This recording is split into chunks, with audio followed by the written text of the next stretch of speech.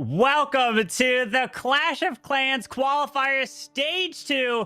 I'm CarbonFin, joined with two fantastic co-casters, is iTzu and Susie. iTzu, how are you doing today? I'm doing great. I mean, we have so many still well-known teams with no golden tickets so far. For example, Queen Walkers. I mean, they were so good the last couple of years, but yet no golden ticket so far, and they will need to deliver. A lot of other teams as well. This is their last chance for this year, and I'm super excited. Susie, how are you feeling? And would you dive us through the format of this tournament? Thank you very much, iTzu. Yes, you are saying this is the last chance for most of the teams. We are talking about the World Championship all year, like every team, every player. This is their main goal to make it to the Helsinki, be on that stage. But before we go to the today's matches, let's have a look exactly how the teams can qualify. Clans compete in the 4 stages in the 5 versus 5 clan wars, where each player attacks once. 4 clans move of the face golden ticket teams at the World Finals in the live event in the Helsinki. Carbon, what can we expect today? Yeah, indeed. Today we have stage 2 of the competition, but stage 1 was the ladder. Well, over 11,000 teams competed, and that narrowed it down to the top 64 here today, which are competing in double elimination, which means that if you lose your first match, you still have an opportunity to try to make it through the lower bracket. Then we narrow that down to the top 16 in stage 3 of the Swiss bracket, and then we go back to another double elimination, getting it to the double elimination for the top 8 to eventually get to the top 4 for the golden ticket going to the Clash of Clans World Finals with that golden ticket. Incredible stuff. But iTzu, walk us through how the bracket looks. Yeah, we're diving more into this stage 2 double elimination. As Carbon said, 64 teams survived from stage 1, and they're starting off in the upper bracket. They're going to battle as long as 8 teams advance in the upper bracket. Wait a second, there is more because we have that lower bracket as well. But we're going to have, as soon as round 2 is starting, 32 teams which are fighting for the tournament live until only 8 teams remain. And those combined 16 teams then are going to get to stage 3. But this is stage 2. The entire stage 2 is going to be played today. So we're going to find out which 16 teams are going to make it to stage 3. But what are those teams fighting for? What are those players fighting for, Susie? What makes today war so exciting that every team which advanced to the stage 3 will be getting guaranteed $5,000 and the potential for so much more.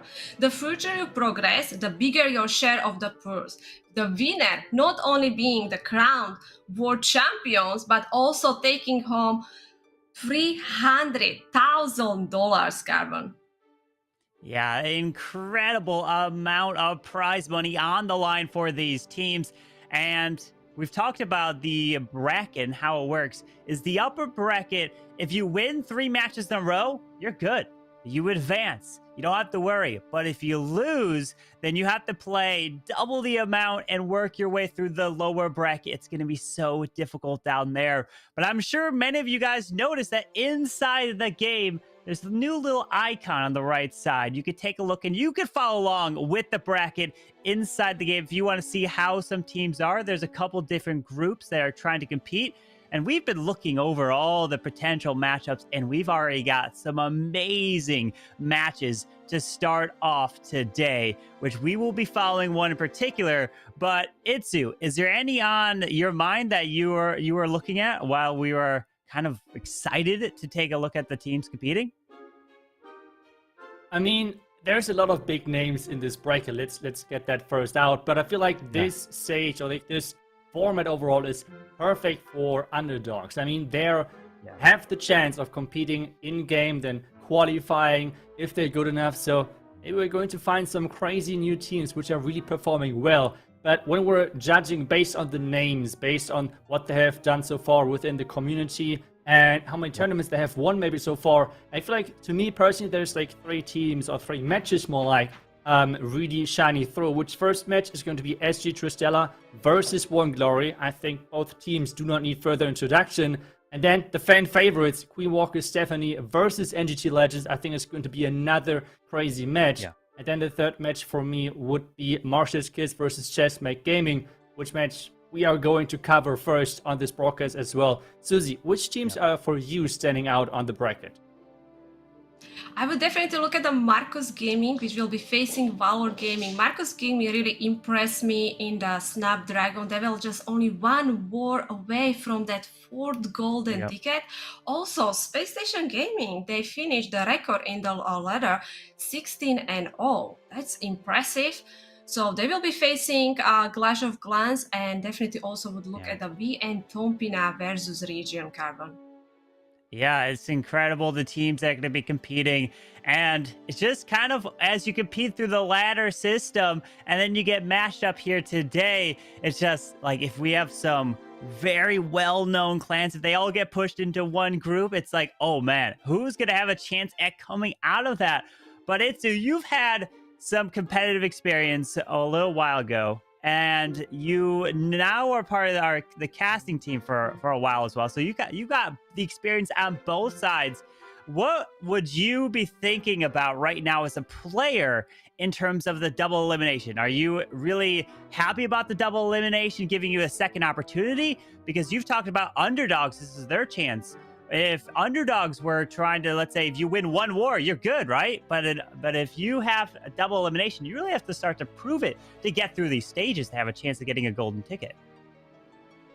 Yeah, I mean, coming from like then the standpoint of maybe the favorites in this tournament, double elimination is always great. I mean, double elimination always feels more fair because, man, in Clash of Clans, we all know there's sometimes this one match which really is not going your way. But overall, I mean, we have seen that in a couple of tournaments where maybe the winner in the end had one off match, but then coming back through the lower bracket and winning it all. So it is there this chance of getting this crazy comeback. So I like, from the player standpoint, for sure the double elimination quite a lot, because there is this chance of having a comeback. But Susie, how do you feel about that? I really like the double elimination bracket. I think it's kind of letting, sometimes you're going to have that bad war. And I like they have the chance that you're going to use like, all right, they're going to have the bad war, but they're going to get a second chance and they can still fight for that golden ticket, go for the next stage and hoping to make it to the stage 3, because this is the last chance for the teams, because we are fighting for the last for the golden tickets, Carbon. Yeah, we are indeed. We've already given 4 of the golden tickets away, which was to X Team Esports, MS Esports, Tri Gaming, and Strut. And after these couple stages, we will be then giving away 4 more golden tickets to join for the top 8 in the Clash of Clans World Finals in first place. Out of all of it, like we saw a little earlier, the prize pool of $300,000. So that is a lot of money. But the match that iTzu talked about we're going to be having here today is going to be Marshall Skis versus Chad Mac Gaming. So that's going to be an incredible matchup. What are you expecting on this match that we're going to watch here first, iTzu? That's a hard call. I feel like overall why I think this match is really cool is because both teams are well known, but at the same time, for example, if we pick the ChessMax side, they have performed so well in the ESL Snapdragon. Especially, we have seen a couple of teams really where the pressure was getting to your head, especially in an offline event that's nothing new, but they handled it really, really well all together as a team. And then in addition, they have one of the best base builders in their team as well with the Ghost. So that's another really important thing, I feel like, with the base building always not getting really the recognition it should get. Because yes, attacking is one thing, but trust me, attacking most of the time consumes less time and preparation than the defensive side. It takes so long to really fine-tune the base, make every single trap perfect. And this to me is always like a really fascinating thing to see how that turns out. But overall, this match, we're looking forward. Susie, anything you would add to Pelzinger maybe on that side? Yeah, both teams were in the Poland. Both teams were amazing there. Bazinga, which is now Marshall Keys, they were amazing. They have some very close matches. Even that like final attack was deciding the war, They have experience on the stage, and also how you say the base building, right? I think so both teams studied, all the teams getting ready, practicing. It's not just these teams. We saw the ladder, that was 16 wars. They spend a lot of time here, Carbon. Yeah, they do. They spend a lot of time through all of these matches, indeed, especially the ladder system. But what's going to be happening, since there is 64 teams competing, we can't be showing every single match. That would be possible. If we showed every match, it would be the smallest screen on the screen at the same time. But what we can do is we can provide you guys updates on how the matches are going. So we would need your help. As the attacks are going on, as the match is going through, let us know what updates you guys want to see in the chat, and we will do our best to provide you guys some updates as we are casting the matches, because we can try to see everything behind the scenes, as it's going to be an incredible day of matches, which we'll be able to advance the top 16 to the next round. But iTzu, I've got another question before we're about to be jumping in, because the prep is now all finalized and they're planning their attacks. Is there any advice that you would give the players right now if you were in their shoes? What would you say to them if they were right next to you to listen to something? I feel like the one big thing I would give those people, like those players, as advice is do your own thing. Do what you're good at the game, because earlier, I was recently doing a video about this where I was talking about, okay, earlier where Town Hall 10 was maxed, it was incredible hard to 3-star, while now it's getting way easier for those pros. So there's a lot of different approaches on how you can have success. So pick your way to that, and make sure that you are playing your own game and do not get confused by what the other team is doing. Concentrate on yourself. And I mean, all those teams have shown that they deserve this spot. So I think that overall, Carbon is a good way to go. Yeah, indeed. That is going to be some Great words of advice. But we're going to go ahead and say goodbye to Susie for now for this first match. We'll be bringing her back just after that, as iTzu and I are going to be bringing you through the very first match. It's going to be Marshall's Kiss versus Chaz Mac Gaming here. All these matches for this double elimination bracket are going to be moving their way through one attack at a time. In the ladder system, it was different, right? You could attack at any point in the 30 minutes because you had to play 60 matches. To think, within about a week and a half, iTzu, 60 matches? That was grueling for all these teams that competed. Yeah, I mean, if we just do the quick math, and I feel like it was 30-minute matches, right? So if we do not even count in the preparation, it was like 30 hours of matches of non-stop playing Clash within a week. That is a lot of time. That is really a lot of time. So I feel like this stage now is completely different to what we have seen in this stage 1, because you can now prepare better for your opponent, but at the same time, it's now back to this regular attack timings and everything. So that's what most of those teams are used to. And getting back to the underdogs, that's now the time where they have to shine, because this is going to be the format where we're going to play through until the last match. But we have the first attack live. Nick is in with some dragons and dragon riders, with using the bat spell nicely to take an air defense as well, Corbin.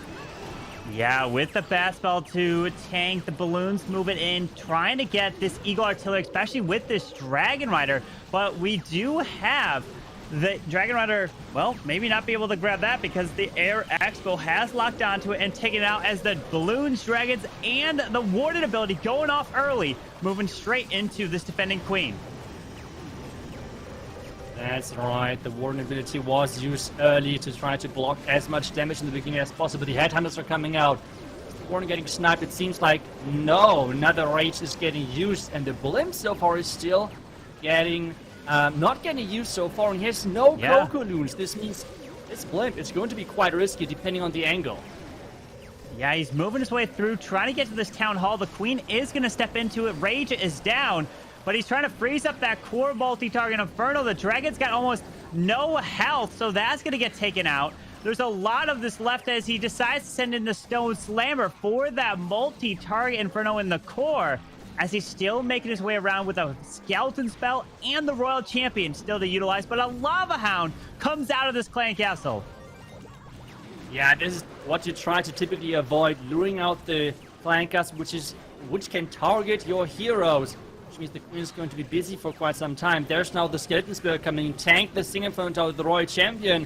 There's one more phrase. The question is this going to be enough? With the Ground Expo going down. Oh, wow. That Expo going down is huge, as the Royal Champion with her ability can make her way through. A freeze will be so critical here to help this RC. The Queen, she avoids it. She goes to the bottom side. Hang on.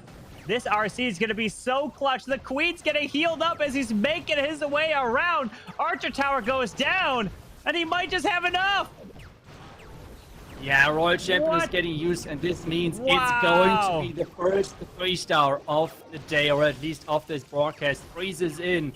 And this defending King, it looks nice, but the King cannot do anything about this because the King is out of range, and this means we have our first 3-star of the day. Chessmac exactly doing what they did in the ESL Snapdragon, 3-starring bases left and right.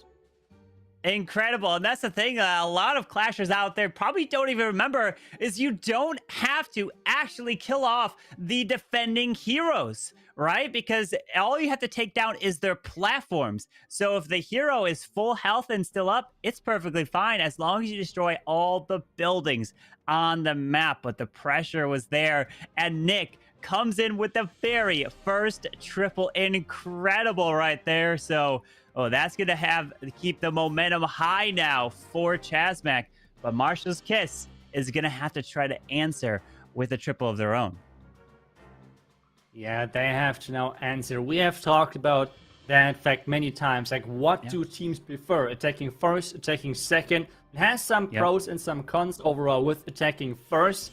You have, in this meta, especially at the highest level, you have always the opportunity to pressure your opponent when you keep 3-starring, because all they can do is tying things up. But if you're attacking second, you have the advantage of doing the last attack, so you know how many 3-stars, how many percentage, maybe what the average time needs to be to make that attack work. Patolini is coming in with some Lalo and using the Wall Wrecker in the mix as well. Yeah, Wall Wrecker. Oh, there's the lightning right into the core to help take down the sweepers and the multi-target Inferno. But does the Wall Wrecker is able to help lock onto the Town Hall because we need sneaky goblins. There's a freeze. They're on. Oh, the multi-mortar hits them. Another freeze comes through and no! The Town Hall does not go down and now it's being repaired. So... oh, he's going to have to adjust on the fly now to take that down. Yeah, this is going to be really hard to come back from because he has to maybe use the King, maybe the Royal Champion. He does not have a Slammer or a Siege Machine, which he could still use at that Town Hall because the Wall Wrecker did not work. And that was the big problem in this one. The Clan Cast is taken care of nicely. Now he's trying to maybe push the Queen towards that Town Hall so she can take that down. But still, that's a long way with 2 storages on its way. Yeah, it's a long way as the King is going to try to make his way into the scatter shot. He does not wall break that compartment, so the King's going to walk to the air defense as the RC jumps over this wall and poisons up the enemy Queen as his Queen now needs to walk her way to the Town Hall, and he's completely adjusting this plan on the fly. Yeah, he has to adjust quite a bit. The Town Hall finally going down, but what cost? That's the big question with the heroes nearly all going down. Only the Warden at this point can really be a big game changer as hero. There's the first red mines with this multi-inferno tower completely going at those loons. Yeah. Well, he was able to freeze the multi and the eagle together at the same time. So now those balloons did not take the damage that they would have been able to take from all that splash as he continuing his way around. But he needs to make his way into the enemy Royal Champion, saving onto that Warden and Eternal Tome to protect the Headhunters and potentially the balloons together. But the balloons get into the scattershot radius so they don't get hit. Pops the Warden ability, sneaks the Headhunters in to help now snipe that enemy Royal Champion. But no, wait! He finds the spring, but one Headhunter just avoids it to take that RC down. Yeah, and just imagine that this town would have went down in the first place. That would have been a crazy attack. There is only this left compartment staying alive in the end. This was such a close call, but it's going to be the first defense for Chesping, and I think they're going to be quite happy about that. With an especially like below 90%. I mean, that's 100% what you're looking for as a base builder. So Padolino falling short. Now it's back to Chesping, and we have said it. As soon as you're attacking first as a team and you're getting this advantage and you keep pressuring your opponent, that's exactly the moment where this first attack position is just so much better, and you really can drive home matches like that with non-stop creating this pressure, and the other team just feels like they can't do anything, which technically is right because they have to rely on a defense. Yeah, it's that momentum. When you attack first, come in with a 3-star, and especially if you hold the defense first, then you have the momentum moving through the rest of your attacks, and that's huge in a match like this. This is the upper bracket. This is the very first match of today. If you guys are just joining right now, there's a total of 64 teams competing, and we are going to be trying to narrow our way down to the top 16, so there's going to be a lot of heartbreak, but there's also going to be a handful of teams that are happy to move on to stage 3. So there's a lot more matches in order to even try to have a chance at getting a golden ticket. But Max is now in, and he's doing what he loves, the Skelly Donuts, with 3 skeletons and 4 invisibilities. You misplace 1 tile, and you make that clan castle invisible. The attack could go south real fast. Yeah, that's right. And we're going in with the Skelly Donut, as you said it, with so far perfect spell placement. And then the tower is going down. So, beautiful placement, especially if this attack is so hard if your hand starts to shake. And it's really not that easy to place those spells. But now, forcing his king into that top eagle compartment with the queen moving along to get that scatter, and maybe even the defending queen out of the way. Oh, and Max is taking on Dima's base, and Dima is known as the Trap Master. He takes the base designs and he puts the perfect traps for your opponents. And you know that they were planning to try to bait some certain attacks against Chasmic because they have plenty of experience of going into many matches against each other. But as Max's Queen is charging her way through, no healers here. So this Queen's making a long way through. She's perfectly healthy behind this World Champion. With one more invisibility spell to use, his RC can eventually take down that single target Inferno. Yeah, Royal Champion closing in, but maybe she's just following the outside buildings and skipping that Inferno Tower. So far she is. No way, come back for the single, and yes, she's hopping back over the wall. And with that, the single Inferno Tower is down, and he still needs to reach that 50% mark to activate the Town Hall. There he goes with the freeze. Town Hall's activated so the balloons can target and drop. Oh, look at that. Pops the one ability, takes the Town Hall down, but also clips the one hound that's leading in front of the other, pulling some traps, making his way through. And look at all these balloons. And wait, I didn't even notice. He didn't even drop his Stone Slammer until the end. What an incredible attack here. What an incredible attack. As you said, with the Stone Slammer tanking the Getter shot so nicely. Now it's all about cleanup. But I think a Lalo attack can be easily cleaned up in 50 seconds with so many troops alive. I mean, where's the next base, which he can still 3-star with this army, which is still left? That is just a crazy overkill. And so far, Chasmac are looking incredible strong. But remember, this is a double elimination. So even if you lose early, you have the second chance of coming back. But at the same time, though, this is not where you want to be. This is not only this tournament on the live, is pretty much the biggest tournament, last chance for those teams. Because if you cannot make it in this one, then you're going to miss out on the Clash of Clans World Championship. Yeah, and the thing is, Max, he is, I think, the youngest player on Chasmac Gaming, and he was one of the youngest ones that competed out in Poland. He was only 17 out there competing. That just shows you that you have the chance at any age there to compete, and it's unbelievable how good he is. And the rest of Chasmac as well coming in with amazing attacks. But now, Marshall's Kiss needs to answer. If they don't get a triple, they'll be down by those 2 stars. And that's going to be very difficult to make a comeback. We've seen many matches that have been like that. And the team that has the advantage usually wins each one. The only way is if you make that comeback is if some crazy 1-star occurs. But, you know, Chasmac are going to be having that in the back of their mind.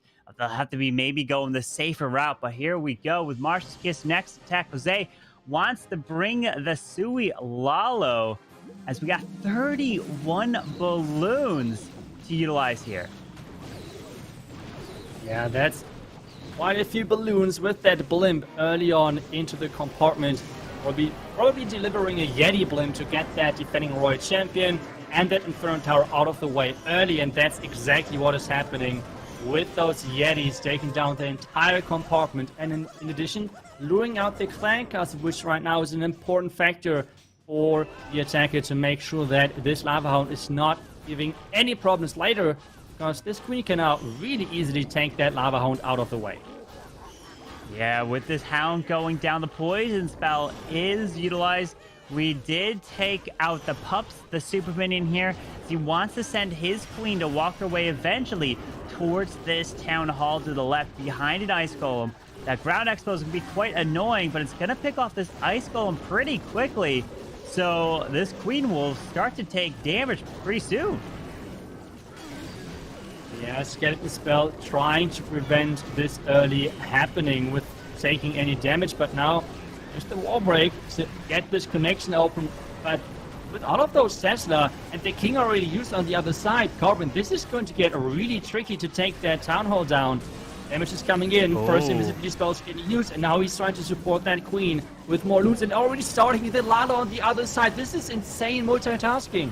Wow, he just now burns the Queen ability, but we've had a ground skeleton and the defending King that's going to stop this Queen before she's going to step into the Town Hall. The Lalo's already moving through with the balloons, trying to path their way to the top side.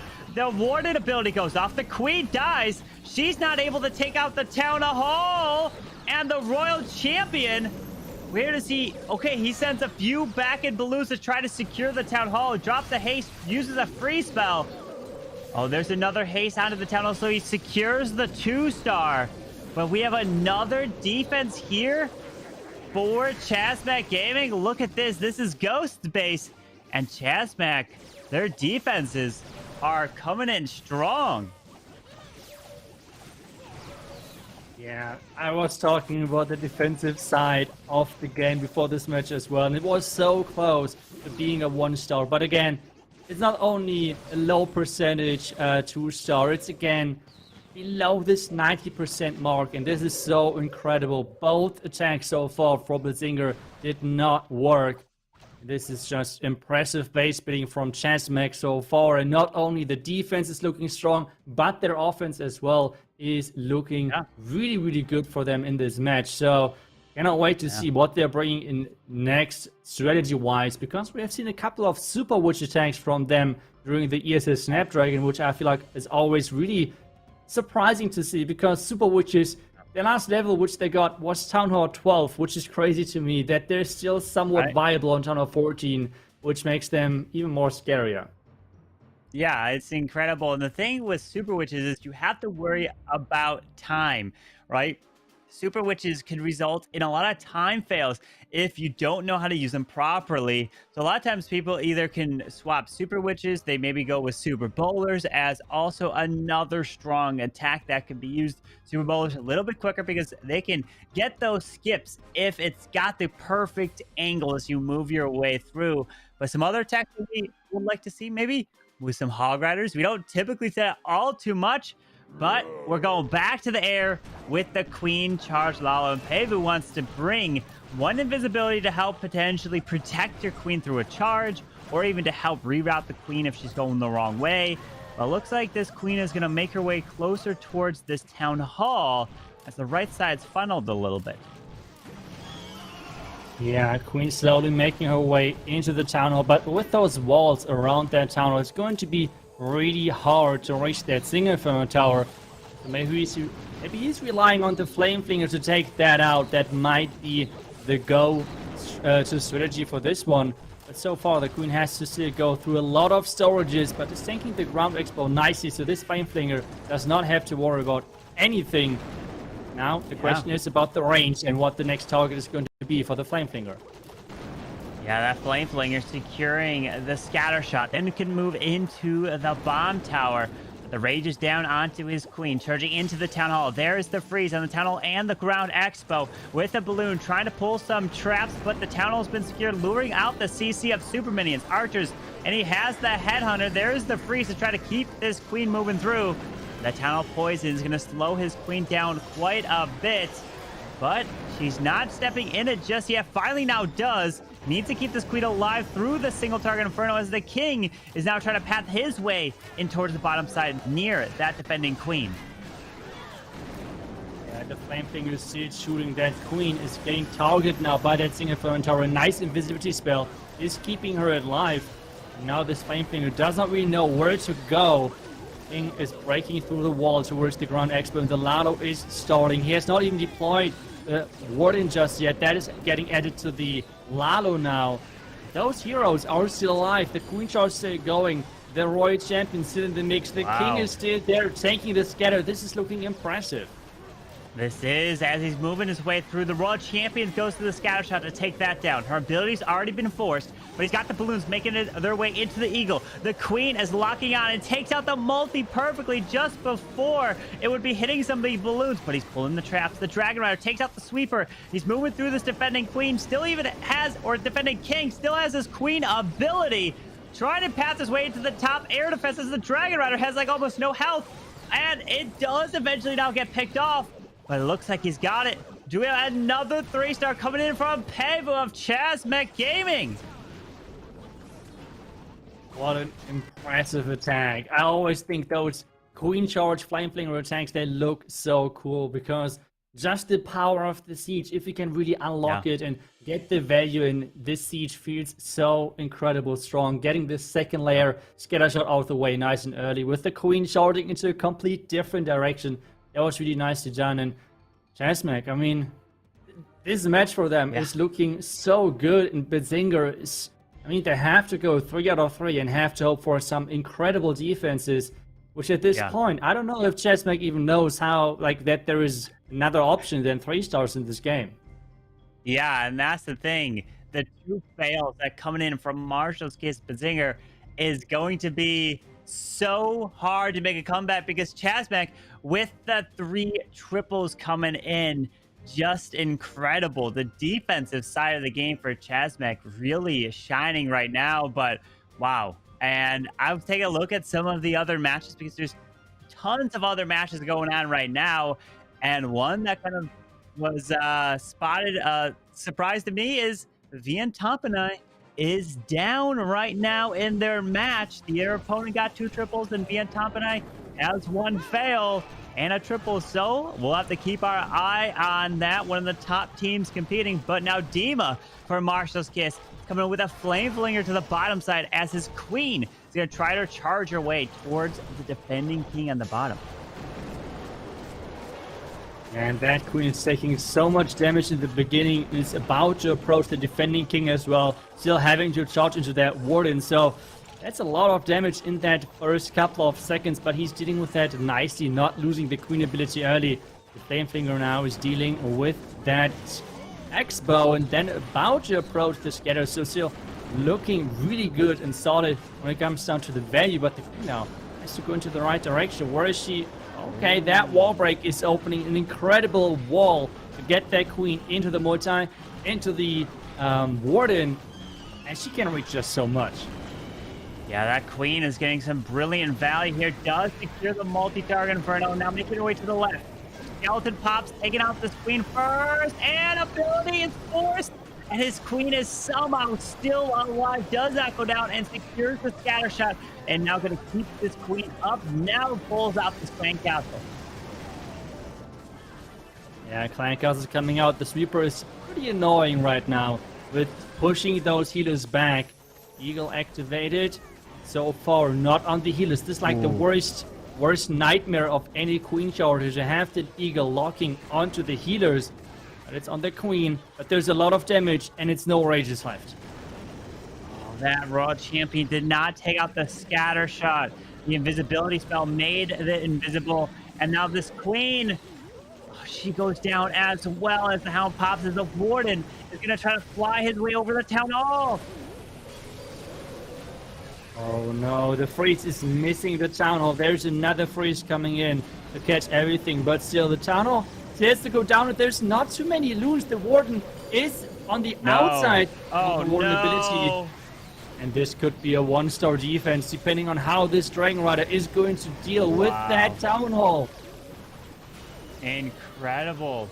The defenses for Chessmack have just been on another level in this match. And this is not going to even get a 2-star.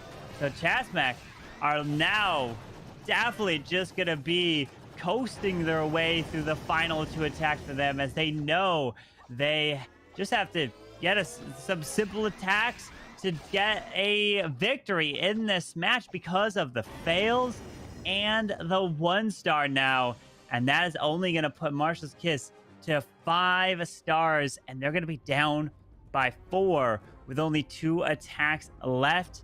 Wow, it's definitely not their match, and definitely not living up to what we thought this match was going to be, because we were thinking, whoa, these are 2 top teams that both were out in Poland that could have gone any way, but it's just Chessmack's bases, their defenses have just thrown Marshall's Kiss for a loop here. And I feel like it's a wise choice in this stage, maybe even in the first stage, to use a lot of those legend-style bases, those box bases, for example, because we have talked about how much time those players had to put into stage 1 to actually get to this point, and that was 30 and more hours to complete all of those matches. This means it's really unlikely that those players had time to push in legends at the same time as well, which means if you put in their legend bases, maybe that's not what those teams are familiar with, and so far this is really paying off this strategy for Chessmack. 3 attacks on their bases, 3 defenses. I mean, if you look that, then I feel like Town of 14 needs a buff. Right? Look at it like that indeed. But as the Ghost comes in with the Blimp Super Minions to try to secure the Town Hall, and he wants that single target Inferno. And yes, the single goes down, gets incredible value, pulls some traps as well, and even activates the Tornado Trap on top of that as he lures this Clan Castle up to the Dragons. He does have a poison spell, which he could send onto the Super Minions if he wants, but let's see if he even decides to do that as the Warden is down. The Warden took quite a bit of damage from the Headhunters there. Yeah, there's a lot of damage on that Warden, especially now with the splash of the Scatter. He has to be careful if he wants to delay that. Now the Warden ability to block all of the damage. Eagle shots and the defending Queen. All of the damage is getting blocked. That was a really nice Warden ability with the King and the Queen pushing in from the far right side, trying to keep those Dragons in the core, make sure they can go from defense to defense. Yeah, with the Dragons moving their way through all the way to the defending King. Queen's making her way up and around, still has the King and Queen ability intact. We do have the World Champion, maybe to send her over on the far left once that X-Spell goes down. I mean, he's going to be patient, decides not to do that. Maybe wants to use that King ability to provide that distraction. But these Dragons are getting picked off really quickly as he loses this momentum through there. Now he's going to rely on his heroes with some extra spells. They're going to have to finish off this base. Yeah, we know how strong heroes are, but this is going to be a true challenge for them. He has a couple of spells which he can use. The Queen is coming back with her ability. A nice freeze, keeping that Royal Champion safe. The poison is getting used to make sure the defending Royal Champions can not deal the damage which he needs to. Royal Champion ability is in. He has still one invisibility spell, but the double skeleton trap, Calvin, that could be the game changer. It could be, as the World Champion's ability's been utilized, trying to make her way around. She does jump the wall, grabs the multi-target Inferno, makes her invisible. Queen's ability is going to have to go off. Multi is taken out. Now it's going to come down. Can he make his way through these final defenses?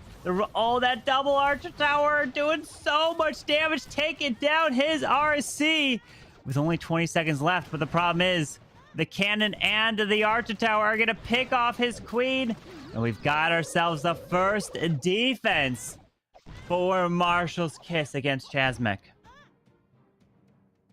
The first defense, but it seems like it's just too late to somehow still have some impact on the match, especially considering that we have seen the one stop for Marshall's Kiss. Now, at this point, the question is this keep going? Can they get at least 1 3-star in this match? That's the big question to me. And at the same time, I mean, this match already feels lost.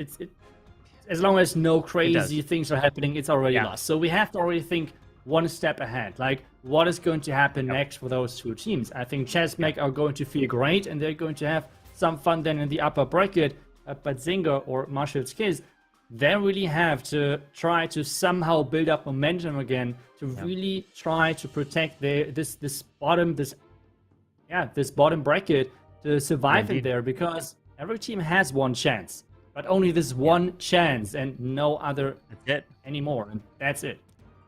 Yeah, with it being double elimination, you can lose your first match and still make your way through, but it's going to be a very hard road. And I've got some updates on some other teams, and another well-known team right now is Time to Throw. Many want to know they are currently down in their match against No Chance Ice. So they do have 2 fails against them, so we'll have to keep our eye on that as Hugo Stiglitz is coming in with a Blizzard. Wait, no. I was going to say, is it a Blizzard Lalo? No, it's going to be the clone up Super Minions to help try to take out, I would assume he wants to grab the Town Hall with that, but he's not even going for the single right now. Oh no, not the invisibility spell is getting used. The single front tower is going down, but you said it. This Town Hall is not going down, and that's the important thing over there, to try to defend that. He has now to somehow get his heroes towards that Town Hall, but so far he's funneling his Queen away from the Town Hall with using the Sneaky Goblin over there to get into that scatter on the far right side. He has the Wall Breaker. The question is, does he want to Lalo through the Town Hall? Is that his plan? I mean, I guess that might be, because it looks like this Queen's pathing is going to make her go towards the bottom side to the right. by the scatter shot with the baby dragon, kind of helping with a little bit of that funnel, because I would assume that Hugo wanted that town hall. But now that's staying up, the king and queen are going to make their way into the scatter shot. They know that this war is out of reach for them, especially with all the triples that have come in. But they still want to add to potential stars, right? At the end of the day, who knows in terms of what tiebreakers could take effect. So you need to get as many 3 stars as possible to have your chance. As this king's ability goes off to take out the scatter shot, taking out the mortar, those lure out the lava hound as their royal champion does come in. And now the Lala will have to secure the town hall at this point. Yeah, the Lano has to keep... Oh, wait. What? Oh, wow. Are you kidding? Okay. I mean, he is going full risky mode with approaching from the other side of the town hall, going against 2 sweepers, going against the core multi-throne tower, and using the warden ability early. Okay, this attack is an all or nothing attack on this one. He's just going all in. With the queen ability still there, with the royal champ ability still there though, so maybe those can carry to get him the 2nd star, maybe even the 3 star. I mean, he's got the balloons pathing their way to the town hall. No more freeze. Finds a tornado trap. Tons of balloons making their way up and around. RC ability goes off, but he's not to the town. That town hall is like no health. Warden, just turn around, snipe it. Snipe before the balloons get there. They're gonna. Oh, the warden goes down. But the balloons do secure the town hall, but not going to secure the 3 star here. Unfortunate for Hugo. And it's just not Marshall's Kiss's war. Like, to think that they have to get a 3 star just to put them to a 10 star overall in this match, that is no way going to win you a match at this stage of the competition against your opponent.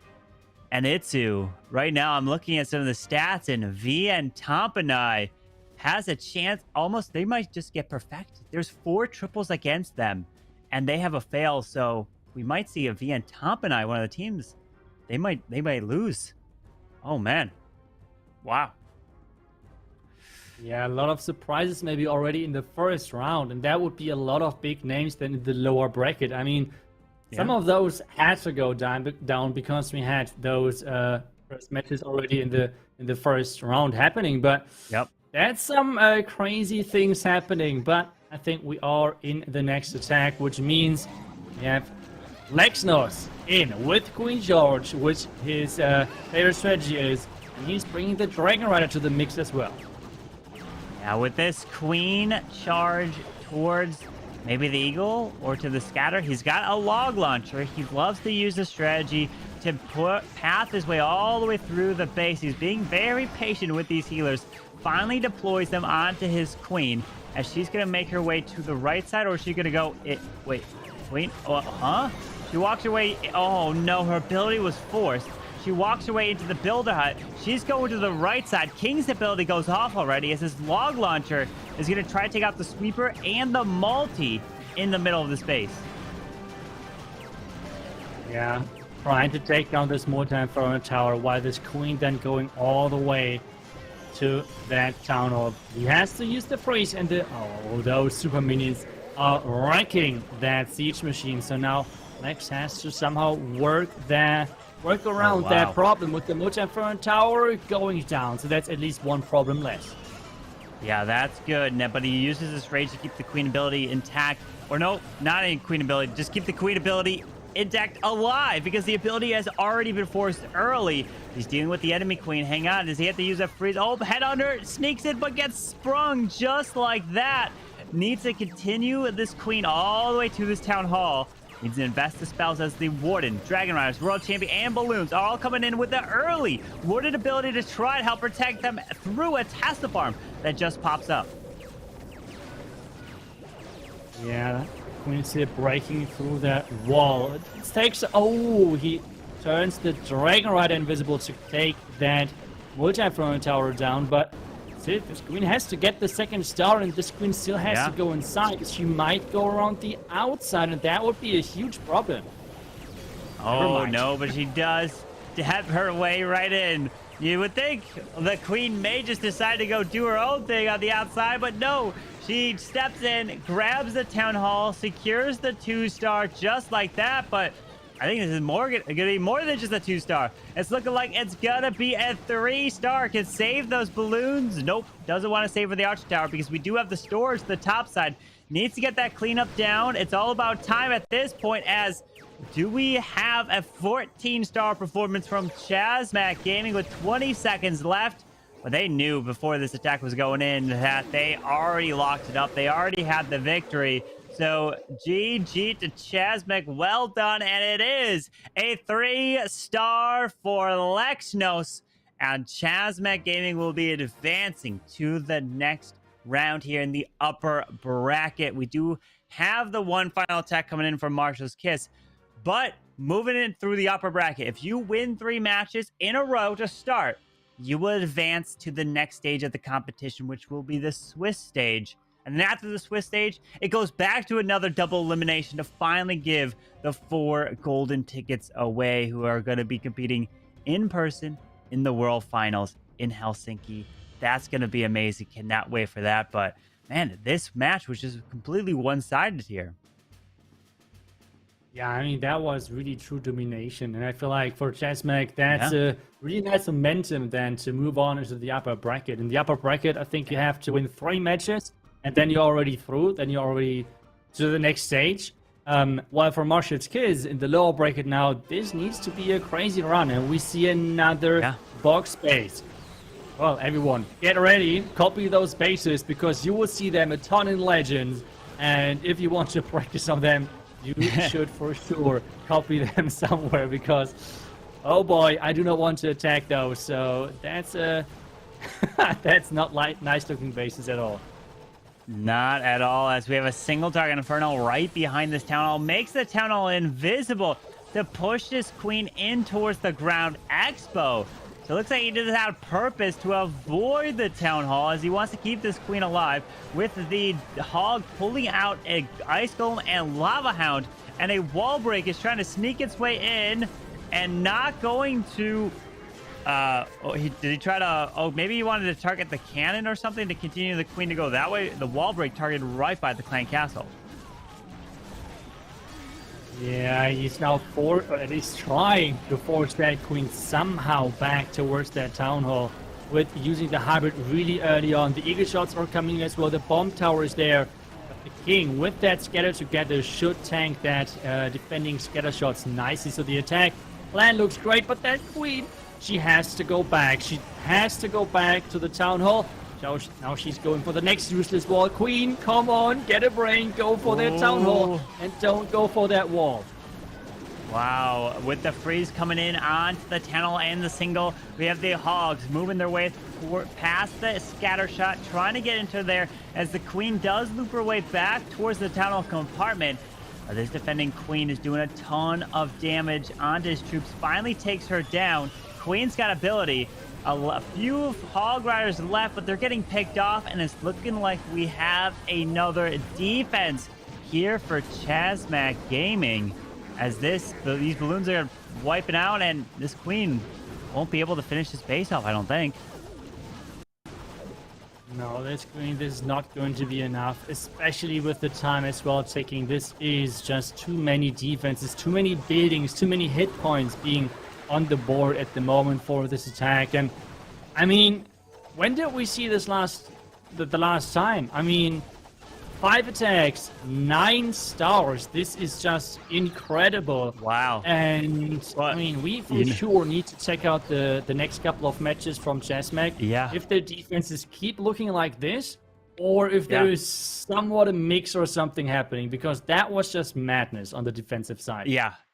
Absolute madness. It was completely one-sided war. So forgive us, we're gonna be like looking on our screen because we have some other wars to update you on, and V and Tomp and I just lost because they gave up a perfect war against their opponents. But another match that's like crazy is King of Kings taking on Vengeful Noobs, and that match is about to be potentially a perfect war as well, coming down to time.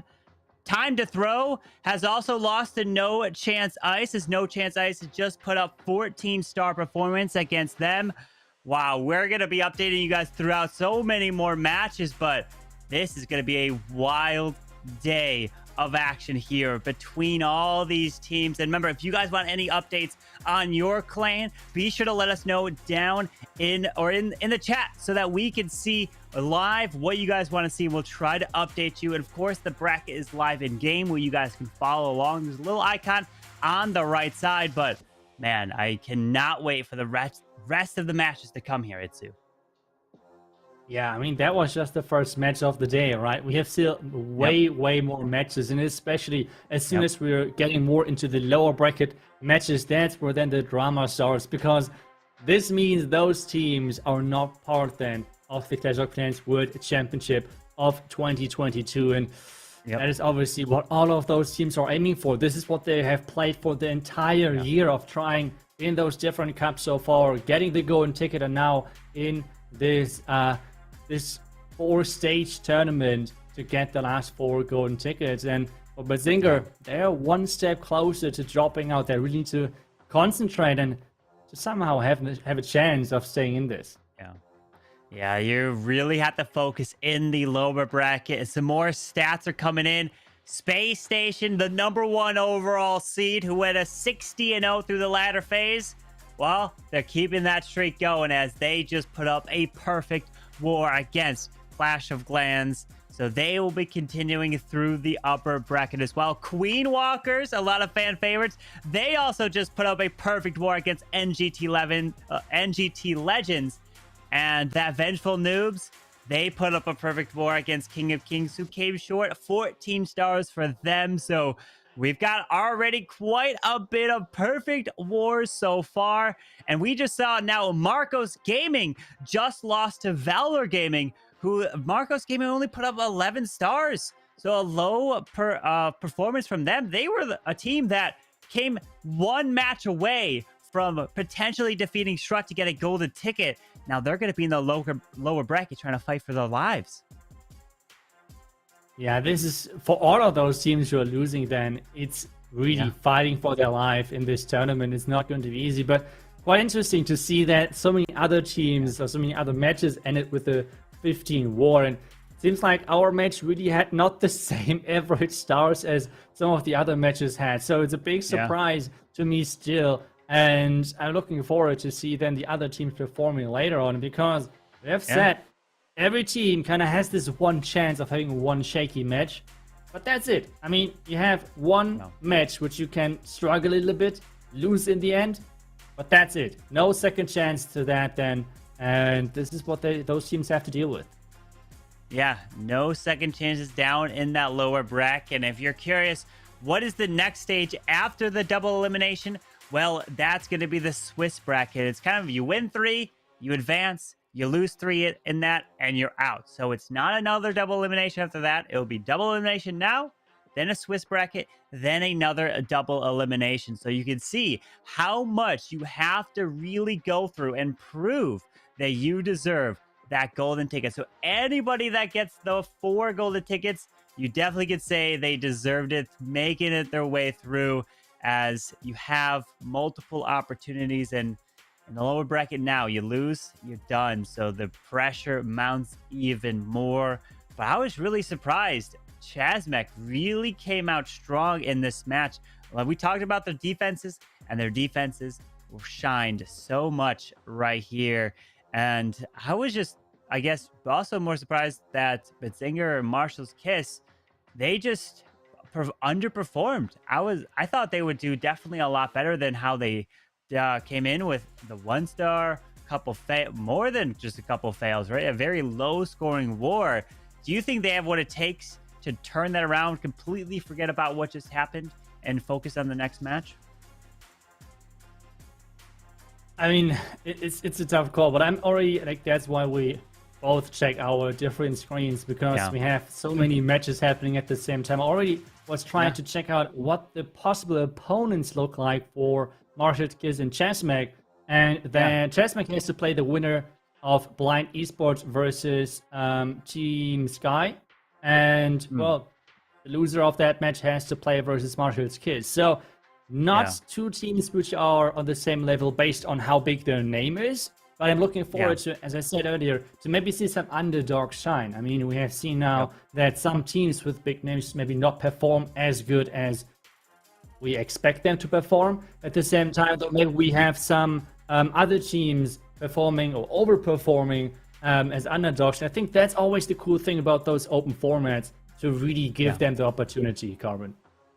Absolutely. The opportunity is there, and they're all trying to take advantage of it. But we have the opportunity now to bring back Susie here to the casting group, casting desk here online. Welcome back, Susie. What an incredible set of matches. I know you were watching behind the scenes of all the scores going through. Was there any more matches that you wanted to bring us and update us on here as we were watching that latest war of Marshall's Kiss and Chazmac? Wow, I'm really happy to be back, especially like I was first watching the war between Marshall Kids and CMG, like the CMG defense. I am impressed. They work so hard, but also had the eyes on the other wars. We saw so many perfect wars. It feels like you have to hit something above 14 stars, you know? You really need to go with the 14 stars if you want to have chance. Like V and Topi now lost. They hit the 14 stars and they are moving to the lower bracket. And we saw so many perfect wars, but also we have some 1 star. But I'm really surprised with the Marcos Gaming. It was very low star war, Carbon.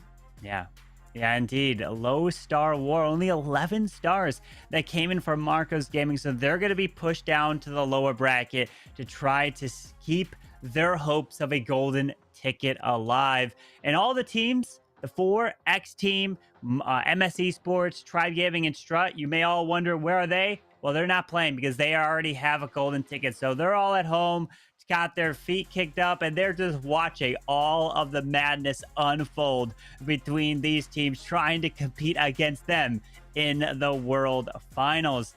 But yeah, we've got so many more matches to come, and I just wonder, what match we're gonna have to pick a match. And is there any other team that you think we should maybe go watch? Or we haven't decided just yet, but is there any in terms of teams that you have on the radar, iTzu, that potentially could be good teams or matches, either in the upper bracket, lower bracket, that we may just, because no teams eliminated just yet, they just will be in the lower bracket if they've lost?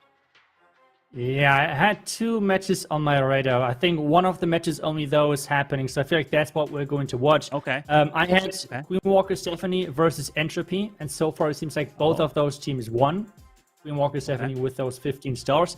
The other match would have been Vanguard Gaming versus Marcos Gaming, but as you guys already pointed out, that sadly Marcos Gaming did not deliver as we were kind of expecting them. I don't know about Vanguard. Maybe that match is happening in the lower bracket. But I feel like with Queen Walkers being such a big fan favorite, this is really the match to watch, because I think that's going to be a great showdown between two teams which really put a lot of work into the preparation in this one.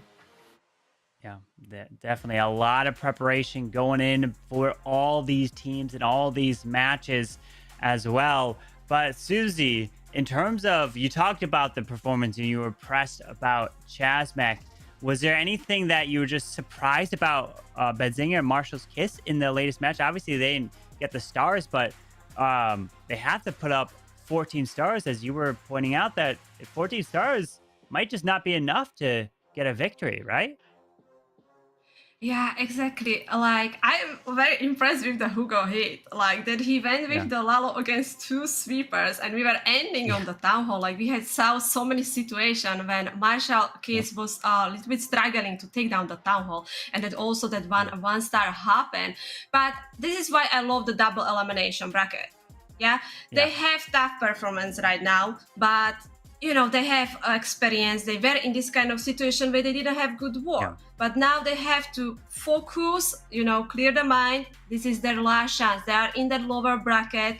and they have to try their best. But as iTzu said, we will be covering that Entropy versus Kingwalkers. I can give you update how the Entropy war go. So Entropy won against Jensen Clash 13-12. They hit a 3-3 star. They have high percent 2-star 96% here. RPG also get the win here, Carbon. Wow, that is some really interesting stats. And also get the bracket as well. Another match between, I think, some clan families is No Chance Ice is going up against No Chance Black. So those two teams are going to be facing off against each other in the upper bracket in round 2. And then the winner of that match could play the winner of either Space Station and Born for War. So we've got incredible stuff underway. And Queen Walkers, Entropy, of course, that would be an incredible match. So if we were to go watch that one, iTzu, what players on both sides should we keep our eye on? I mean, come on Queen Walker's side, it's hard to pick which player you should keep an eye on. I feel like every single one of them has their own star appearance. We all know them and love them already over all of the years. I mean, they have been part of the World Championship now for so long and so many times. So I feel like it's hard to pick. On the other side, since it's a German team, for me, I do not really want to pick because I know the other persons are then going to flame me. So I won't pick on that end. But I can tell you that all of them are really hungry. They're in a boot camp at the moment. So all in person together, which I feel like is always the coolest thing about Clash. If you can come together, clash together with your friends and your teammates, and that's what's all about in those competitions. But I think that match might be more close than you might think, depending on how Entropy stepped up their base speeding and their attacks. I think it's really depending on their performance. But Susie, I know you see a lot of Queen Walker matches. How do you feel about this matchup? Yeah, I'm very excited that we are following this match because I'm following the Queen Walkers for a very long time, and I agree with you. It's it's gonna be close match because Entropy, yes, they hit the 13 stars, but they had a match against Jensen Clash, which is a very strong team. So that match was tough. I'm just really curious how big influence gonna have because Queen Walkers got a perfect ward. Do you think that's gonna really improve and gonna put the momentum for them more than for the Entropy, Carbon? Yeah, that's a good question. I think Queen Walkers can keep the momentum for sure. They're definitely a really good team, but the thing is, I think there's a ton of pressure on Queen Walkers as well. A lot of people are expecting them to get a golden ticket. If they don't, if they lose and they get knocked out, they don't have a golden ticket. They were what? Runners up back-to-back wars, or not back-to-back wars, back-to-back World Championships. So they want their chance at then redeeming themselves to get the championship and be crowned the champions. And if they lose this match, they would get pushed to the lower bracket. But yeah, it seems like a match like this, you have to put up a perfect war to have a chance at winning this one here. But out of the teams that all played here today, what's one team that, or maybe you could pick all four if you were kind of predicting iTzu, that you would say it's kind of looking like they may have a real good opportunity to try to get a golden ticket after all of this, through all the different stages? Is there any team that is there any team that is on your mind for that, or it could be up in the air between any one of these teams? You're really asking me this after only one round is played and after like one of the top performers so far with Zingers putting up 9 stars, which is really showcasing that anything can happen. I mean, come on, before that I would have said like Zinger, I mean, for sure is one of the top teams out there. I mean, Chasmic as well, but Zinger coming up with 9 stars, that was a big surprise to me. So really looking forward to how they perform in the lower bracket. But overall, I have to say Space Station. Space Station have been so far so incredibly consistent. I mean, they had a ladder stage 1 run of 60 wins in a row and 0 losses. That is insane. That is impressive. So I feel like for me, Space Station really is a bit above everyone else when it comes down to my prediction. The other teams, I think there's a lot of teams on the same level. I mean, Queen Walkers is having the big name as well, but I feel like they really have to as well fight themselves to some degree. As you mentioned, with the pressure, we have seen that with Strut in the event with the ESS Snapdragon. Like they were, I mean, they were not looking that good in the beginning because I felt like they were really feeling the pressure, not only from the outside, from the viewers, but as well from themselves, because they kind of, it's formed as a super team, you know? And if you're the super team, then you kind of expect yourself as well that you have this chance of getting to the golden ticket. And so far, they were not able to do so in the first 3 tries. So I think those teams which are that big, like Queen Walkers, like Strut, and everyone expect them to get the golden ticket, this is sometimes maybe not that great for them. So I feel like the pressure is really getting into their head. So I feel like Space Station is something in between. So I'm really looking forward to their performance. But Susie, how about you? Do you have maybe a team which you think is above everyone else maybe? I would go with I agree what you say about Queen Walkers because there is pressure on them. Like we have the Queen Walkers in 3 World Championship, right? Like, can you imagine that World Championship without Queen Walkers? It will feel weird, you know. So they have the pressure on them, and I think so that's gonna add more and not gonna be that easy situation. But like I have to say that Vengeful Noobs versus King of the Kings, like hitting Team Stars against King of the Kings. I know this guys very well, you know. That's amazing result from them. Agree, Space Station, amazing. Like that record in the ladder was awesome, and again they won another match.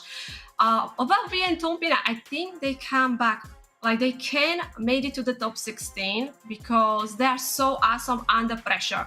Now this is gonna, because they are in the lower bracket, there is the pressure right now, because if you lose, you are out, right? So I think so V and Tompina can hold there and made it to the top 16. And I also have faith in the Marshall kids, you know? They have one bad war. I don't take his CMG was amazing with the defenses, you know, but I believe that Zinger can do it.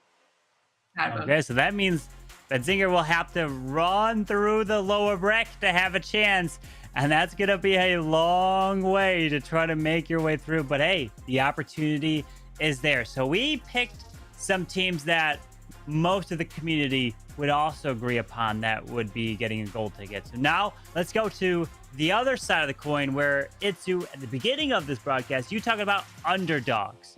So what is one underdog that maybe is not well known in the community that maybe you had your eye on that you would pick that have maybe a chance at getting a golden ticket? Like, yeah, they could have lost maybe the first match, maybe they have won, but is there a team that's lesser known that you would say, you know what, keep your eyes on them and you should take note? That is so hard to tell, I feel like, because, I mean, one reason why they're underdogs is because they're not that well known. I feel like after just one round, it's really hard to pick maybe one team which overall is flying a little bit under the radar, even though they're well known, is maybe Repotted. I mean, they are typically an incredible good team, which are really good on the base building side as well. So maybe they can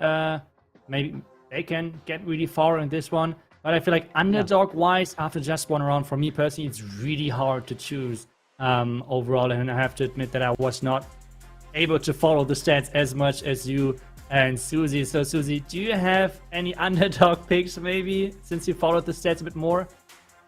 It's so hard to say which clan is underdog, you know? Like, it just like when I look at the match, just for example, SG3 Stella winning against War and Glory. It doesn't mean that SG3 Stella is underdog because it's a less known name there. Like, you know, they were amazing and they won against very strong team War and Glory, which we saw in the Poland. So I really don't know, like in this top 64, right? These teams were fighting in the ladder. So it's just showing how this competition is so strong. These teams deserve to be there because they have the skills and experience, Carbon.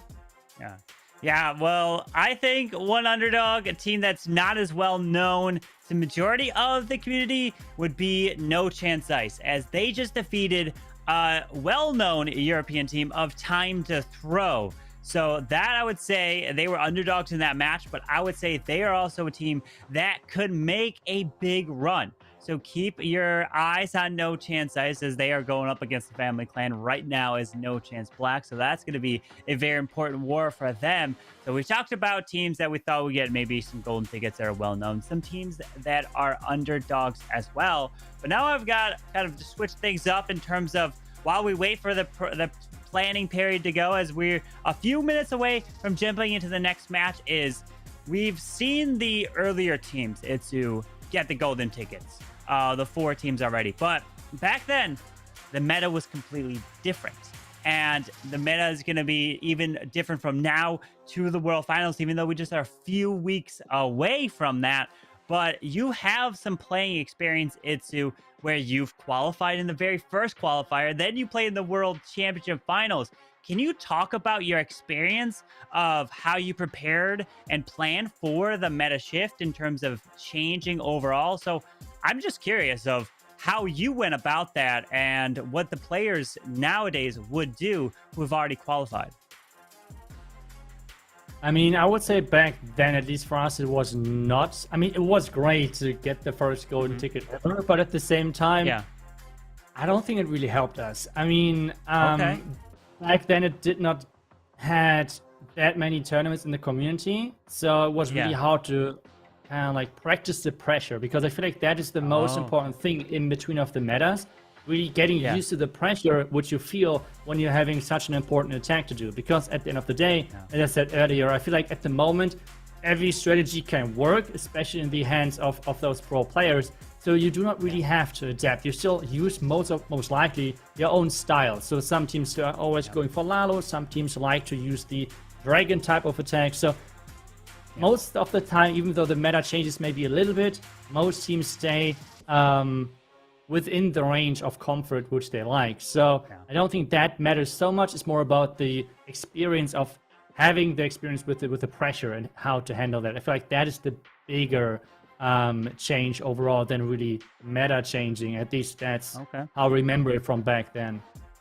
Gotcha. Well, it's definitely really interesting to see as well. What about Susie? Do you think the we've witnessed meta changes? What do you think that the meta is going to change from now to the World Finals? Do you think we may see some teams holding back some certain strategies, or at least the teams that qualify? The teams right now, they're focused on trying to get that golden ticket even in the first place. But what are your thoughts on kind of the meta changing over time? This is a really tough question, because teams can go two ways. They can play safe, they will go with the strategy which they are very good, or they will risk it, trying to surprise the opponent, you know? I'm just like even thinking about X Team Esports, because we know that they are using different strategies, just XBB with the valves. And I'm waiting, I am really curious, is he gonna be using the valves, or is he going to be like safe strategy? You know, but Carbon, everyone is watching like their favorite teams and prediction for the wars.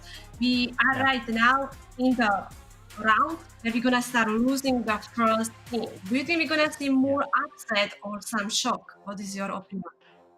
Oh, 100%. I think we are definitely going to be seeing so many upsets. And the first upset could even be VN Tampana. If they lose another match, they are going to be eliminated.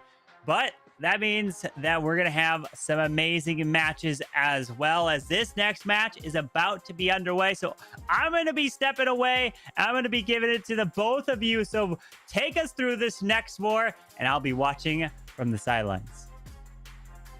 Yeah, give us all of those informations then later from all of those crazy matches happening at the same time. Because, I mean, we're watching now one match, Susie, but there is so many other matches happening at the same time. So I'm really excited now to see Queen Walkers. At the same time, I said, you're streaming them quite often. So are there any tendencies, any special things you would say we should take a look at when Queen Walkers is playing? I think so. The Queen Walkers, like, especially seeing them in the previous year. But as you can see, we are already live, so I will go back to it in a second. But we have first hit kicking off from Entropy, Ring coming in here, and he will be coming with the Hydra. Very strong strategy, and we are seeing this lately a lot. So we just need to set up a simple funnel to making easy pathing for the dragons, iTzu. Yeah, that's right. The Dragon and Dragon Riders. That's what Ring likes to bring to this. with the blimp. So the question is now, is he going to use that blimp during the attack with the Warden ability? Is he going to delay it? He has clone and invisibility spells in his army camp, so maybe he's going to use the Blizzard behind the town, or maybe he's going to use those super minions to clone them and make them invisible to get out of the value, freezing the sweeper. But now it's all coming down to this blimp. Yeah, exactly. Look at this. Blim made it and we nicely gonna clone the super minions. I think that was a tornado trap using the raid spell, and the goal is to clear that single inferno and of course the town hall. We got the town hall down before the dragons were in the range, so that's worked very nicely. Now we have all the big group of the dragons moving towards that last inferno, and we are sending the royal champion. We still have the poison, which we're gonna be using the poison on the spellies, or we will be saving that for all the traps, but also with that invisibility spell, I guess we have big chance that Entropy again is gonna hit a first straight ball here, iTzu. Yeah, that's right. He has those couple of spells, but I feel like with those back-end approaches, it always depends on the traps. Like if there's now a lot of skeleton traps within that Tesla form, then this could be really bad for him. So far, nothing spotted. He's turning his Royal Champion invisible really early on. This air defense has to go down. There's the first skeleton trap. He's using the poison right away. But now he has a backhand, 2 Tesla and backhand, 2 Archer towers still left. And with only a couple of dragons, this might get tricky. But the Warden might clutch this. Yeah, this looks like very close attack. He was really nice that he saved that poison, because we know usually there are traps around that scatter shot. We have 53 seconds, so I don't think so we have to be worried about the time. It's about, can these dragons, with the help from Warden, clear these last defenses? They are taking that Archer Tower as the dragons are targeting anything. They are not just focusing on the defenses, so they will go first for this Dark Drill and the Elixir Collector. And we have the Electro Owl with the Warden trying to take down some defenses too. Yeah, maybe there's some Black Mines to prevent maybe a blimp or something. But maybe those traps are already triggered. There's only this one Tesla, and this Tesla is going down. This means no defenses are left, and time should be no problems either. This means Entropy are starting off strong versus Queen Walker Stephanie and getting their first 3-star on the board. And this means now, we have talked about this always, and love to bring this up with like this first versus second attack discussion, like what teams prefer better. And I feel like as long as Entropy is keeping up the pressure, that will give Queen Walkers even more pressure to handle, because as we discussed already earlier in the break, that Queen Walkers really are fan favorites. They're so well known within the community, so everyone is believing into them. Everyone believes that they are going to get this golden ticket, so they will have some extra pressure on them to handle and to deal with. Exactly, but Entropy really have good start, just hitting, not just a 3-star, but they hit a triple against the Queen Walkers, and we just saw that in the previous war, how important is have good start, that momentum is growing, and Entropy can be happy about this. But now we have Gaku coming in, and looks like we will be coming with the dragons again. I saw Gaku lately using the Queen Charge dragons, doing a really great job with this strategy. As you can see, deploying that Queen, finding the early Tesla farm, but immediately went with the raid spell and deploying few walls to help the Queen here. We are opening the wall, so that means the Queen can now reach the Eagle, iTzu.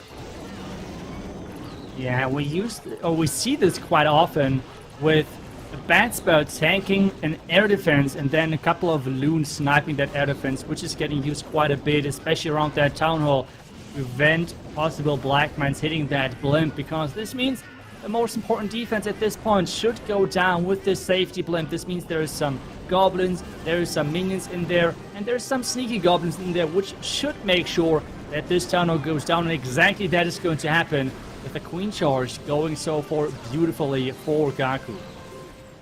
Yeah, exactly. I was a little bit scared because that queen health went down pretty quickly, especially when we hit that giant bomb. But Gaku is doing a great job. Now he was forced to use the queen ability as we are fighting the enemy king here, using the wooden ability on the dragons and the loons on the top side. Of course, he pulls enemy CCs of the poison on the super minions, but his dragons now most of them are outside of the base, so the RC is stepping in, trying to help us with that multi-inferno.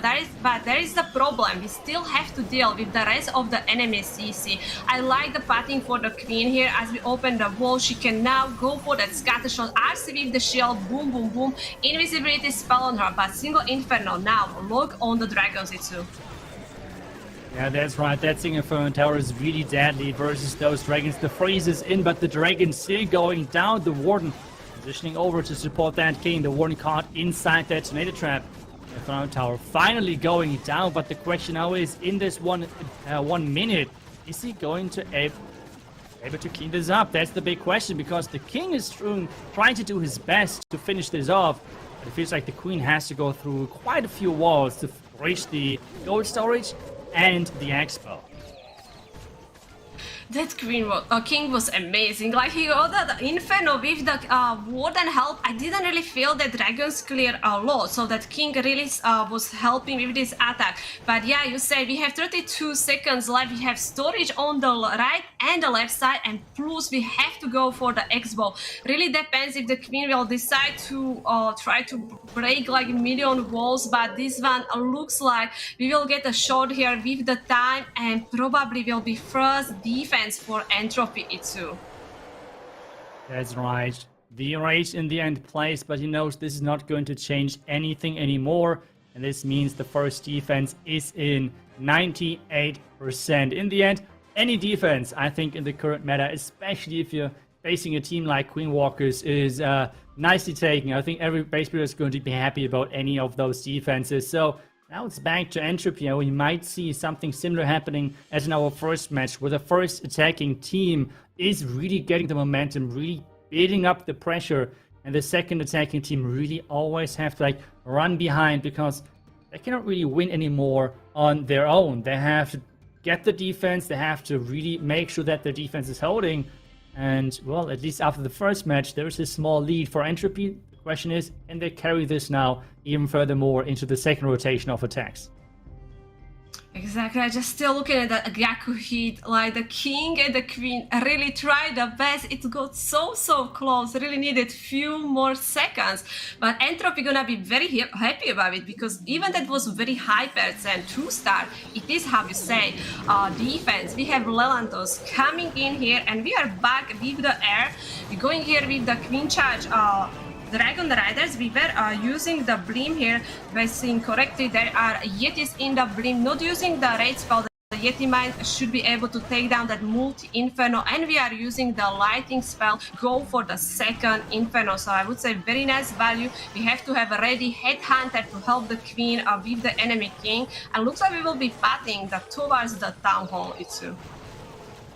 Yeah, that's nice. Really nicely highlighted from the spectator there with the expo, that the expo was very not in range, and because this entire attack is based on lightnings, every rage counts, because he had to use the lightnings to take care of the single inferno tower, which was in that second row.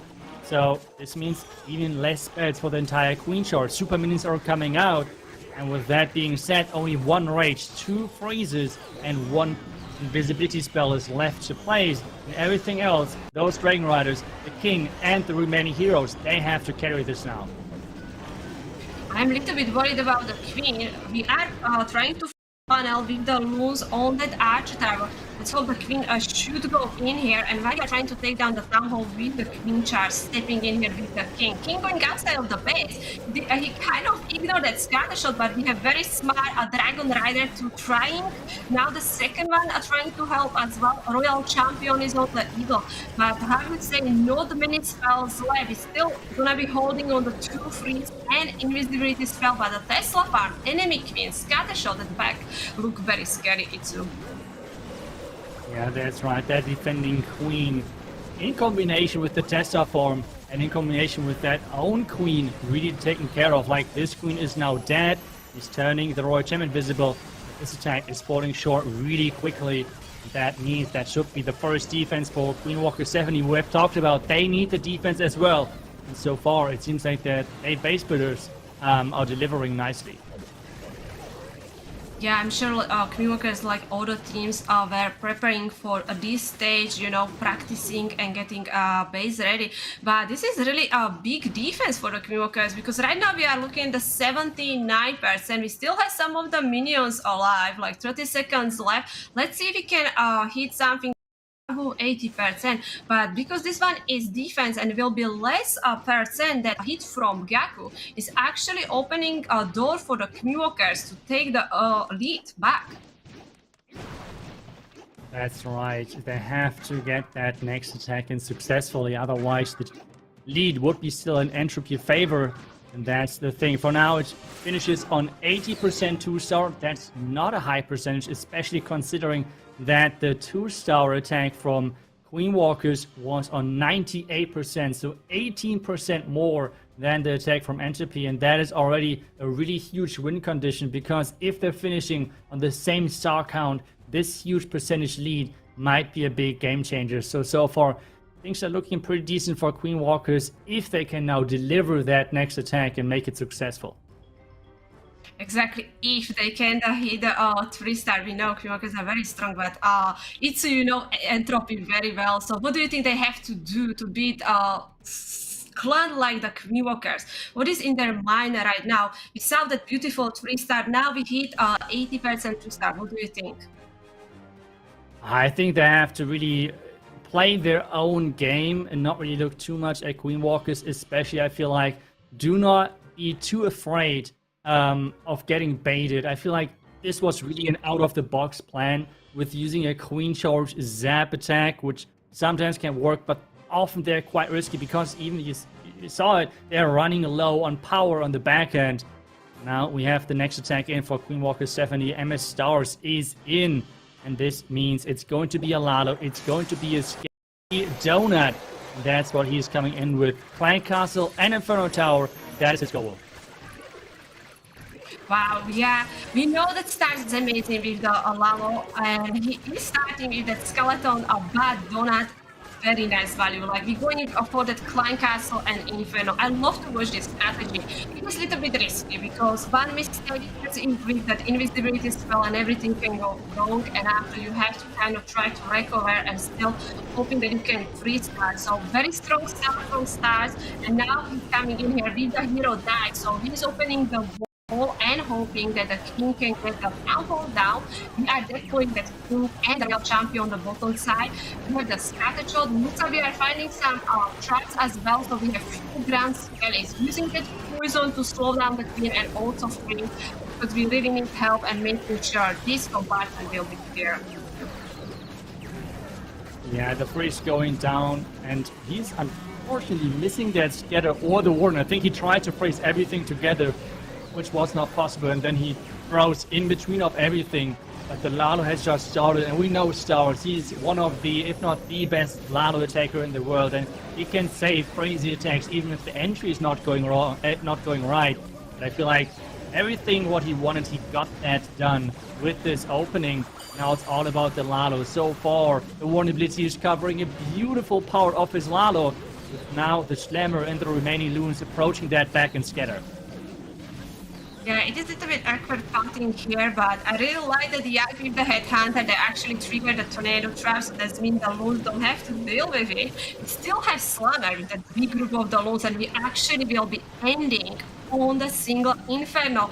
And if Stars gonna finish here and hit the 3-star, that's actually a table change, and that means the Queen Walkers will take the lead back from Entropy after 2 attacks. Just now, just look at how many loons. That Slammer is still up. Stars is amazing Lalo attacker, and he just proved it too.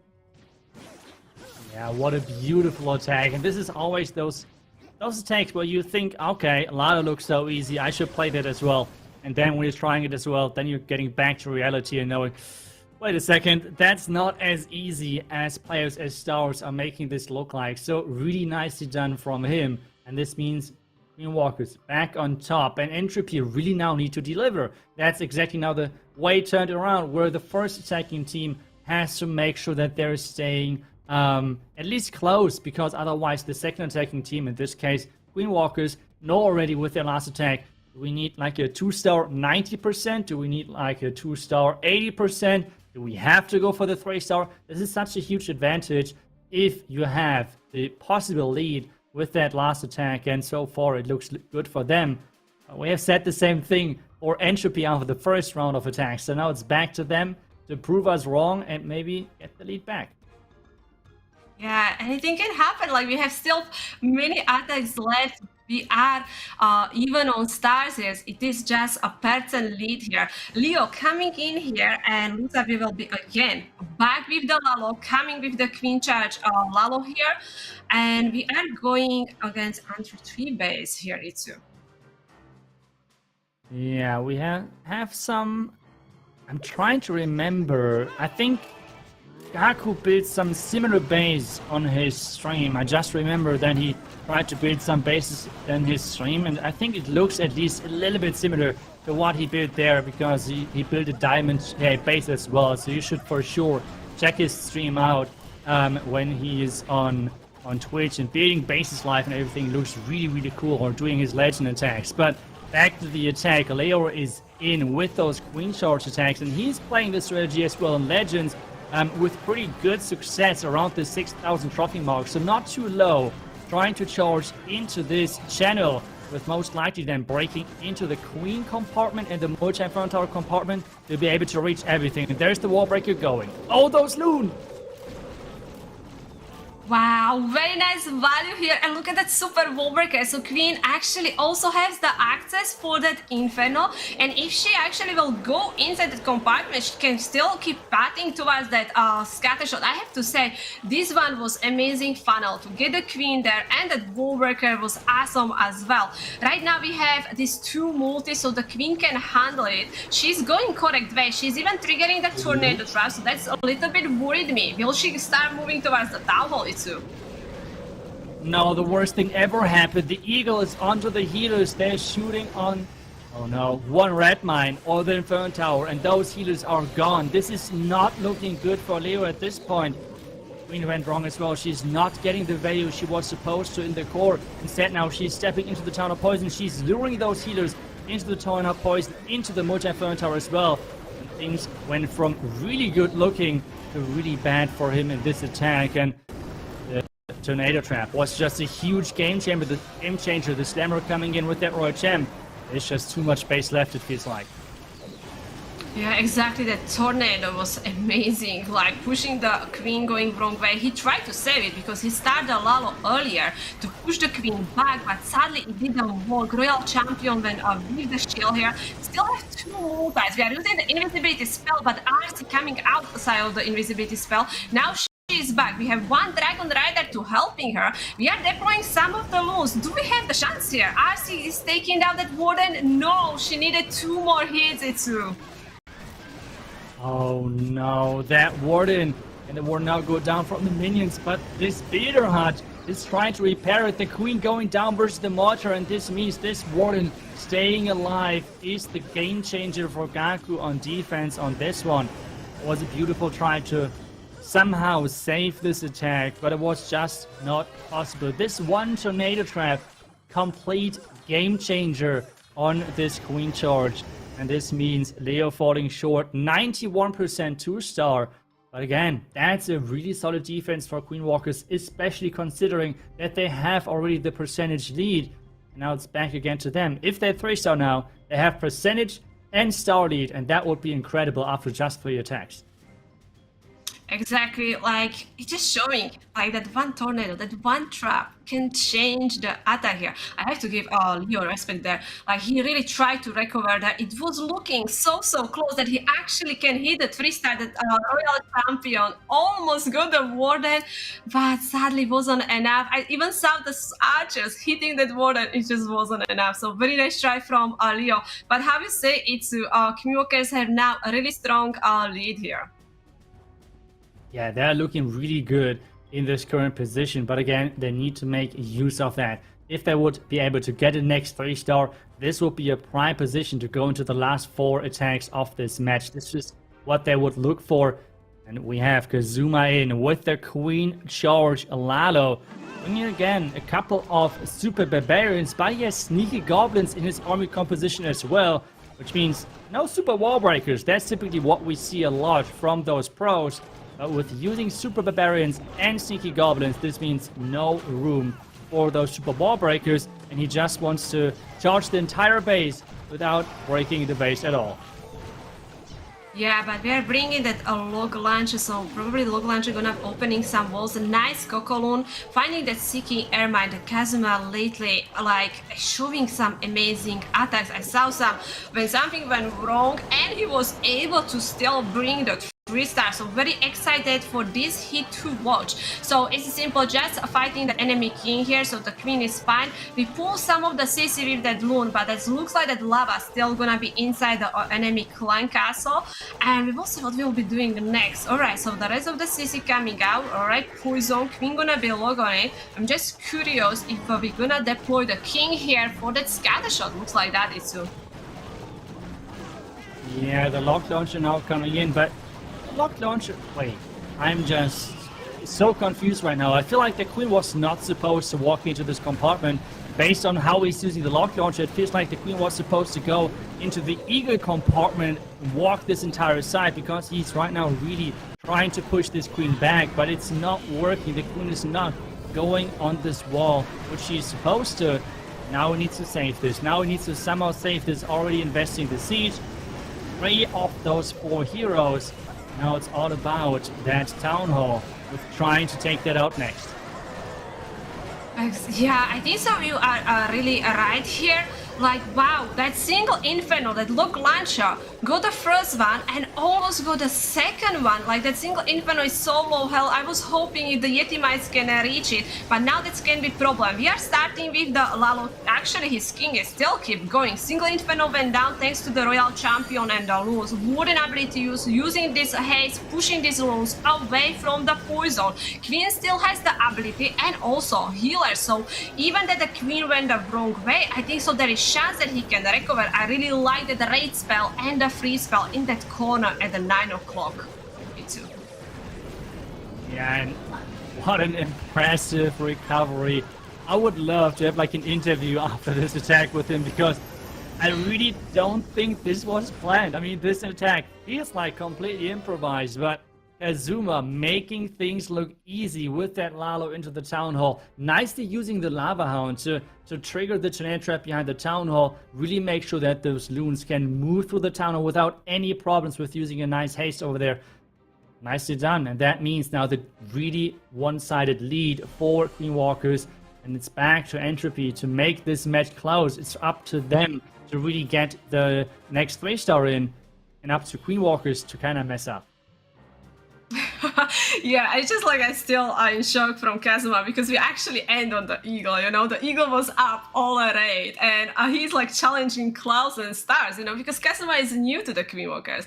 But look at his attack, the recovery was amazing. But it is time for the Entropy. I think so it is adding more pressure, but the good news, this one is much in the top bracket, so even if something will go wrong, they're still gonna get a second shot. But still focusing on these final attacks, keep hitting the 3-stars. How you say, we never know, maybe Queen Walker is gonna make the mistake, we saw some 1-star, or anything can happen. So Bully coming in here, iTzu. Yeah, Bully is in, and that is going to be a mass Dragon Rider attack. Okay, I did not expect that one.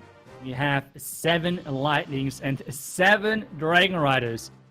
Okay. I kind of want to see what, I mean, he's going to lightning the Scatter and Expo, right? No, he's lightning behind the Town Hall to make sure that this Flameflinger can take down the Town Hall, and is giving her Flameflinger all the time. No, he's using the heroes for the Town Hall. I mean, I'm just confused at this point what exactly he is trying to get and where the Flameflinger is coming in. Yeah, this is very interesting. Like we are sending the or using the 7 Dragon Riders. We zapped that Inferno behind the Town Hall, and we coming with the Queen. It looks like the plan with the Queen is to take down the Town Hall. Now the Royal Champion will be joining the King on the top side. You can see that our King ability was already used, so RC is alone there. I don't know if the Queen can do it. We use the invisibility spell, but she is being distracted by the buildings around, so he has to invest another spells here, pulling the CC and still waiting for that Flame Flinger iTzu. Yeah, waiting for the Flame Finger. I guess he's going to switch that maybe to a Slammer or something, because at this stage, after like 1 minute already into the attack, I highly doubt that this is going to be a Flame Finger attack.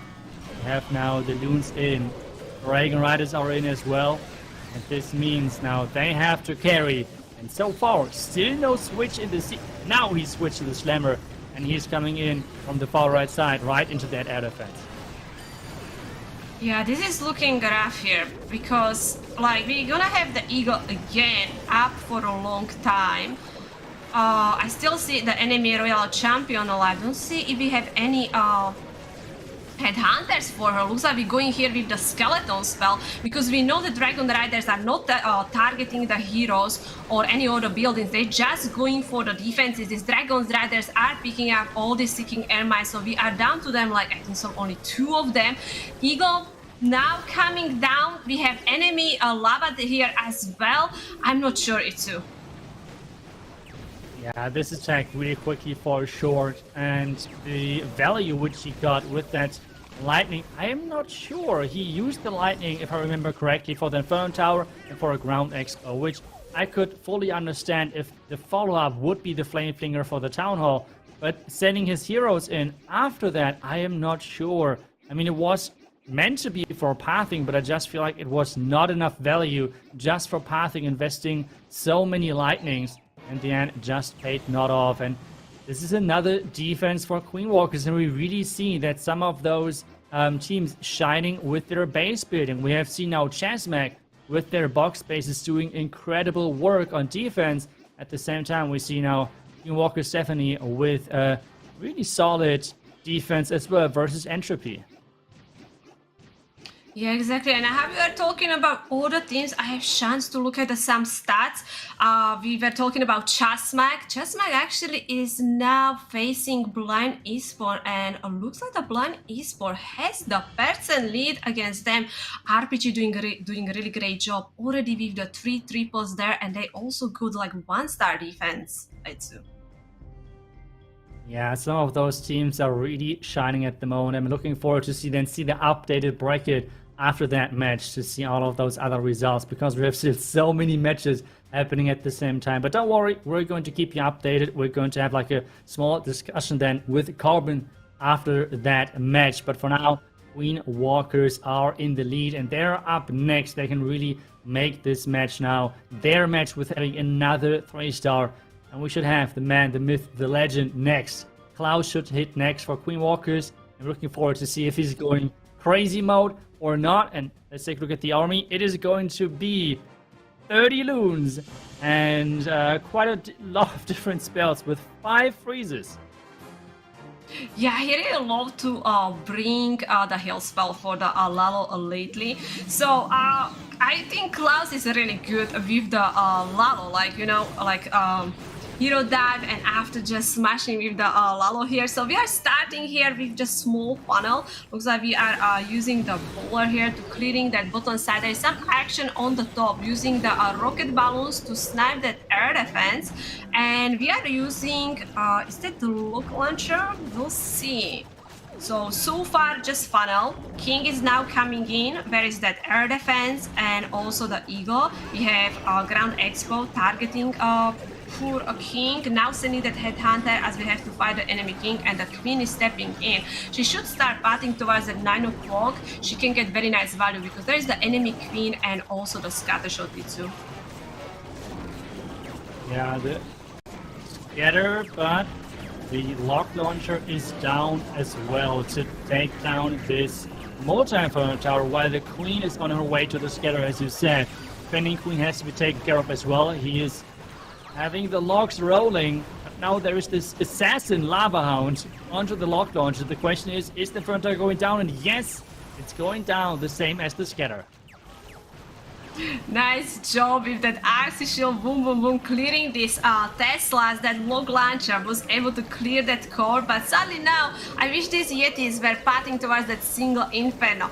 We cleared like 40% of the base, so that means there is still a lot of work for the Lalo, but when we look at the bar, we are bringing quite a lot of spells, so we are just using that haste spell to fixing the pathing on the left side, wooden ability catching all these loons which were over the town hall, taking down the second Inferno. I'm probably gonna be healing front of that multi-Inferno, starting with the rest of the loans, going clear that 3 o'clock corner, iTzu. That's right. With that Lalo coming in and not that much splash left, but this multi-Inferno Tower is really looking like a big threat. Another freeze. He has so many freezes, as we have said in the beginning, but still he has to get this Inferno Tower out of the way. Multi-Inferno Tower is staying alive and keep going at those loons. Another freeze invested, which means no spells left at this stage. And the Warden going down soon as well, because there's no hit points, and those loons are now missing a lot of hit points from the Warden aura. I'm not very worried because these loons are dropping in front of the multi-Inferno. Alright, they were able to get it. Now we have 20 seconds. We have still enemy lava. I'm really curious if these minions gonna split. Are we gonna have enough minions on the storages? Luckily that gold storage is not full health. We are on 8 seconds left. Loot and the minions together taking out the last building, and it is another 3-star for Queen Walker Stephanie. You know what I noticed? Like he always bring like 3-4 headhunters, barely using them. Even just now, like he sent them like almost like last second of it. So can you tell us how important are the headhunters? Are they worth it to bring them, or you know? Are you risking with the skeleton spell, or just hoping that some of the troops gonna attack the enemy heroes? I mean, I had a huge discussion with Maxi about this at some point, and he's a huge fan of the cleanup headhunters. So who knows? Maybe Klaus likes to use them as cleanup as well. But overall, it's a solid cleanup troop because it can jump over walls. Not really dealing the most damage, I guess, but it's nice to have them. I mean, so far it has worked out great because only 2% are missing for Queen Walkers to be perfect in this match. They had 198, otherwise so far only 3 stars. And it's back to Entropy, who tried to get their second 3-star on the board, and they're back to Dragons and Dragon Riders. It seems like, again, another clone super minion blip, if I'm correct.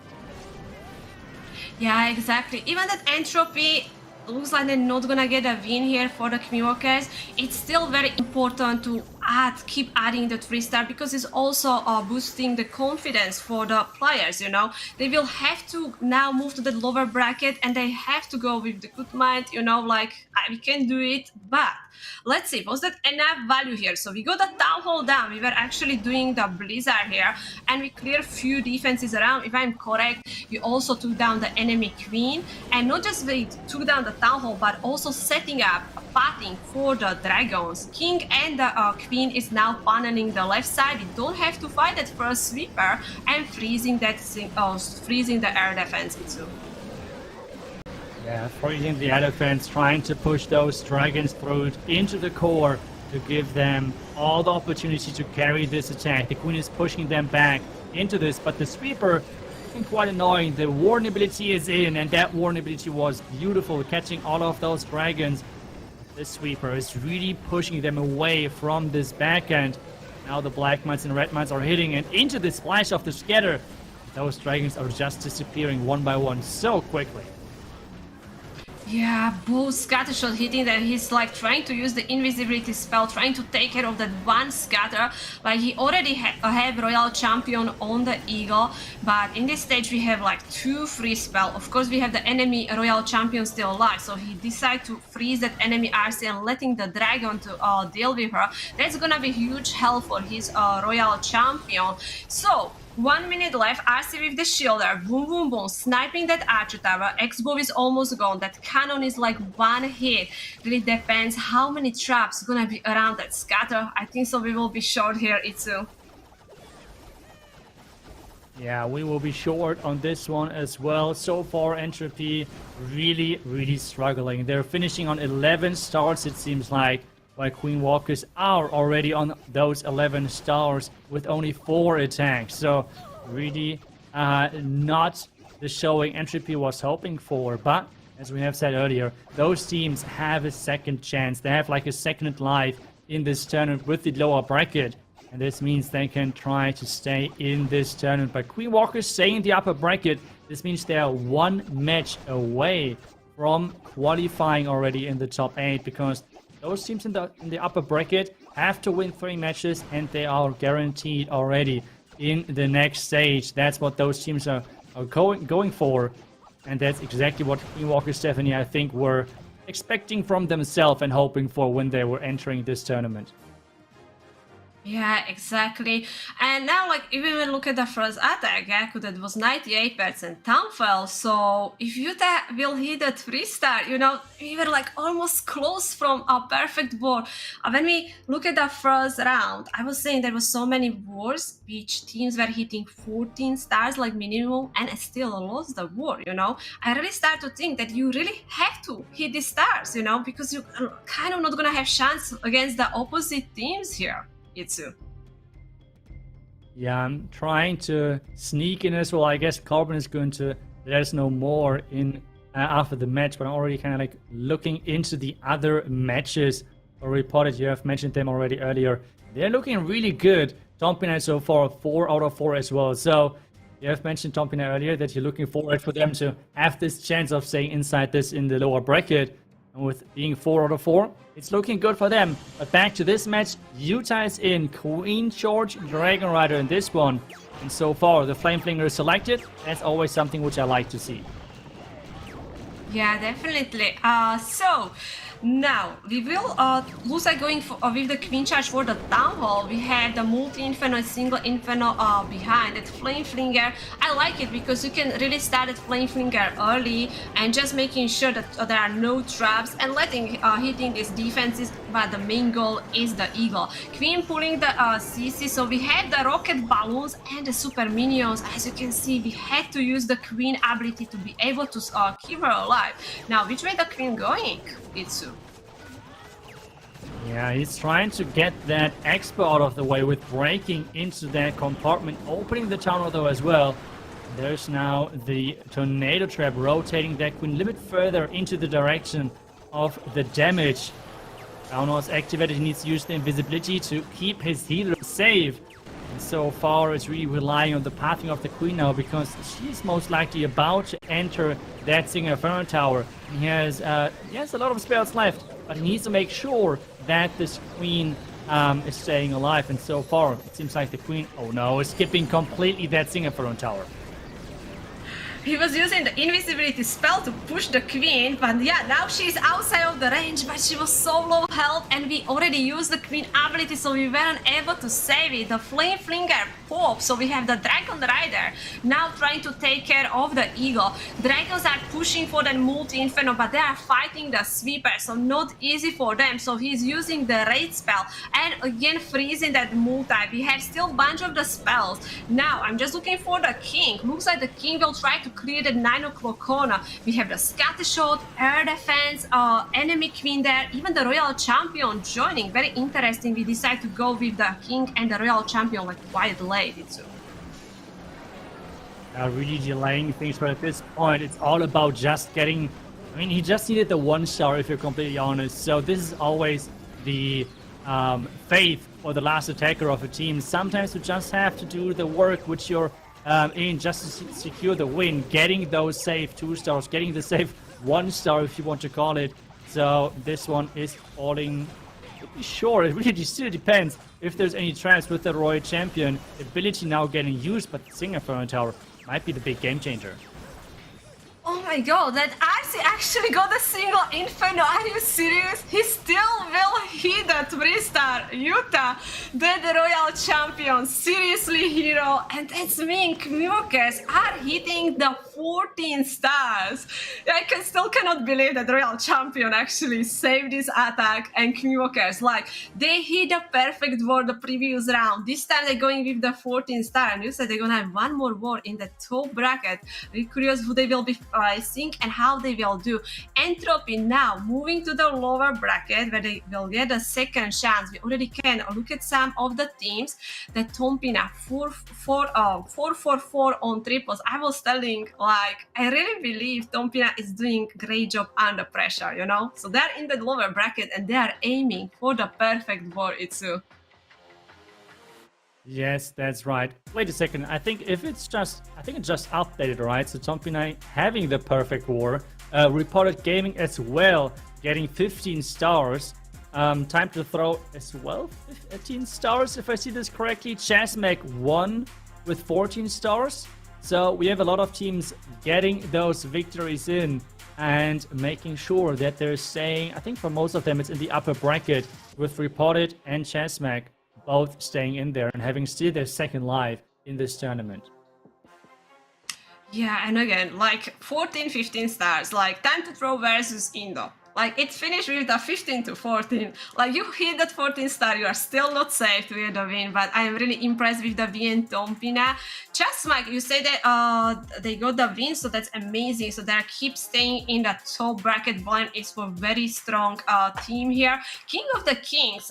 In the previous round, they hit the 14 star. Now coming in here with the 11 star here, iTzu.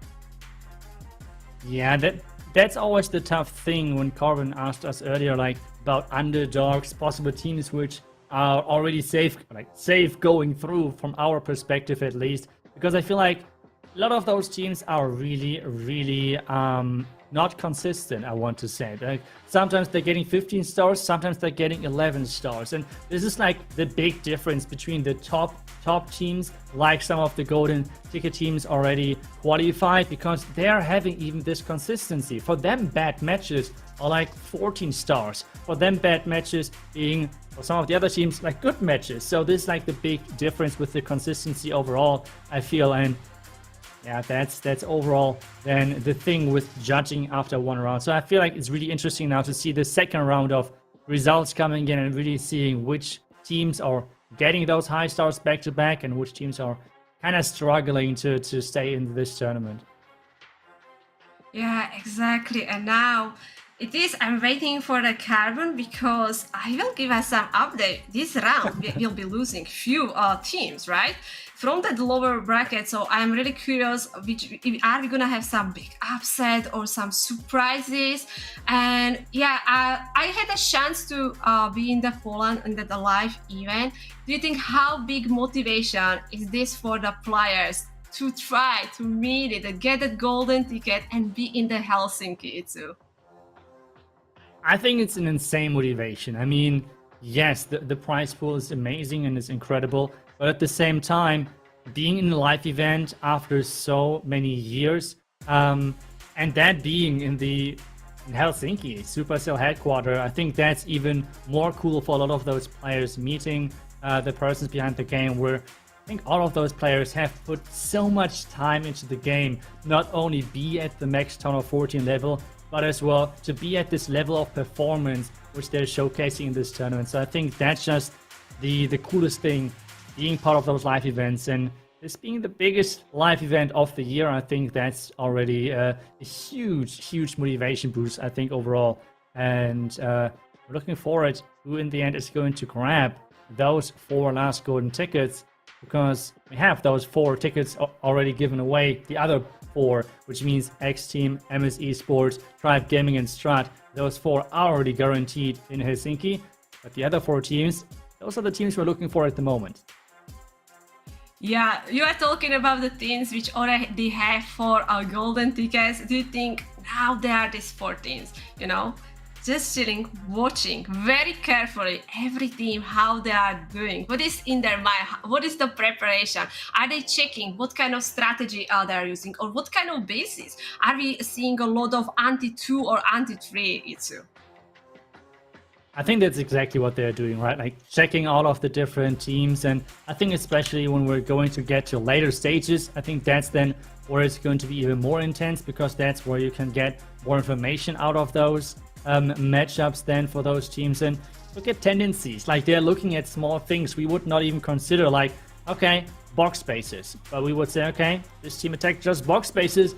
Well, the base builders now for those top teams would say, okay, the tendency of this team is to go for blimps for the town hall, go for hero giants for the town hall, maybe go for queen charges, like really try to identify what the overall approach, understanding of that team is on how to attack those bases. And I feel like that's then really this high level of base building, which is so crazy if you take a look at the highest level. And yeah, is there any more matches getting updated in the background as well, which we have access to? I just saw that we are losing Marcus Gaming because One Card Gaming won against them 14-13. Dr. M Squad still waiting for the final attack, but even if they 3-star, they are short on the percent, so actually Inframundo will get a win there. How I was telling, like King of the Kings, they start well, and now they had a war with the 11 stars, so Bushido Luxa will get the win here. Time to draw. Impressed, like with the perfect war here in the finishing with the 14 stars. That's what I can see so far, iTzu. Yeah, I'm just trying to see already what matches we have as well, because in the next round we have Chessmake versus Repotted. I mean, that is an incredible match. I mean, Repotted versus Chessmake Gaming, that is going to be a crazy match, which is happening in that next round. Is there anything else we can already give you as an update? But as always, make sure to check out your in-game client, because there is the entire bracket as well, where you can check those results after every single round and you can see the bracket, who has to face which other team and so on. That's always there nicely listed, and we are kind of like checking in between some other results then how those matches went through and how many stars those teams got, because that's really nice then for us to see how those teams have performed, what their tendencies is so far on the performance level. But yeah, I mean, to me, the Chessmake was reported. That is an incredible looking match. What do you think? Yeah, I'm just scrolling an up here in the bracket. Definitely Space Station versus No Chance Us. Very nice match coming, but we have CarbonFin coming to join us and tell us more about the previous round. Yes, indeed. We've had incredible wars, and you know, iTzu, you said Repotted is going to be taking on Chessmake Gaming, and Chessmake Gaming won their war because Lexnos came in with the final attack 3-star to clutch it for them.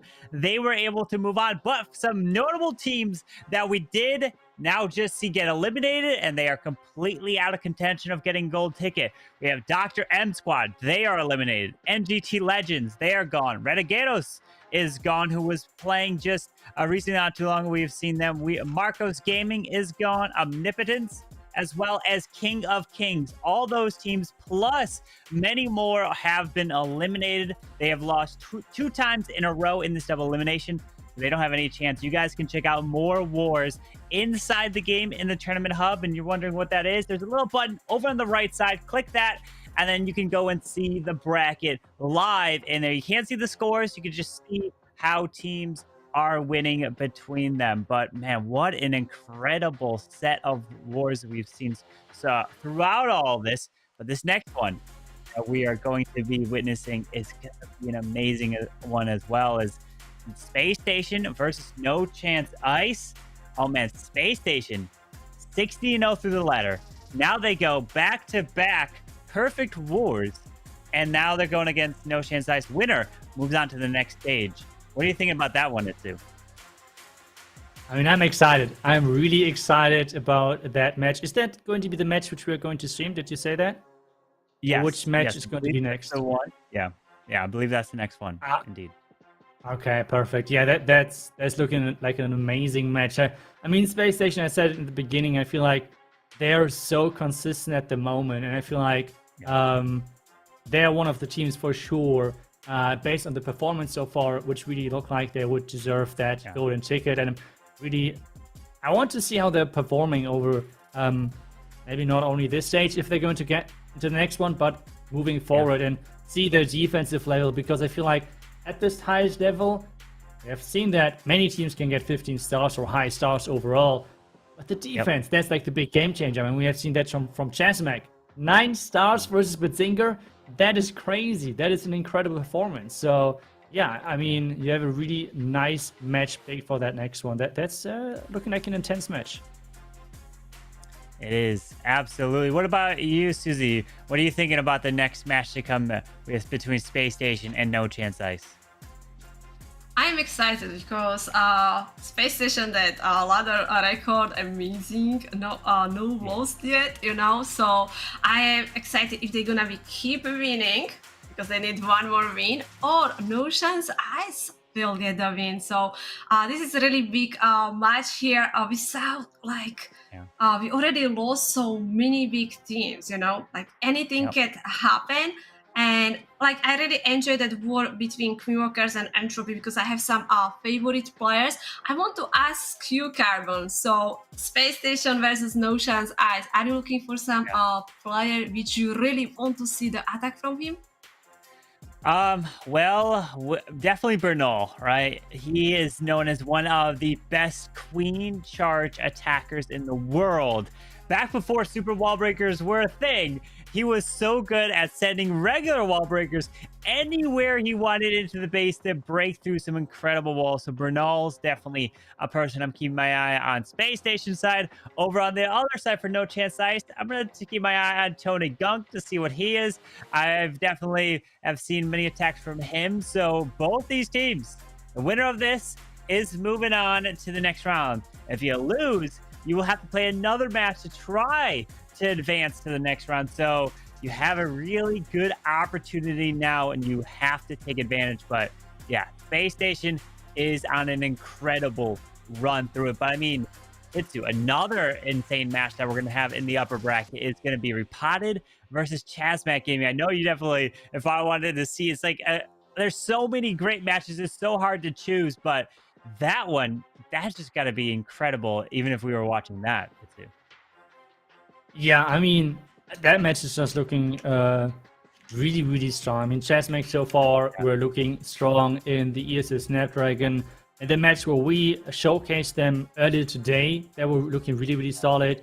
And Repotted, I mean, so far in this competition, they look really good as well. Finished on a really, really high seed during the ladder stage. And I mean, now I think they got 15 and 14 stars back to back, something like that. So they should for sure be able to challenge Chasmac, and especially now with this qualifier spot on the line, I think it's going to be a really intense match between those two teams. But Susie, what is your opinion on that match?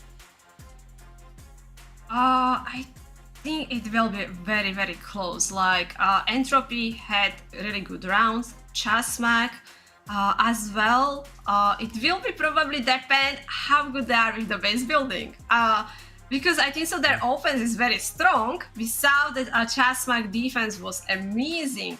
Will they be able to stop Entropy? If I'm correct, Entropy hit a perfect wall previous round. So I think that will be very important. But iTzu, let's go talk a little bit about Entropy. You know, they show enough. They are really good. What do you think they have to now do to make it to the top 16? You know, they have big war against the Queenwalkers, and now they're in that lower bracket. You know them very well, iTzu. Yeah, I mean, as I said earlier, I think they have to not really do so many fancy attacks, like the Masked Dragon Rider or the Queen Charge Zap Dragon Rider. I feel like they're really, really good, solid attackers, and I feel like in this stage it's not as easy to specifically bait certain opponents, because after the first round you don't really know who to face next and so on. And I know that most of them are pushing as well Legends, as I said, with Leo, who is like right now one of the highest pushers. They're good with like strategies which you can force on any base. Queen Charge Lalo, like Green did with the Dragons and Dragon Riders. They're really good at forcing those strategies. So I feel like they should maybe do that instead of going with those really fancy approaches. That would be my guess. But at the same time, it's really hard to call from the outside if you don't really know what is going on in the team with their current situation. I mean, they're in the boot camp, so I think they're pretty vocal about things which go wrong, which do not go wrong.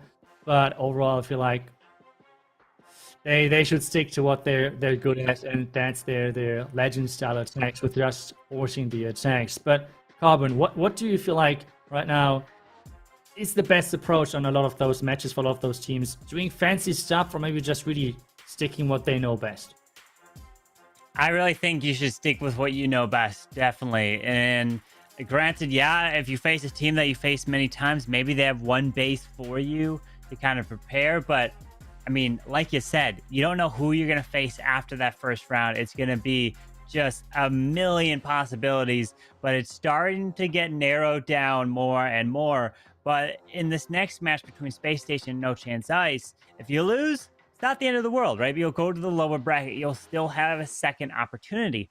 But for a team that is well known like Time to Throw, they are in the lower bracket. And if you lose, you are eliminated down there. They put up a perfect war in that lower bracket. So they were able to stay alive down there. So it's going to be some amazing matches to come. But we're just reviewing the double elimination. As you see, you win those first 3 matches in the upper first round, upper second round, and the upper third round, and you are advancing, you're done.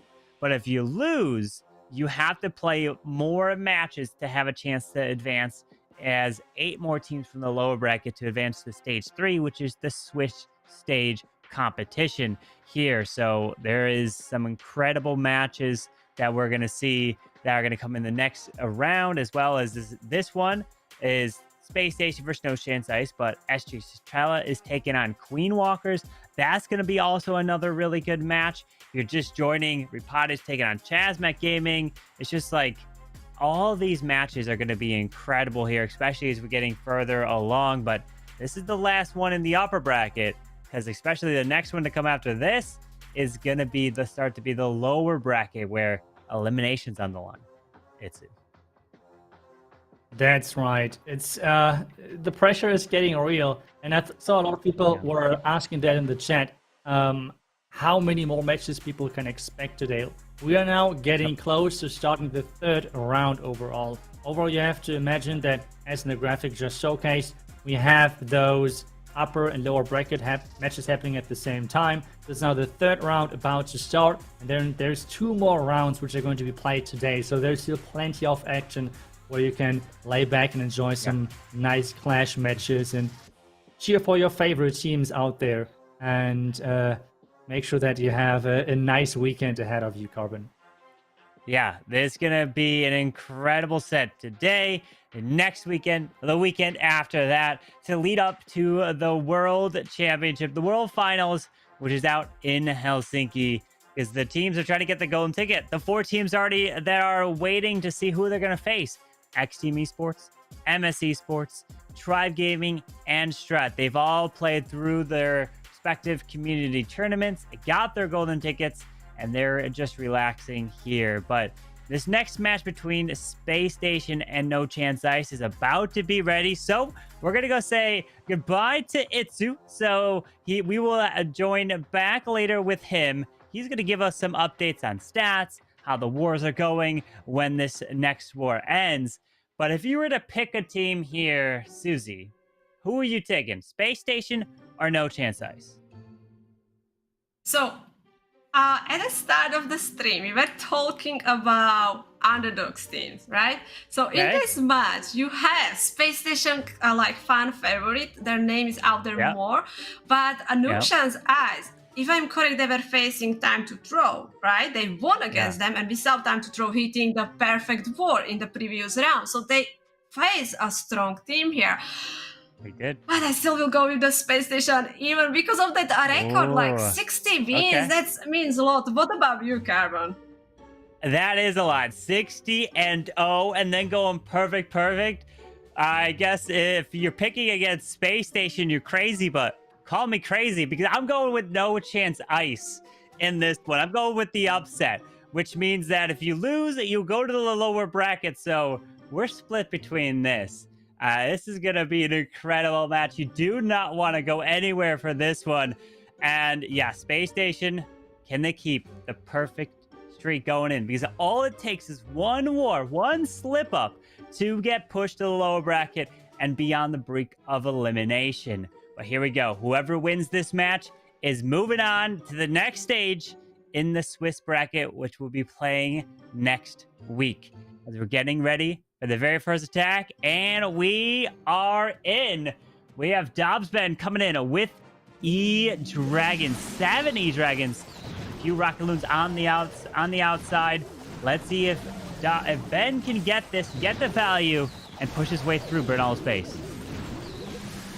Yeah, we are seeing the E-Dragons really being almost used every war, because sometimes the wars are being decided by the time. So I like the choices, and also like, you know, when you are attacking us the first, you are choosing the easier strategy. Are we calling the dragons easier? I would say so, but let's focus on this. As you can see, the dragons are over the town hall. There was tornado trap trigger behind the town hall, and the single inferno is still up, so we are using the free spell. Looks like the dragon's not going for it. Now one E-dragon, so he's using the invisibility spell, making sure that single inferno will go down, Carbon. He's trying. The single needs to go down. Yes, the single goes down to that E-Dragon right there as he's continuing this push into the core. He's got a handful of E-Dragons on the far outside. Moreover, it went to the left. Nothing is going to that multi-target inferno at the moment, but the Stone Slammer actually opened up the core of this base with that freeze. The Queen can take out the enemy RC and the multi in the middle. That was perfect. Like, look at what she can actually reach in the core of the base. Like, she's clearing that inferno, but also she can get the scatter shot. So very good call with that free spell. RC being slowed down by the skeleton. We are using the poison RC with the shield. Boom, boom, boom. Sniping that air defense. That's also protecting this E-Dragon's Carbon. Are we gonna see here first strong triple from No Chance? Yeah, Dobbsben coming in with the E-Dragon triple, taking down Bernal's base, but they know in order to have a chance at defeating Space Station, you need to not only put up a perfect war, but it has to be a fast perfect war, because if it's a perfect, it comes down to the average attack duration, which will play a role in the match. E-Dragons are typically a faster attack to help you in that advantage. So, No Chance Ice with the first 3-star in this match, putting a little bit of pressure on Space Station, but Space Station haven't failed yet so far in this double elimination because they got 2 perfect wars back to back. What confidence boost for our No Chance Ice. You vote for them, you say they will get a win, and this is very strong start, like hitting the 3-star against Space Station. We'll see how the Space Station will go with the first attack. Maybe we'll see the defense, and that's gonna be amazing. But I really love that attack. It was brilliant, it was fast. We still have so many E-Dragons left, and I don't think so there was enough. Even that like that Queen got inside the middle compartment, that was perfect, Carbon. Yeah, it was beautiful, as now we're seeing P. Castro coming in on Dobbsben, who just tripled with the blimp, and it's gonna be... Okay, I was gonna say, is he gonna send this blimp all the way to the town hall? No. He's got the super wizards to take the town hall down, secures that. What else? Is he gonna try to step up and grab the ground expo? Oh, finds the giant bomb. He does grab the expo, the wizard tower, this compartment here, and lures out a little bit of this clan castle. With 2 Rocket Loons, I think there might be one more super minion in the mix there, maybe. Yeah, when we look at the base, like the sweepers are pointing on the south, we have is it the 3 multi-infernos here? Alright, so we're starting with that Queen, just dealing with the CC easy, the poison doing a lot of work. Queen can reach that air defense. It looks like we are opening the wall where we have the scatter shot and the enemy Queen as well. So we're coming here with the hero dive. So we will be bringing, looks like 1 ice golem tanking for the heroes and trying to get some push. We are bringing 1 super wall breaker, so that's make me think they will try to open that first wall so Queen even can reach that multi-inferno in Carbon. Yeah, moving his way through the ice golem freezing. We have the super wall breaker open the wall to the multi, which means this queen can step up even deeper into the core of the space as he does finally pull out that last super minion. King's ability goes up. He's running through, but the queen's ability is going to be forced from the multi target Inferno as now the Lalo is starting to the bottom into the multi. I love this, that queen taking out the multi-inferno, Royal Champion nicely clearing that corner, even getting the hit on the multi and the scatter shot. This is looking pretty strong, and we open the wall so queen even can help with the eagle. What a value with the queen. He's going here with the invisibility spell on them, so getting really nice push. Now there's some of the Tesla showing up around the scatter shot, but we are covering that compartment with the freezer, and when you look at it, we still have one freeze, one haze. Castro looking awesome here. He's got to speed it up. You've got to use all your spells as fast as possible. And look at that, saving few balloons to speed it up even more to help with the cleanup. Has the one final giant to use. And look at that, Pete Castro absolutely crushing this space of Dobbsman. And it's all tied up. It's 3-3. We've got ourselves a match because it seems like the matches we've been covering is kind of been the one side on the Covenant with 3 stars.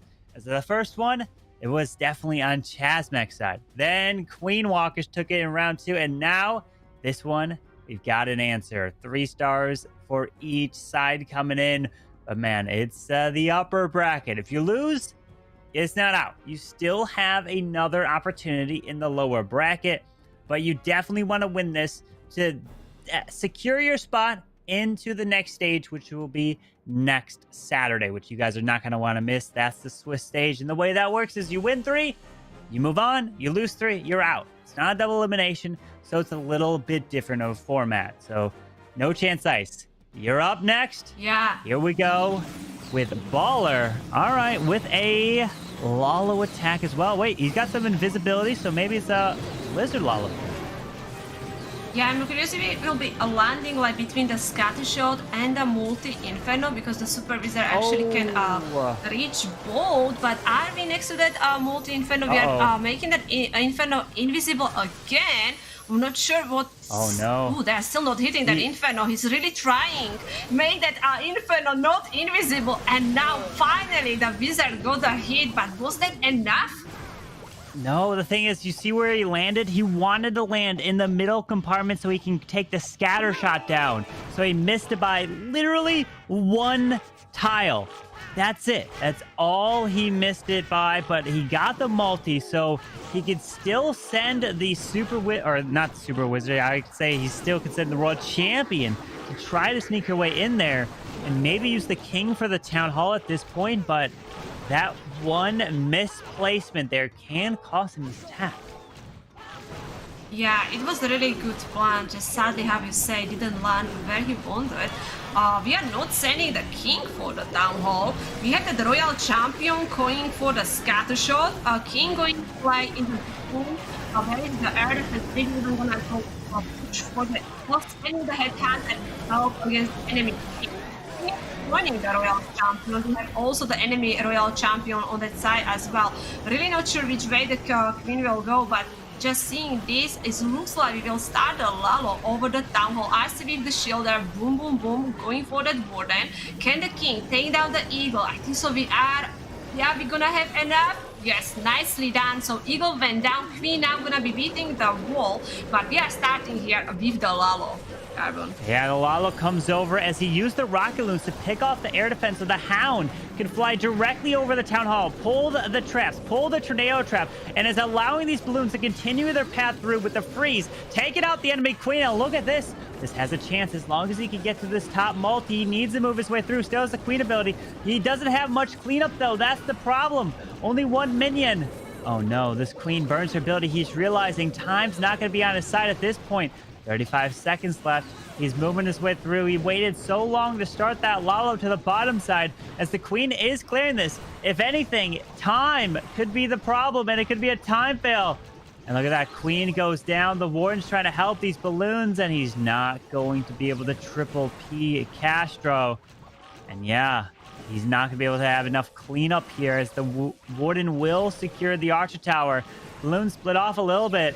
This is only going to be the 2-star, about a 93% here, unless you get a little bit more. Oh, 94 for Baller on P. Castro's base, but you have one fail like that, it could cost you a war against Space Station. I'm still impressed, because he didn't get that value with the Blizzard, and he still hit that high percent 2-star. It was amazing recovery. It is actually just downfall. Like, you have some Goblin, maybe, little bit, like, few more cleanup troops, and we will hit that 3-star. But I think, I don't know why now I'm going with the Notion Eyes, because I still think that was very impressive hit here. We'll see, because the Space Station will go in pretty soon with another attack, and anything can happen, Carbon. Yeah, that's the thing. Anything can happen at this stage. These teams are all really good. So you make that one small mistake, and you will risk your team of being eliminated. In this case, upper bracket, you just get pushed to the lower bracket, as we've already had some teams eliminated so far, the teams that have lost back-to-back. But now we're focusing on Leo and see what he could do to try to bring in another 3-star for Space Station with the Queen Charge Dragons, with a few Dragon Riders in the mix, with a Valkyrie down. Looks like this Queen is charging her way to the top side near this Eagle Artillery, with the healers now finally being deployed. Yeah, we are using that super Wolverker, giving Queen access to go that way, and with the sneaky goblins, she shouldn't go around. She will go for the eagle, and she can reach both enemy heroes. So yeah, I see also these are 2 Dragon Riders. Really curious. We're gonna just specially use them on the scatter shot here. But now, Queen gonna be in the range of the enemy king soon. We are using the lightning spell to take care of the sweeper, so we don't have to fight the sweeper with the dragons. When we are deploying that one dragon, the 9 o'clock corner, as we know, that's the side we will start with the dragons here. They will be reaching pretty fast at that scatter shot. We will try to catch that Blim and the Tom, because this one is very long way for the Blim to make it to the town hall, Carbon. Yeah, that Blimp's flying all the way through. That Queen's ability, though, was forced, so we won't have that Queen ability for later. As he lands, he makes it. The Yetis take that town hall down, taking out some builder odds, taking out the sweeper as well. The dragons are continuing their way through, trying to path their way into the single target Inferno. We do have the Dragon Rider locking onto it, not using... Oh, there it is! Oh, he's a little bit late with the invisibility spell, so the single target Inferno is going to remain up, but still has the Royal Champion, not even used yet. The King ability, trying to make their way to the bottom side here. He has to use this RC perfectly to try to finish off this backside of his bases. We do have a Ground Expo, which locks onto this Queen and decides to rage this Queen up with the healers to keep her alive. Yeah, that I did always see the last with the Royal Champion, that Inferno, amazing. That's what we needed. Royal Champion now stepping in for that counter shot. We have still over 1 minute, but we have extra fun. Probably gonna be few more traps around us using the shell king right now. Tanking the cannon. Expo is on the Royal Champion. Can she survive? 47 seconds. The healers are doing amazing job keeping the Royal Champion alive. She's going for the whisper. Wow. Cargo! Is Leo gonna save this? Look at that. The healers healing up this Royal Champion, keeping her alive with just enough time. 30 seconds left. The RC is what helps to clutch this base, and Leo brings another 3-star for Space Station and keeping their 3-star streak alive. The Space Station hasn't failed yet. They have come in with 2 back-to-back wars with perfect wars. They are now 12 for 12 so far here in the double elimination stage. But this is the upper bracket. You win, you advance to stage 3. You lose, you go to the lower bracket, as there's a ton of other matches still going on right now. And one match that a lot of you guys are also probably keeping your eye on is the Queen Walkers versus SG Stristella. And that war, 2 triples for Queen Walkers, and we have 1 triple for SG Stristella and 1 fail of a 99%. So it's literally a 1 building difference over in that match. Yeah, and even when you look at the V and Tompina, they are still in that lower bracket and already with the 2 triples in, but they are going against ITP clan here. It's very strong clan here, but let's focus on this here. We have Apollo coming in here, and again, we are seeing the don't really see many ground strategies here, really are very popular here. We are bringing 2 ice golems, that means we will try really get big push with the hero. So deploying that queen on the bottom side first, ice golem coming in, and using the skeleton spell, especially distracting that X-bow. King coming in from that right side, so we will try to get the king inside for that scatter shot. Very simple funnel, but it worked. Royal Champion joining the queen as well, and with the log launcher, we will try to take down the multi-inferno Carbon. Yeah, the Royal Champion securing the eagle with the king ability, just going off, finding a giant bomb, another giant bomb, but the king, can he grab the scatter? Yes, scatter has been secured. The log launcher, oh no, the freeze! Completely missed everything. It was basically a swag freeze at that, as the log launcher does indeed take out the multi, but doesn't open the town hall wall, even though the queen did not follow in, as her ability just goes off. Yeah, I also like thinking a little bit more with the Royal Champion. Right now trying to figure a little bit more. Yet imagine the Inferno, then got it. So that's awesome. Queen now gonna be locked on the lava. We have only enemy warden hitting her, but we have big group of the loons coming there, using that raid spell, pushing these loons away from the poison. Beautiful warden ability, catching every loons. And when we look at the bar, we still have one freeze, 2 haste spells, so plenty of spells. Nice heal over the tornado trap as well. Yeah, trying to heal his way over the trail. There's a haste, there's a freeze, red air bombs. He has to get it through the defending RC on the backside with the multi. Drops a haste to try to get into the air defense on the backside of this base. No queen ability, but the enemy RC, no way of taking her down. He does get into the scatter shot radius, so they should be able to help take that down with just a handful of loons left. The wizard tower should go down. The warden, the queen need to take out the enemy queen, and they're working. The warden takes her down. Wait a second. Wait, the warden, the owl, they're working on the multi. Can he get it? The multi, no, the warden, the owl, balloon, no. Come on, Electro Owl. Can you do it? Moose didn't land it, but we have minions, no Electro Owl going down as well. And we are actually hitting 99. Wow, that was so unlucky and so close. Really almost there. That close, 99%. Now 2 fails against Space Station. It's almost seeming like if you do that, is your chances out the window if that happens? Oh my. But another war that we're keeping our eye on is Chasmac versus Repotted. We have a tie-up war in there. Chasmac actually just got another triple coming in. But Repotted got a 67% 2-star against Chasmac. So percentage over in that war could play a big role. But back to the Space Station, man, if they get another triple coming away, they will be looking good against this match against No Chance Ice. It really started well, you know, like Notion Ice with that beautiful triple, even hitting that 99%, but Space Station not making the mistake here. So we have Marinol coming in, and we are again back with the Lalo, so we will go with the Lalo here. Finding the early Tesla farm in that corner front of the town hall. So he's bringing the jump spell, but we are not using the healers here. Yeah, with the king to the top, skeleton spell to help distract, another skeleton spell onto near the wizard towers. The RC is going to try to make her way into there with an ice golem down, queen, but that Tesla farm is going to be a bit of an issue, so he has to invest some balloons into that area. Yeah, exactly. Like he is already using a bunch of balls, and we only clear 2 Teslas with the jump spell. We are connecting. Where is the town hall? King now going outside of the base. Royal Champion joining.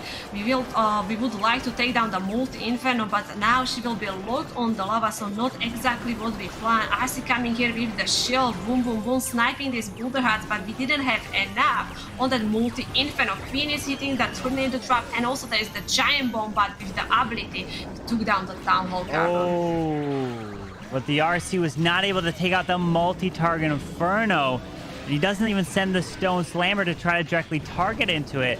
But that's going to move over to the Wizard Tower. Let's see where it goes next as he tries to path his way to the multi as the Warden ability comes early. Oh, and the Headhunters, all three of them got sprung right next to the scatter shot. So the enemy queen, it looks like she's going to be staying alive here as he does decide to use a poison spell. But he needs these balloons to keep up and path around. He's got quite a bit of spells here. Yeah, we are down to the poison. Like, he used that freeze spell over the air defense and lighted slammer coming back for that Inferno. That's huge. We have over 1 minute.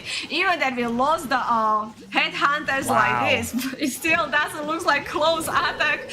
Carbon, like Marino will adding another 3-star. Look at this, how many loots we have left.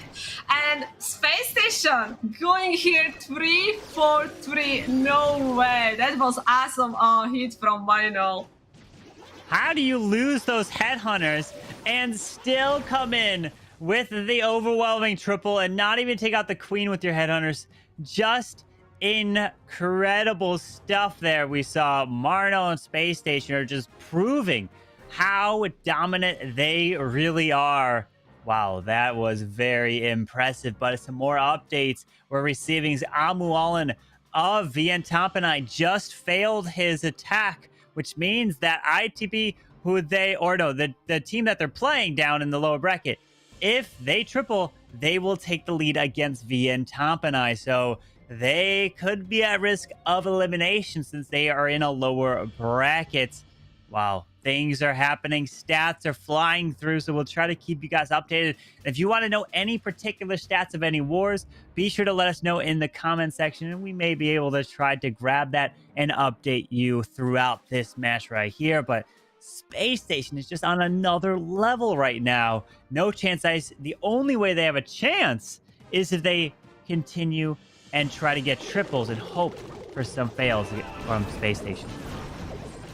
Exactly, they have to still, it is still bracket, so I think so it's less pressure for them. So I think they still can come back here. Just have to keep hitting the 3-star and hoping the Space Station gonna fail the hit here. We are going here with the first ground strategy. We're actually seeing the hybrid. I'm very excited about it. So we are starting with that queen. She is walking around and not moving towards the town hall here.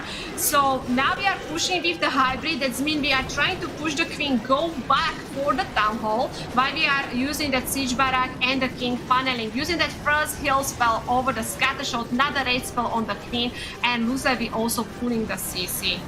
Yeah, with that queen trying to continue to stay up, she'll grab the town hall as the warden ability just is now utilized to try to help protect some of this, but a lot of the hybrid seems like it's kind of split off or just disappeared. Maybe he was trying to get the queen to path a different way and she walked too far to the south, so he's forced to go with the hybrid to try to reroute this queen. But the miners seem to be gone. The hogs are all pretty much gone here. The attack seems like it's falling apart here as he's trying to continue his way through, as the queen is trying to stay alive through this rage as their ability is now forced. Wait a second, can the World Champion's ability clutch this back section, which is the question. Yeah, I really like it because we got that Inferno, and that's huge. RC now with the shell, sniping only one Tesla. Team will have to move around the scatter, but use the invisibility. Oh, look at this, the Royal Champion takes the scatter shot and she's pulling the ground scaling, so we are losing the RC.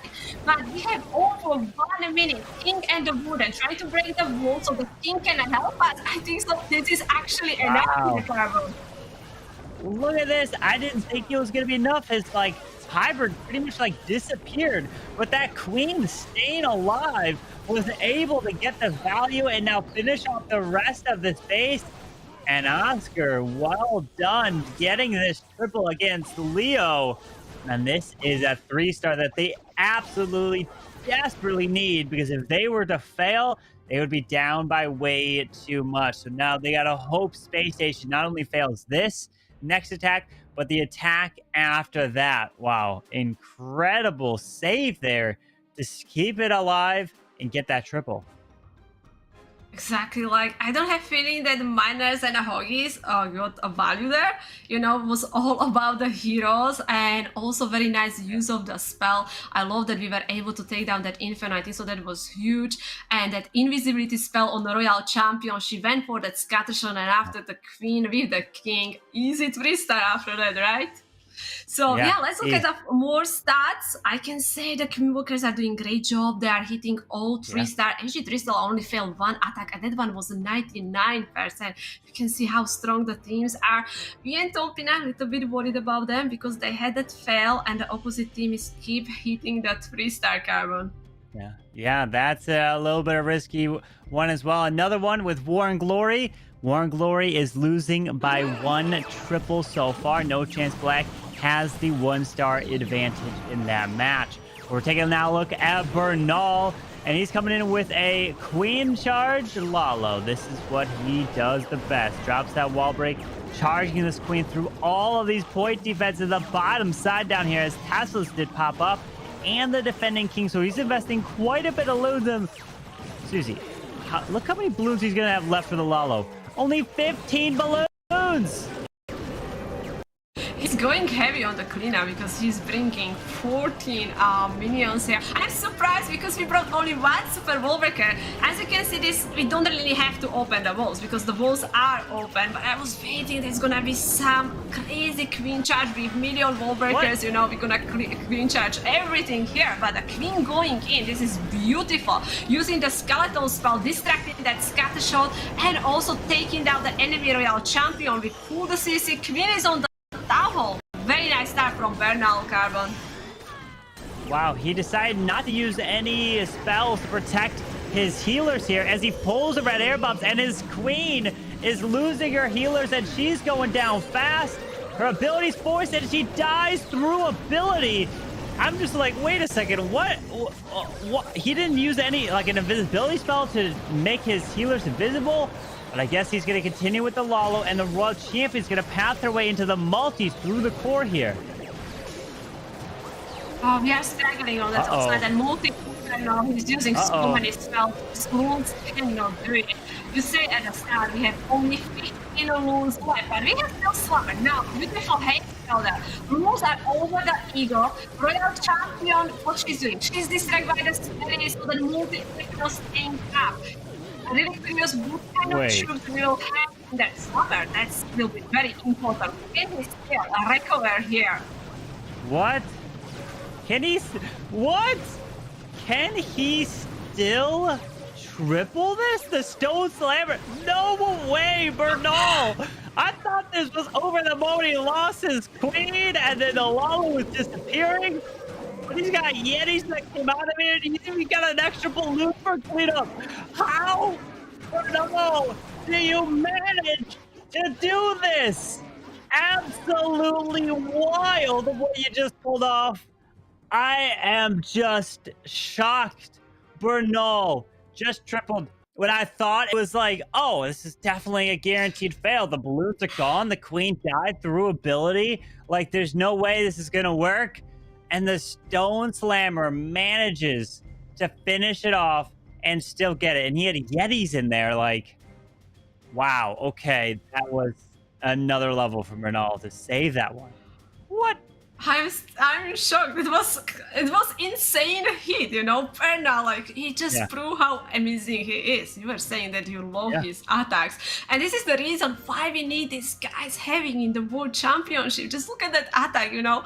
Oh wow, I am like, I really thought that we jinx it. That will be defense, and the slammer was amazing. So Space Station still going perfect with the hit so far, Carbon.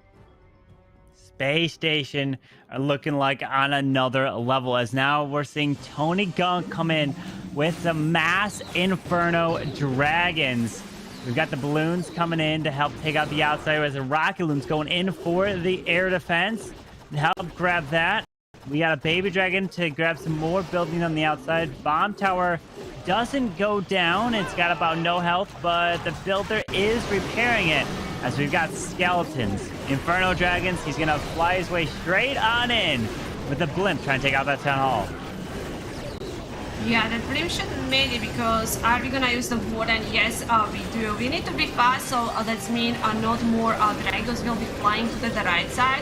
And with this strategy is very important how we will be using the spells. This strategy is all about the skeletons and freezing the defenses which are hitting your dragons. He decided to go with the freeze spell over the enemy queen and also that Inferno protect his queen. We have still big group of the dragons using the freeze spell over that multi-inferno, so dragons are keep moving. I have to say, Tony, beautiful use of the spells here. So far, we have still so many dragons left, Carbon. And the Dragon Riders, or no dragon, the Inferno Dragons moving their way through. The CC did not go down. I don't remember if anything was pulled out as the Queen is still moving through. We have the Queen beating through the wall here as the World Champions trying to path their way to the right side. Drops the Rage. Takes, oh yep, there's the goblins and the lava hound. That's what I was worried about. He didn't lure out the full CC, so he's gonna have to deal with the clan castle. And now a double skeleton pops as the RC ability is forced through this back section through here. Still has the king ability and a freeze with queen ability, but the queen, she's stuck on the hound and now have to deal with these pups. There's still quite a bit left. Depends on what wall this queen's gonna go for here. It starts so well. I really have feeling that we have so many dragons left. Now the queen has to beat few more walls to be able to reach more buildings. King with the ability clearing that 3 o'clock corner. Are these MVP sweepers helping to defend this base, Carbon? What's happened with these dragons? Oh, that was a nice freeze. But yeah, those dragons, they just disappeared through the core. That was a big thing as the queen ability secures the Grand Warden, moving his way through. Can he do it? The king is going down slowly to some of these point defenses. The queen gets locked out to the expo. No, queen, she goes down. Oh no. Oh wow, so close. Oh. We have that Expo is not full health, but the king will go first for that gold mine. Now for the wizard tower, really trying the best, but I don't think so that king can be fast enough. And this one being defend that last Expo. So close, like Tony. Wow. What amazing start. I really like that hit, you know, like the spell, I really think that were perfect. There are so many dragons or inferno dragons were alive, but at the end, it didn't go in, Carbon. Nope, not at all. What an unfortunate attack there. They fell short, but some more updates you guys want? Van Tompenai, they are about to be potentially eliminated. If their opponent gets one more triple, they will perfect Van Tompenai and defeat them, and the Van Tompenai would be gone. Chasmac Gaiman and Repotted. If Lexnos triples his last attack, or actually no, he doesn't have the triple, or actually I think he might. It depends. It's a close match there as it's all tied up with 3 stars apiece, but Chasmac have the average destruction percentage, so it depends on what Repotted do in their final attack, so it could go either way there, but man. And then Queen Walkers and SG Tristella, that match right there, 4 attacks used on each side. Queen Walkers have 4 triples, and SG Tristella have 3 triples and 1 2-star 99%. That is incredible in that match right there. And there's so many potential perfect wars going from so many different teams. As now we're seeing Soleno coming in with his last attack for Space Station. Yeah, if Selena will hit a 3-star space station, will actually can hit a perfect war. That will be amazing, you know, result for the top bracket, you know, finishing with the perfect war. So let's see. We are coming here with the dragons. We will be bringing clone spells. So we will be trying to clone, I'm guessing, the loose from the brim, trying to clear the core of the base. So not just Town Hall, but boost scatter shot. We got the first one. There is the tornado trap. Sadly, the Dragon Rider got some hit on that scatter, but both got like pushed away by the sweeper. But now dragons can reach it, so I think so it's still very nice value of the clone spell. Dragons are now moving for the multi-inferno, and we are coming in here with the heroes trying to funnel, so the dragons gonna stay inside in the base, Carbon.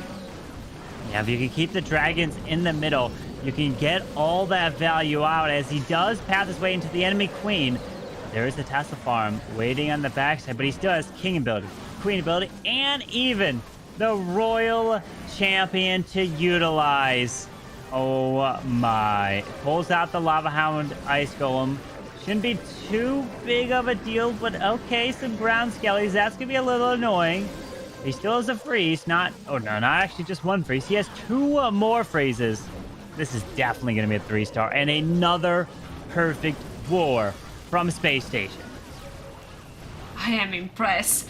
Like, no loss in the ladder. I know I keep saying that. I am so impressed from that. And no loss in the stage 2. And hitting the perfect wall, because we have the real champion here with the shield sniping the last building. We even have the free spell, so we can play the save there to taking down that inferno.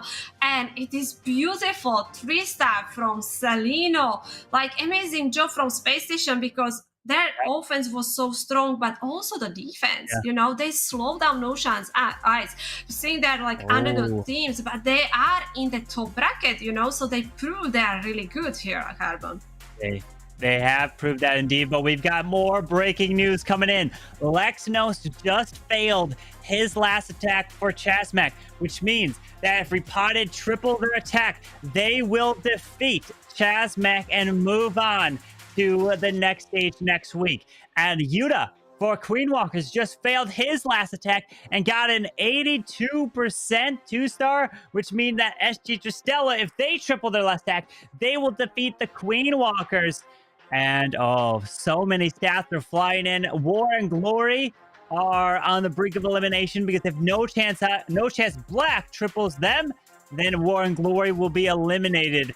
And all these updated stats are moving in. If you guys want to see what's happening in the brackets, you guys can go into the game right now on your home village. On the right side, there's a little button. The little Clash of Clans world icon is there. Click it, and you can see the bracket. You can't see the live scores updating. We have that behind the scenes as we've got the stats coming in with all the players. But wow, these matches, things are happening. Things are going crazy. Has there been any kind of team right now that's been it's just updated. SG Stella just defeated Queen Walkers just like that, Susie. Wow. No way. What a match. Like, again, we have match with the 14 stars. And wow, like, SG Tristella, very nice job. Like, getting win against the Queen Walkers, that's amazing. So we will see the Queen Walkers moving to the lower bracket where it is a single elimination. But Carbon, we just saw the amazing work, Space Station, Gaming, and Notion's eyes, right? We saw incredible plans, some amazing recoveries, defenses. What was your favorite moment in this war? And this war was definitely Bernal. Of somehow he saved that, and he turned an attack that I thought was completely done into a 3-star. That was just next level stuff from Bernal.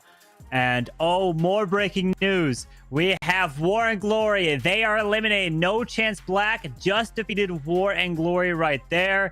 We have Entropy just defeating Clash of Clans 14-14. They won a percentage, a 99 to a 92 fail. Repotted just defeated Chasmac Gaming on their final attack. GS is moving on. They're staying alive. I think GS, were they in the upper bracket? If I'm not mistaken. GS, let me double check. Yes, GS is in the upper bracket. GS is moving to next week, so they are through. Oh man, so many stats are happening. The one that I really want to know what happens, Susie, is VN Top and I to see if they stay alive. Yeah, I'm waiting. My eyes are there just checking. Can they do it? You know? Like, are we gonna see another perfect board against them? Are we gonna lose the VN Top winner? But like, again, 14 stars from so many teams is just showing how strong is this competition, you know, how many amazing teams we have in. They are really trying their best, because this is their last chance, you know, to win the golden ticket and play on stage right in the Helsinki. How amazing that is, Carbon. Yeah, absolutely amazing. And that's when I was talking to pro players in person out in Poland. They were saying how the experience being out there just cannot be beat. It's totally different playing in person versus playing at home, right? You're in the comfort of your home, you don't have to worry about it. And when you're sitting on stage, you have those noise canceling headphones on and you're planning. And it's kind of a funny story when Strut was playing, right? They were on the main stage. The one player, when you're sitting in the audience, that you could hear if there's anyone in the chat that they were there as well. You could back me up on this, but Mask of Strut was very loud in planning, right? So he was really loud of helping his team plan with all the different attacks. So you get the sense to see how these players act in person, planning them in on the live stage right there. It's completely different than being in voice at home in the comforts of your home. And we've got the stats updated there. VN Top and I and their opponents, and VN Top and I are advancing by, 3 buildings. They stayed alive. The Amu Allen got a 94% on his fail, and then their opponents got a 91% on their fail. And VN Top and I are still in it. They're not eliminated. Wow. How close is this war? But let's bring iTzu. I'm sure he's gonna give us more update about all the wars in this top and the lower bracket, iTzu. Yeah. Yeah, I was more trying to concentrate more on the lower bracket actually, because I think you guys already have taken a look at the most results of the upper bracket, and we had some crazy results there. For example, we had Vanguard winning 15-12 versus the ITP team, which is pretty crazy. Then we had QSF and losing with 14 stars versus Inframundo. So 14-14 over there. That was a crazy close match as well. And we have as well, you guys said it already, with Tonpinai barely getting into the next round. But I think one match, which we're going to take a look then, where the two winners are facing off.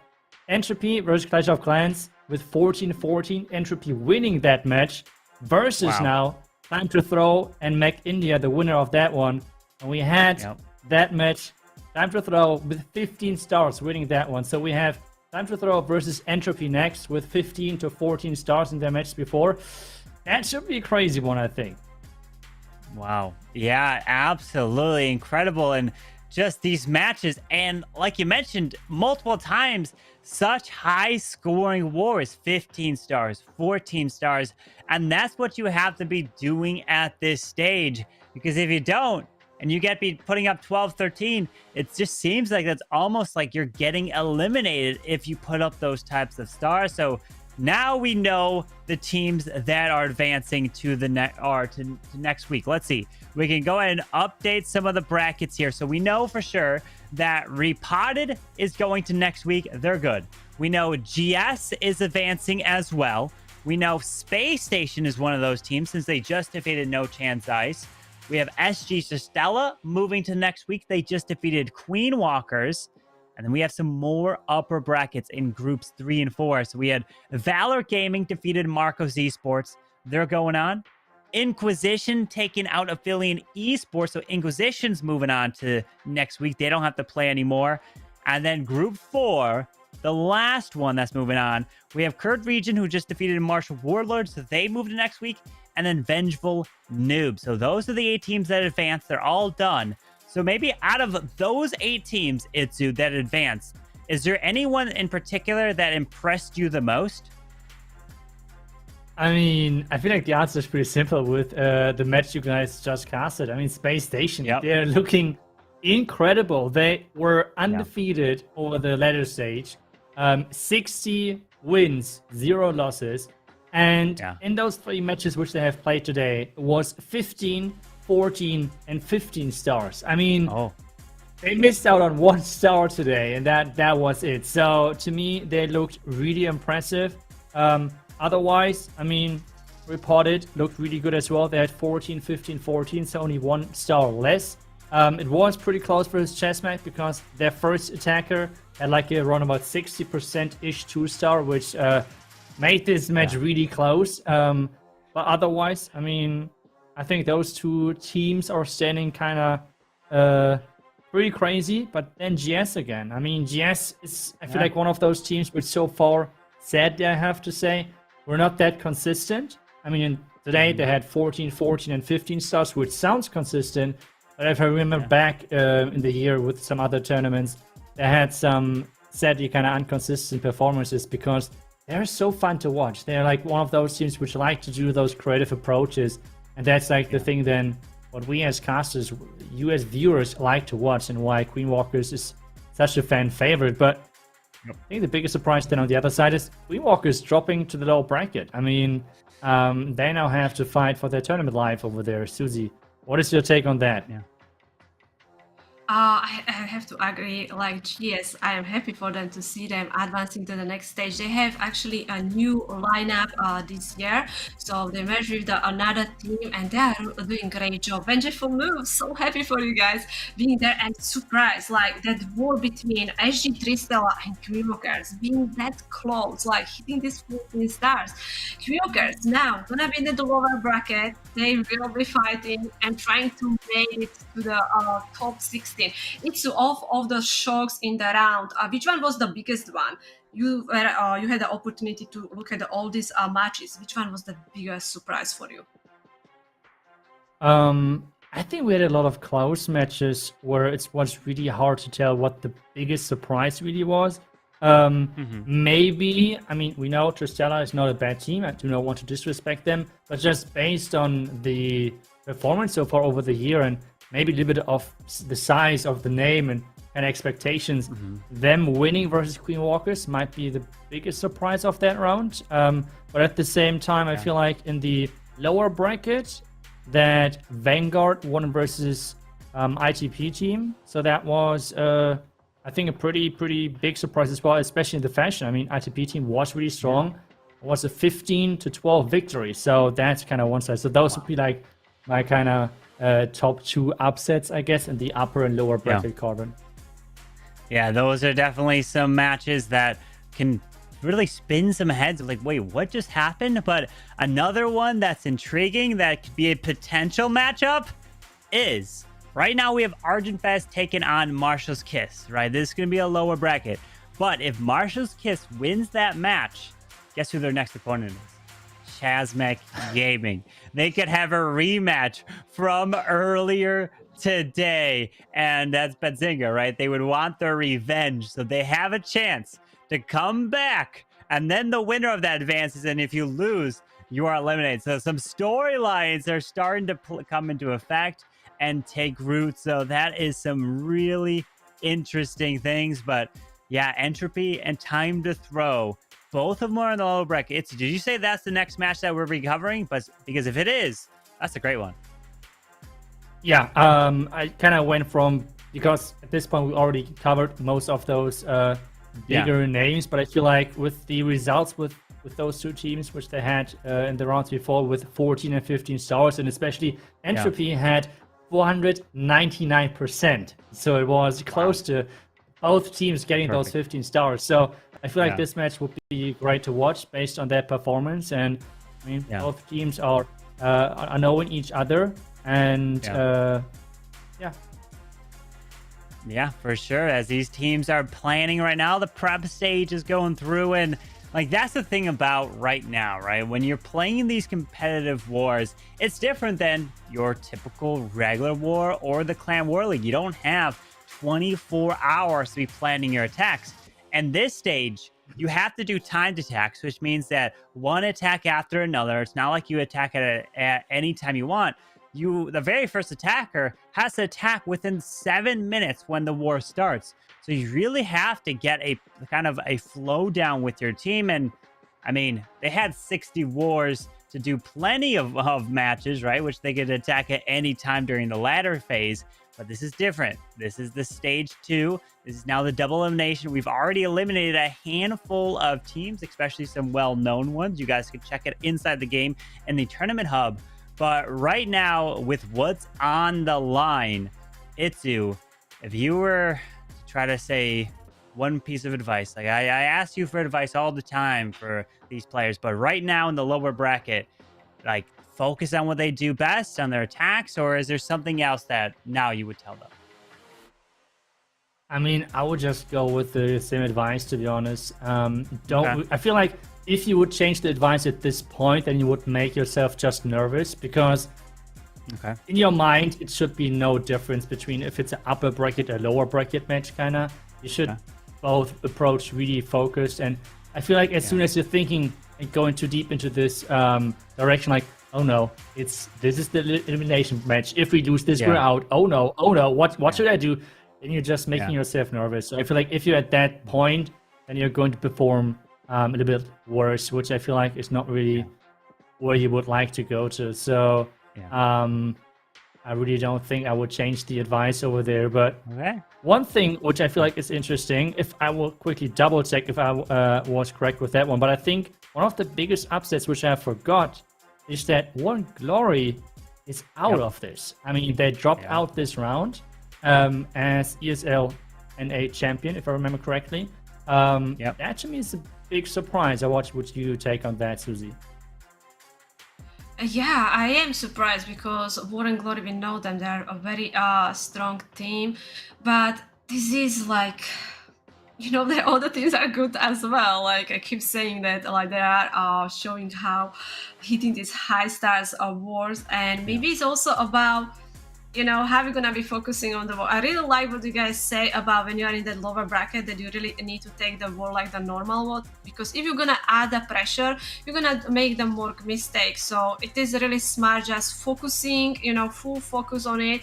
Like we will do our best and we will see if we can advance to the next round. So I'm very excited, but I want to ask, so we will be covering time to throw and entropy, if I'm correct. Right.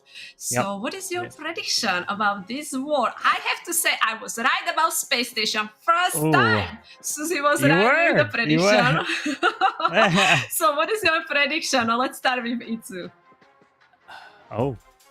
Oh no. I mean, I'm typically not good with predictions, but I feel like one big game changer might be for Entropy that they're not that used to giving the attack order early. So you have to know that all of those teams which are getting streamed or getting broadcasted here, they have to give their attacking order to the broadcast teams to make sure that the flow and everything is working smooth. I know that most of the time Entropy, like maybe they were not that, or they're not that used to it overall. So I feel like that might be a disadvantage, because I feel like Time to Throw already had this case happening many times, so that they're maybe more used to it. So that's why I would give the small advantage to Time to Throw. That would be my approach overall on this match, I think. Carbon, how about you? Okay. I would say I would also be picking Time to Throw in this match here. You know definitely way more than me when it comes to Entropy. But I'm picking Time to Throw. I was surprised that they got pushed down. No Chance Ice defeated them, and that was, to me, like, wow, I was impressed. And so that's why I picked No Chance Ice over Space Station. I was like, maybe they will have one chance to try to take down Space Station, but of course Space Station is just a whole different beast. But I'm picking Time to Throw in this one. What about you, Susie? All right, so we're both going with the Time to Throw. So someone needs to have back of the Entropy. So I will go with them. I think so. They are still very strong. You know, we have opportunity to see them. So I believe in them. And, you know, I was right with the previous prediction. So don't worry, Entropy. You got this, Carbon.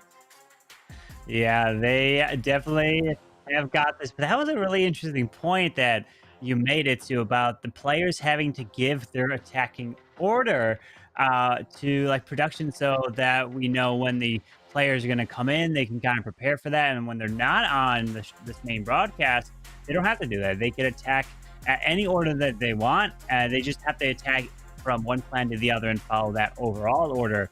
But iTzu, how does attacking in an order affect you? Like, should teams like normally in regular wars get prepared for an attacking order?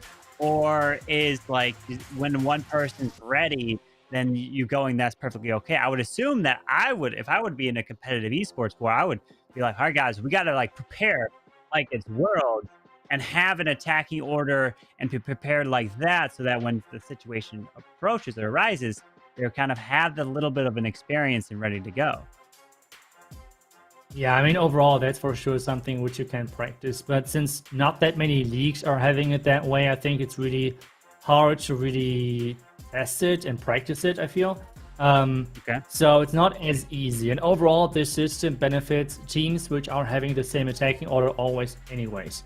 But I feel like, for example, Entropy is a team which is having a couple of attacking orders fixed. Like I think Reen is always, or nearly always at least, attacking first.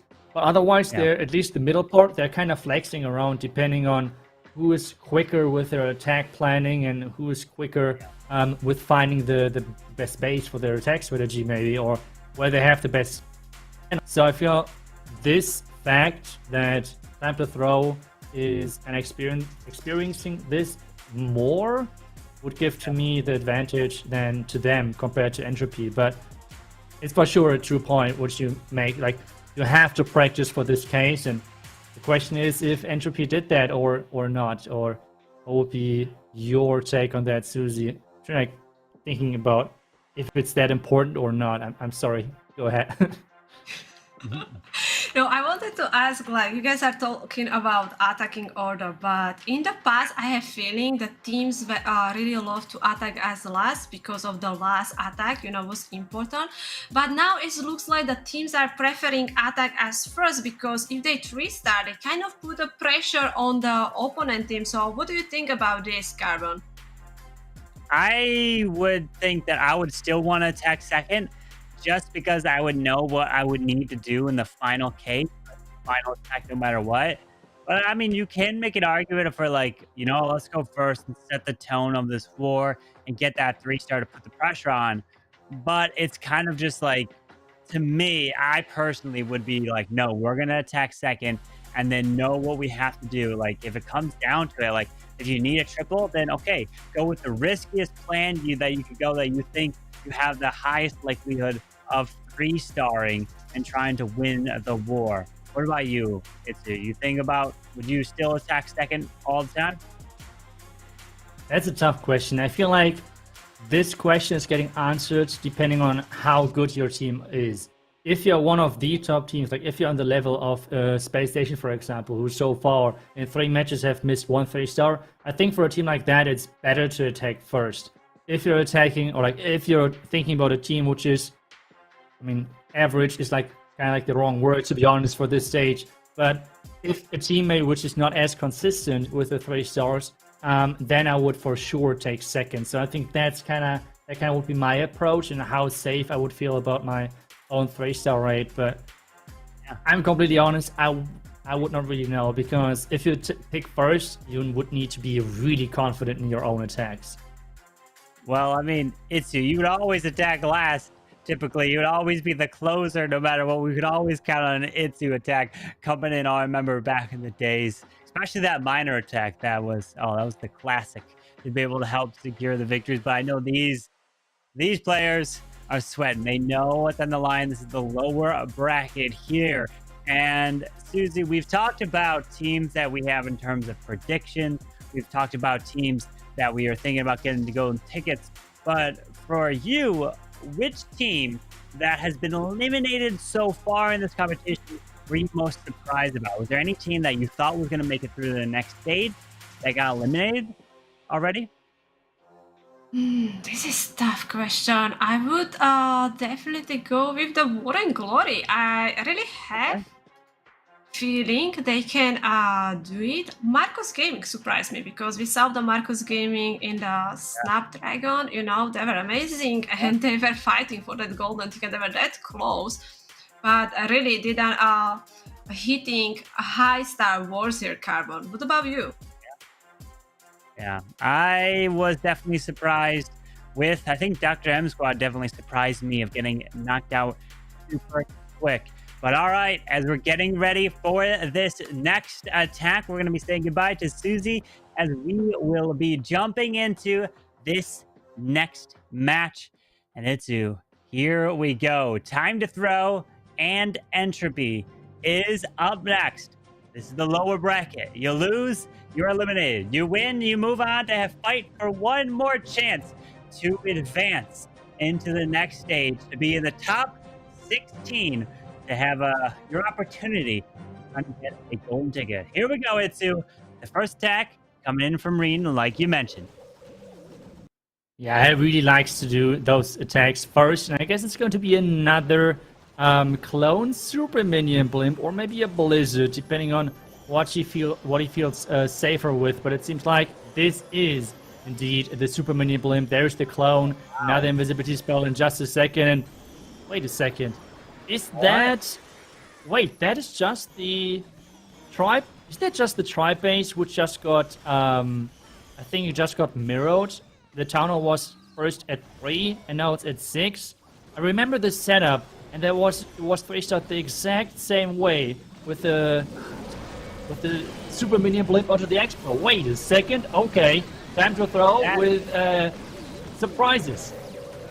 That value that he just got, taking out 2 Inferno Towers, the Town Hall, and the enemy Queen, that is insane a value with a clone-up super minion blimp, as the dragons are now going to path their way towards the core. Pop that word ability, with the dragons going to path their way into the CC and then try to continue their way through, as he even has a Royal Champion to use on the backside. Yeah, the Royal Champion on the backside is going to be the plan for sure, but so far a lot of those dragons are drifting off to the top side first. The Unicorn is getting shot at. The Unicorn is the one pet you want to keep alive at all costs, because it's so crucial on the back end. But the Unicorn is going down. Queen ability soon is getting used at. Oh no! Queen is dying in her ability. Ow. Oh no, that Queen going down is critical, but he still has the RC to try to sneak in, decides to send her to the bottom because that King is tanking the Hound. But unfortunately, the dragons are gone.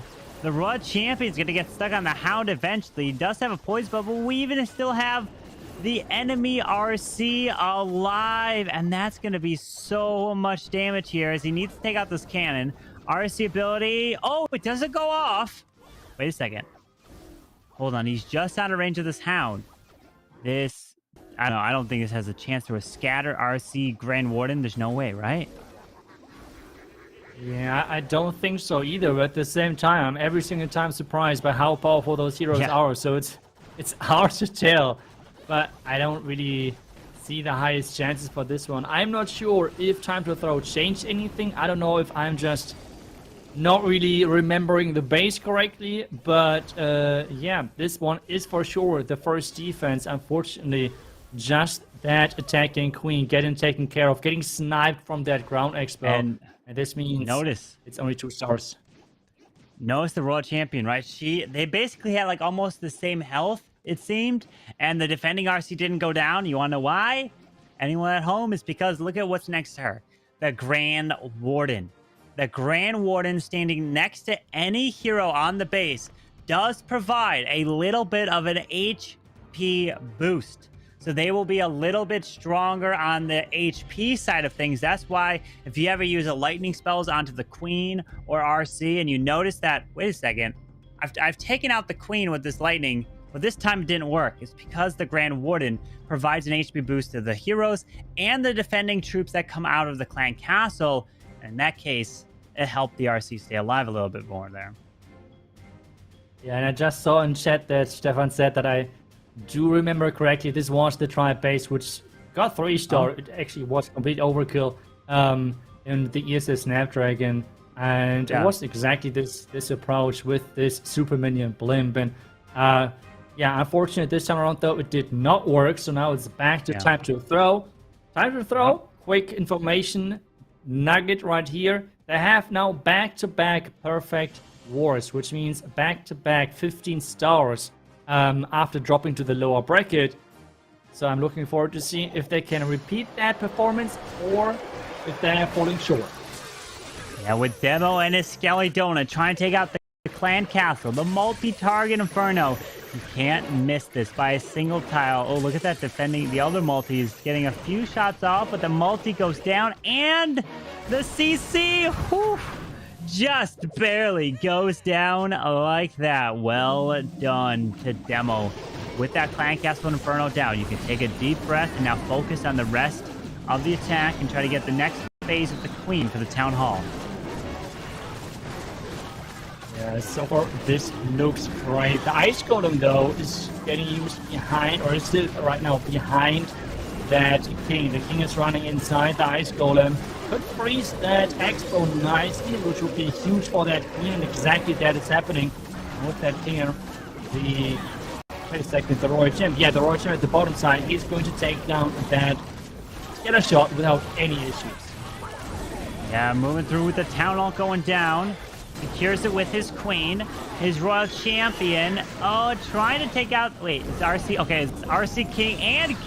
It's a King RC versus the enemy King. As the invisibility spell is not going to be able to grab this Grand Wooden Altar. One more shot. Down goes his RC. That will be some extra damage as he tries to now lollo through. Yeah, but Slammer is going right into the Sweeper, which is costing him quite a bit of time. This means the Multi-Inferno Tower might survive a little bit longer. There's even a Black Mine, which is going to go for that Slammer. More Lalos coming from the top side. That's where he's going to push the Warden in as well, because he wants to combine those Headhunters with the Warden ability. That's exactly what he's doing. And that means that Royal Champion has no chance whatsoever of surviving. Yeah, with the balloon trying to pat their way over the scatter shot. Another freezes down the Air Expo and the scatter. The Eagle is now gone. No more spells utilized as he's got a ton of loons from the top side and balloons coming out of that Stone Slammer. Does he even have a Dragon Rider in the mix? Yes, the Dragon Rider is going to be flying through as well, as we've got ourselves at 3-star here for time to throw in the lower bracket. We've got the Tornado Trap spinning him around, but it doesn't matter. It'll be plenty to take this base down. That's right. Time is no problem whatsoever. The Dragon Rider is tanking nicely the back end with so many minion and lava pups. This is no time problem at all. And this means time to throw. Going for another 3-star, and this means the early lead. 1 star and 9%. They are in the lead. Back to entropy now, and we had the discussion. What is better? First attack, second attack, and so far this one looks like the second attack has a huge advantage, because whatever is going to happen, Time to Throw will exactly know what they have to accomplish with their last attack. Exactly. Now they have the advantage on their side. So like you said, they'll be able to know what they have to bring in for the last attack. And if it happens to be the war is all tied up, and then the last attack you need to be a little bit faster, do you change your army? We've talked about that before a long time ago, but it's a very rare situation. Usually only happens if there's a perfect war scenario. But hey, you never know. It could be a potential tie if it comes down to it. But this one, Time to Throw, have the advantage as well, as we are now in with the next attack, and we're seeing a I was gonna say a blizzard, but we've got that clone spell. So he's gonna send that blimp. Oh, and he's gonna rage clone up the Yetis, and he's got a Yeti that cloned over the wall. Can he grab that core Inferno Tower with the Yeti mites? Oh, wait a sec. Wait. Yes! Wow. Okay. I mean, the Inferno Tower going down, but this means the Scatter is staying alive for now, which is a big threat as well to this Lalo then. And so far taking care of this defending Lava Hound at the bottom, with then that Queen making sure that she's pushing for that more time for that Town Hall. And I guess the heroes, which means King and Royal Champion for the right. So, never mind. As I'm saying this, King is getting placed on the left to take down the Scatter. Yeah, with that Queen trying to make her way into the Town Hall, taking out the air defense. King is going to move his way to the left as the Tesla farm is there. Decides to send his Royal Champion behind this King. His ability goes off to clear this section. More skeletons are popping. Giant bombs, spring traps, all the traps seem to be in this left side. Yeah, the Queen slowly making her way towards the tunnel. He has to use the Queen ability early. The Queen is not going for the tunnel, which is huge. And now we have the Lava starting into this bottom right side with probably early Warden ability and early headhunters, make sure this defending queen is having no chance. Headhunters are in, or actually targeting those headhunters, warden ability in as well, to give those dudes more power traveling into the core. Yeah, he's trying to make his way around with the balloons. He does find the tornado trap, trying to path his way to the Eagle artillery. But there's a lot left in the base. He's trying to path his way through. It depends. That multi-target Inferno, red air bombs. He gets in the radius of the Eagle, so that should go down. Hang on, the haste should throw him back, but he got one more freeze. He should get it, as these balloons should be enough for the 3-star. Oh, balloons are closing in, and there is no more red mines, which means the best air defense in the game is now coming in clutch, which is that king. Maybe the king can stall enough, but 30 seconds, I mean, that should be a 3-star, right? Should, you would think. Right, 25 seconds. We got the minions up and around.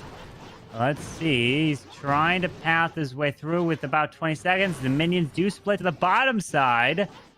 And he should get it with the time remaining. And another 3-star in this match. But they had the first fail on their side for Entropy. So they're going to have to hope that time to throw can get less than about 90% to hopefully take the lead in this match. That's right.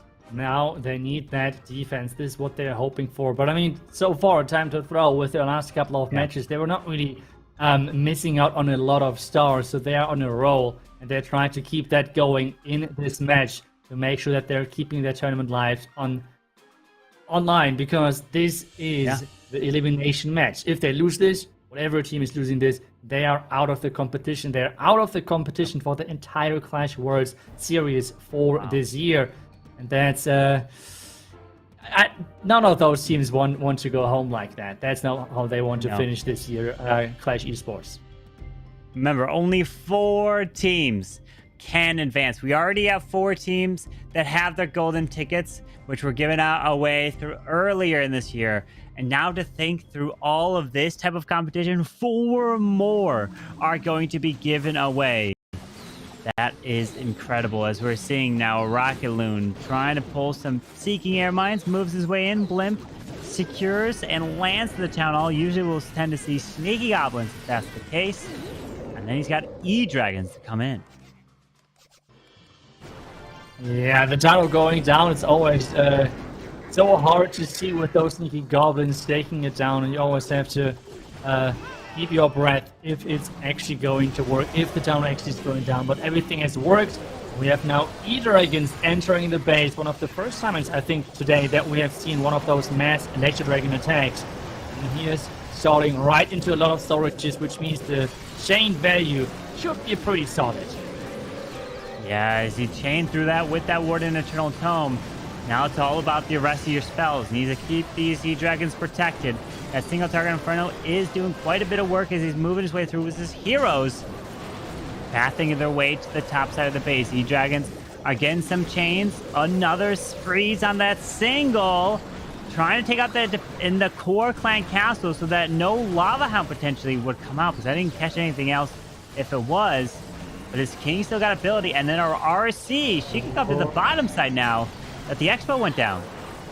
Wow. That was so close with the clan castle going down, and the queen not throwing out the clan castle. That was so close.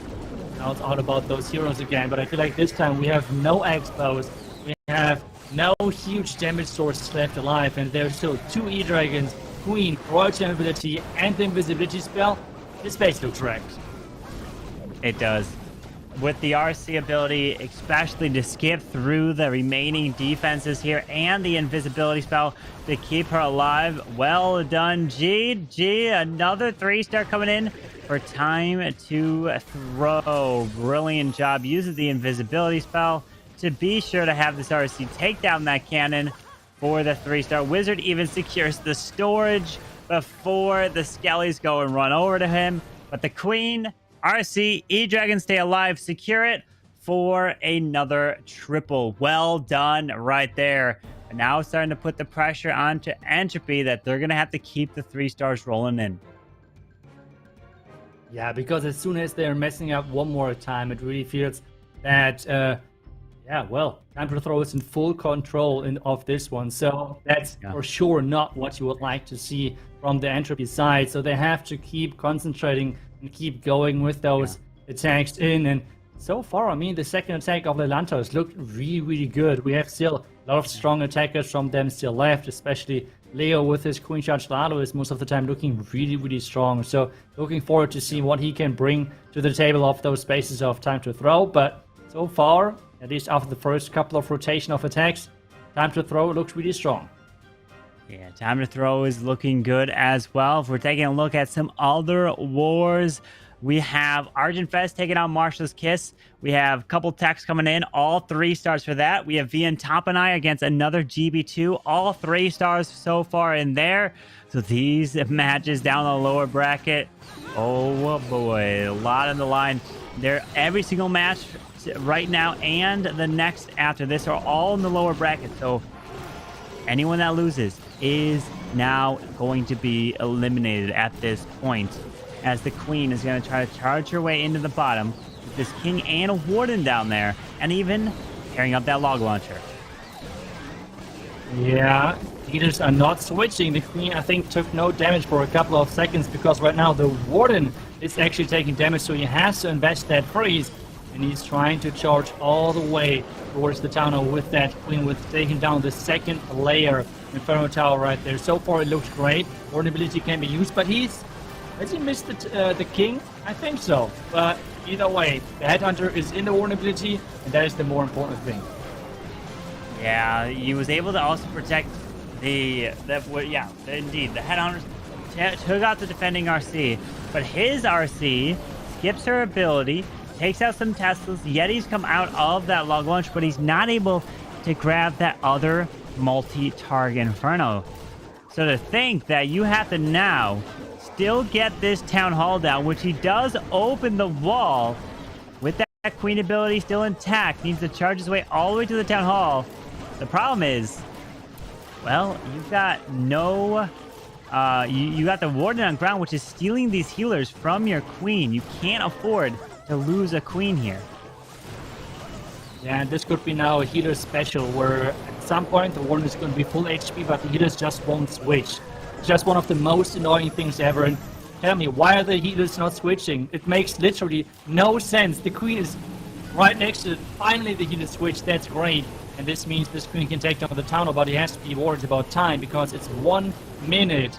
And then this attack is over because of time. So he has to make sure that this attack is not lost in a time fail. Yeah, with that Warden ability, freeze, haste, these balloons trying to rage them, leading in towards the scatter shot. Wants to try to get all the timing down. Scatter goes down perfectly as he secures some of this. Needs some minions to help pick off the storage. He does grab it just like that. Queen is staying alive, and Leo, wow, what a charge with that Queen, and able to get that. 30 seconds left. Well done, and it is going to be a 3-star here. 25 seconds, just enough time, and plenty of balloons to help finish this one off. What an attack here from Entropy to keep pace, and they need to do just that to have a chance to take down Time to Throw. Right now, if I'm looking over the stats again, we have another fail that comes in from Amualan of Vian Topanai. So Amualan failed. He got a 99%. I know you think like, wait, that's a fail. Yeah, because if your opponent gets 2 triples, which is what they've done, another GB2 have a 1-star and 1 building lead at this point over Vian Topanai. So that is something we have to keep our eyes on as well in the lower bracket. Yeah, in the lower bracket, I think so far every single match is going to be a lower bracket match, because on the upper bracket we have all of those 8 teams who are going to make it to stage 3. Every single match from this point on is going to be an elimination match, which means whoever is going to lose is going to drop out of this. And we have the next attack in. Ari is in with Queen Charge, Dragon Riders, with some lightnings into the mix as well to take down Inferno Tower, or I want to say an Expo, but that's only 5 lightning tower. Yeah, I would say you need 5 lightning for the Inferno, so I would say he's going to try to take out that single target. Wait, healer. Oh, Ari, hello. I think you were like forgetting your healers on your queen at one point. But there's a poison. He charges this queen to the left side and into the town hall. It needs to take out that single so he doesn't worry about the queen getting locked onto here. But this is going to take quite a bit to charge through in, though. Time can be an issue as he's clearing these lava pups now. Yeah, on the other side, you have seen that one of the mortar shots got tanked by a barbarian, which he placed on the outside, which was quite nice. So it's more HP on the flame flinger. Even though still 2 mortar shots were hitting the flame flinger, that siege does not have too many hit points and it's ticking non-stop lower and lower. So we have to wait if he's getting out of the way. And now there's a skeleton trap popping, and means this flame flinger is going down way more early than he thought. Yeah, you can't afford the flame flinger not getting the value, but he does take out that Eagle Artillery with it as he's forced to use the freeze onto the town hall, and there is the lightning grabbing the single target Inferno to ensure that the queen is going to stay alive through this charge as long as you keep her raged up. Remember, when you invest 5 lightning spells, that means you don't have too many rages left over. He's got to use the rage and queen ability perfectly towards the back section as the warden ability just goes off. Yeah, the warden ability goes off, catches the majority of Dragon Riders over there. Another rage placed for that queen, and this so far looks really good. The lightnings not only took down the Inferno Tower because of the threat to the queen, but as well because of the pathing he was able to provide with this. Red Mines are hitting those Dragon Riders. Don't remember, Dragon Riders got nerfed quite a couple of times with way less hit points, so Black Mines are hitting hard. But at the moment, it seems like there's just way too many Dragon Riders alive. Yeah, with that king ability, though, going off, he's going to run around. Look at these Dragon Riders. It's looking good. Ari is looking to convert for a 3-star. Queen's ability goes off, has the minion to utilize to the top side of this base, and the Dragon Riders are going to secure it. Well done to Ari to keep the pressure onto Entropy. That is now 3 for 3 for time to throw. Great attack there. Great charge moving his way through. And now they are 2 attacks away from being 1 match away from the next stage. And that's what they're trying to do. They need to win this match and the next match to have a chance to advance to stage 3, which is the Swiss bracket. The lower bracket buff for time to throw. I mean, they dropped down in the first match. And since then, back-to-back perfect matches, 15 stars each. And so far in this match, they're still with the perfect run. So 3 out of 3 for them. And this is a scary opponent with for Entropy, because they're just not showing any weakness. Entropy at the same time, they have already the 2 stars. So they are behind from the beginning. And that is not nice to be in, especially if you have to attack first in this setup. Yeah, you don't want to be down by stars at any point in these wars, because the pressure can get to you and you make that one small mistake and it can be over and your tournament life is over. As now we got Bully coming in with that Queen Charge Hybrid. Queen is down in front of that double cannon, taking it down with ease. Gonna move his way into the enemy RC. Trying to look at how he's gonna try to take out this town hall. Does he look for his queen to grab it? At this point, I feel like the queen's just gonna... I would have no idea which way the queen's gonna go. It looks like she's kind of going left, and he's gonna force her to go left at this point, but it might be too early. Oh, no, okay, she's going. Whew. That was a close call. He tried to go with the clan castle, but instead he's finding an entire skeleton army. Now we have even more. He's bringing him to the left, or to the back to the right. Oh no. Are you kidding? Wait. This is so much better. And I feel like at this point, I'm not sure if he has to keep investing those Hawk Riders, because I feel like he's just not getting the clan castle out, especially now with this being a super mini clan castle. Right. The queen going wrong. Oh no. And a super mini locked onto the healers. Oh, the queen's going right at the end. He wanted the queen to go left, it seemed like, because he invested the invisibility spell. And he's only got 5 Hog Riders left. There's no way this could work, right? With 5 hogs here? Oh boy. Oh, That was Wow. I was keeping my breath as well at the same time as you did, with this queen really close, not going down. And now he has to switch the plan, go into the tunnel with the hybrid, and especially somehow take down this multi-inferno tower. Wait, what? Okay, Going king to instead the tunnel. he's going with the hybrid from the right side, because Yeah. I mean, the queen is still not getting pushed back. So I'm kind of questioning that approach now, because this queen is having no chance of getting too much value. But maybe he's getting that because the hybrid is now tanking for her. I don't know. well, at this point, he secured the town hall. Now he can pop the warden ability to protect the queen, which he did. Protected a few of the hybrid troops as the hogs come out of the siege barracks, moving his way through, freezing up the enemy queen. There's a heal into the core, trying to now lock onto this enemy queen as the hogs are going to the single.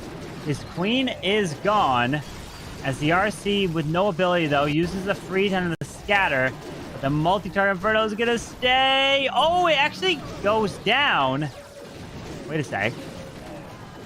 Is this just gonna be a time fail here? We have a P.E.K.K.A tanking. The wizards will grab the scatter shot. What? Oh my. Look at this. This is gonna be a That's time crazy. fail. Hybrid Oh, just too wow. strong.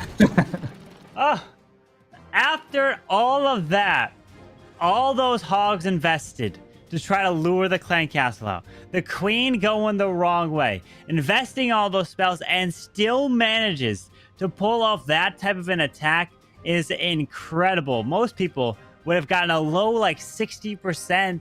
Maybe if they didn't even grab the 10 all, could have been a 1-star. But he managed to turn it into pretty much what seemed like a time fail, and he got a high percentage 2-star there. Yeah, really high percentage, like really solid save overall, but this Yeah. was not what they were hoping for in this specific scenario, because they are now behind possibly 2 stars going into the last rotation of attacks. And this is not where you want to be, especially versus time to throw with this lower bracket above. And they're hitting next, and so far they win 3 out of 3. They could go 4 out of 4 now with their next attack. So we are waiting, and if they're getting maybe a 2nd star, or if they're getting a 2-star overall, that might be the way for Entropy back into this match. But we have the queen now charging into the scatter compartment. That's the goal, and so far looking pretty solid. Yeah, that queen can grab the scatter shot, loops around the wall just like that with the rage down to help protect this queen. She's stepping in for the bomb tower. Ground skeleton gets pulled. Gonna deal with them slowly. No worries here. The Essen lured out the clan council, so the queen will be having to fight the enemy CC and the Grand Warden pretty much at the same time, and even the enemy queen that's there. Yeah, really nicely highlighted with that single inferno tower as well. That should be not in range when the queen is about to engage versus that clan castle, which is good news for him. But still, the king is already out. The king is trying to get pushed into that eagle compartment. So far, there is a lot of damage, especially with this tester farm. But the headhunter is supposed to help this king now get this eagle out of the way. Yeah, needs to secure this as the king ability goes off, running his way around that air defense. He drops one little archer there to help try to take that down as the king loops his way all the way back around to try to go for that. He has plenty of health, which means that the king can actually probably path his way in towards that multi as he decides to send the stone slammer into there instead. Wow, that slammer is getting some nice. Well, actually, the king is getting some nice value, if you're completely honest. The slammer didn't get too much. It just got 2 black mines or something, and then is about to go down. So the king really being the MVP over here with the warden ability pushing now into this last World Championship tower, with only having the single inferno tower now left to worry about. Yeah, with that queen securing the town hall, these balloons could just easily path their way around, and Exo Danny's looking fantastic here for time to throw. What a charge, what a lalo through it. He is getting spun up and around, but doesn't matter. That single target Inferno did go down, and it's a matter of cleanup at this point as the Queen will be able to help secure this with the rest of these troops. And that's another triple. 4 for 4 for time to throw. And like you mentioned, they just turn it on to another gear in the lower bracket.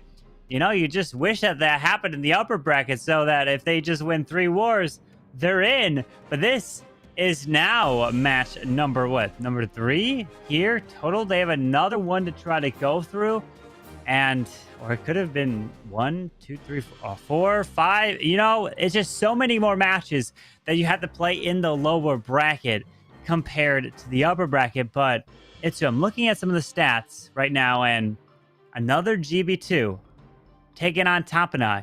Another GB2 is 4 for 4. 4 triples. Tampanai has the 1 fail, so they are at risk. We have Marshall's Kiss, who's 3 for 3. Arjun's Fest, who's playing Marshall's Kiss, or Bedzinger, is 3 for 4 now with a 79% 2-star. So things are starting to really be interesting here as the scores are coming in. Yeah, and just double-checked something.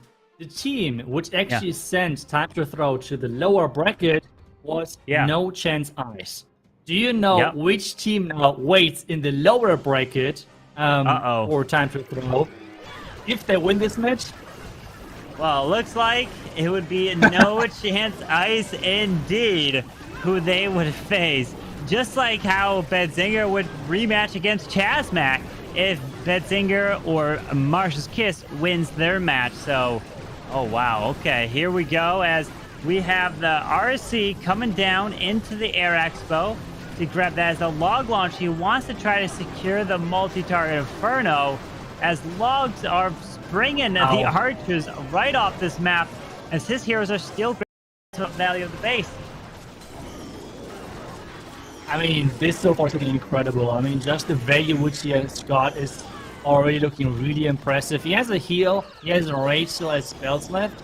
And the Queen is about to, I think she should go around that corner and maybe grab that that eagle. Where's she going? She's running, and yep, she's going directly to that eagle, which means Neil, I would say half of the base is gone at this point, even though we're getting close to 40%, but I feel like defense-wise, half of the base is gone. Yeah, for sure, as there's only a small just right side to lull your way through, but you have to hollow and finish on a Town Hall. Typically, you may find a Tornado Trap right behind the Town Hall and single target Inferno.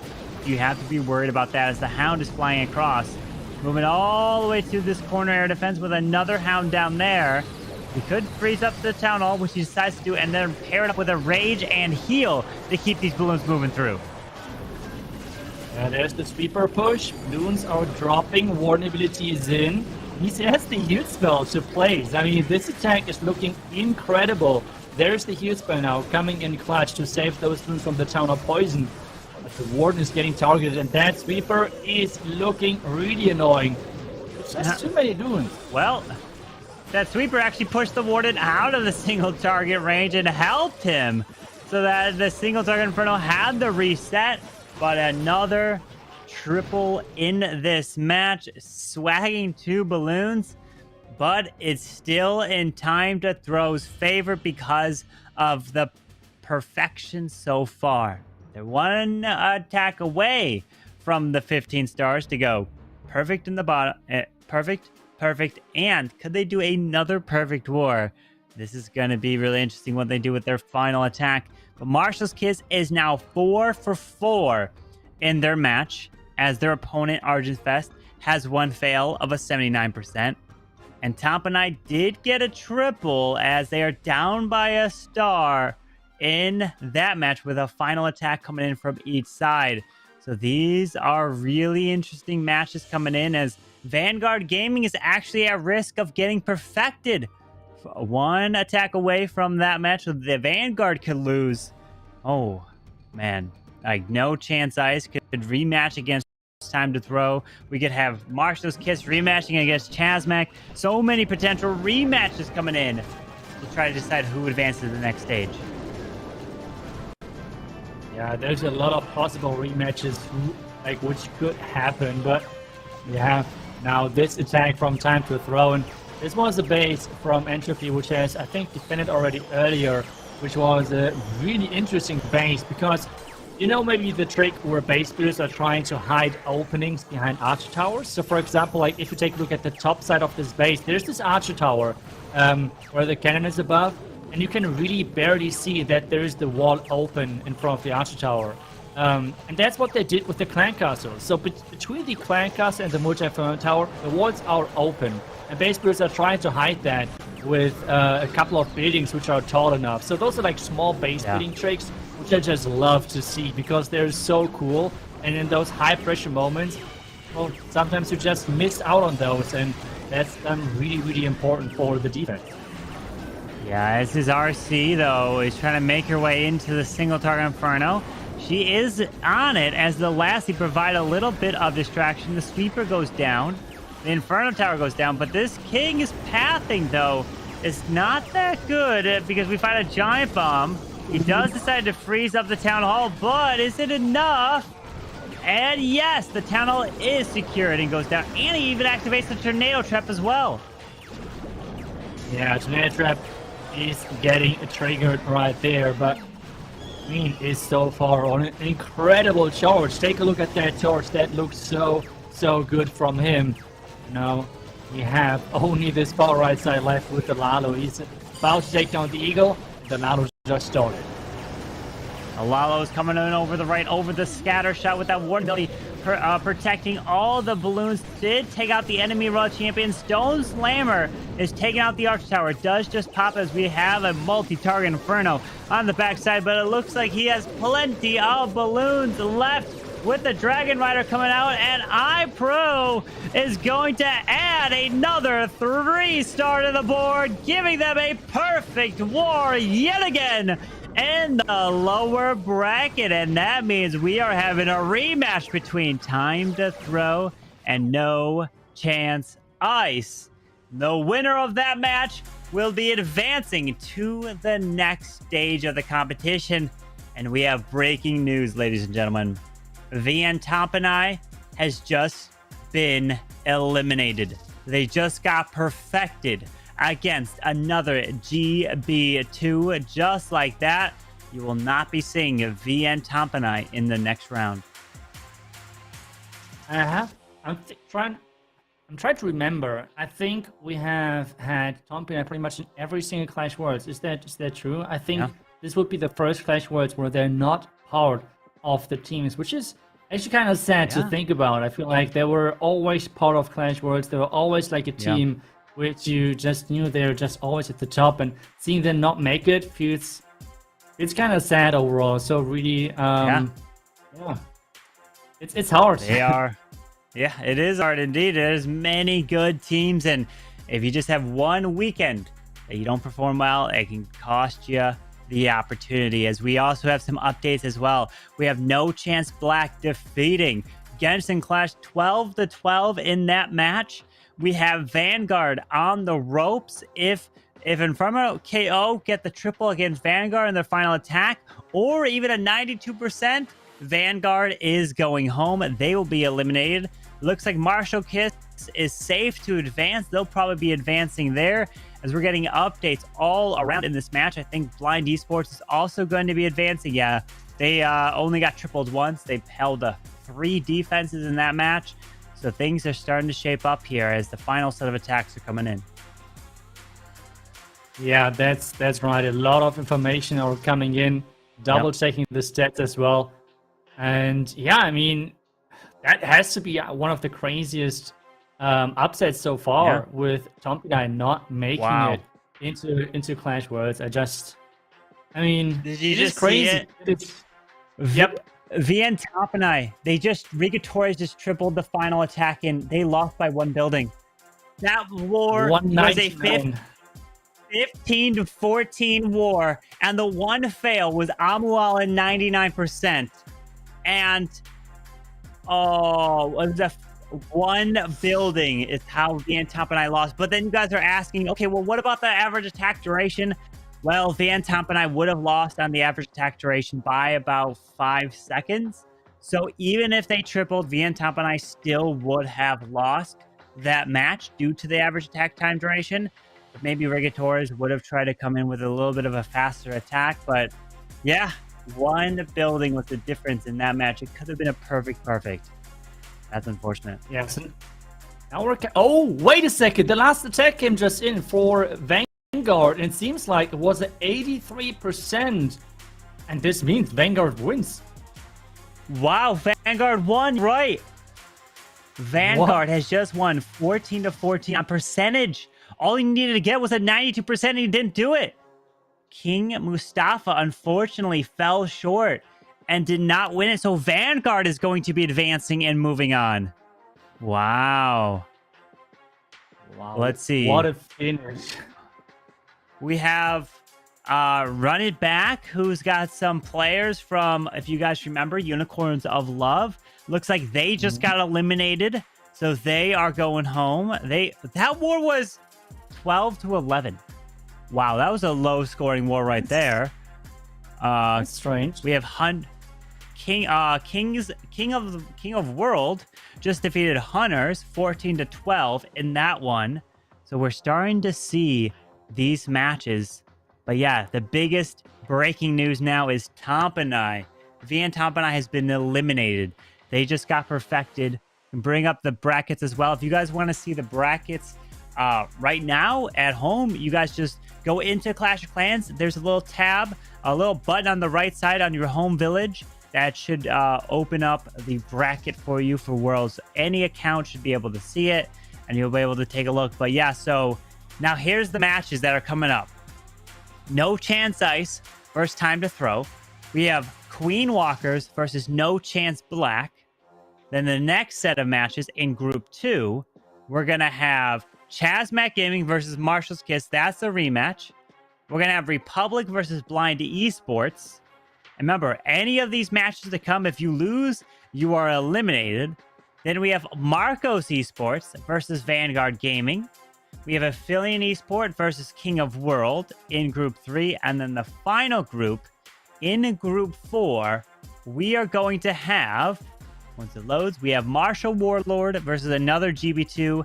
And then we have TWOB versus a clan that I can't read their name. But they just defeated Run It Back, who was part of Unicorns of Love. So, wow. Breaking news coming in. Teams getting eliminated. Teams are out. Time to Throw with 1, 2, 3. Was it 3 back-to-back perfect wars in the lower bracket? Yes. Incredible stuff. Wow. I'm just double checking all of the results with like how they're looking like in the tournament hub. That's why I'm looking like this. But I think while I'm still looking at the results, let's bring Susie back. Maybe she has some more information about some of those crazy matches which were happening in the background. Susie, anything which we have missed?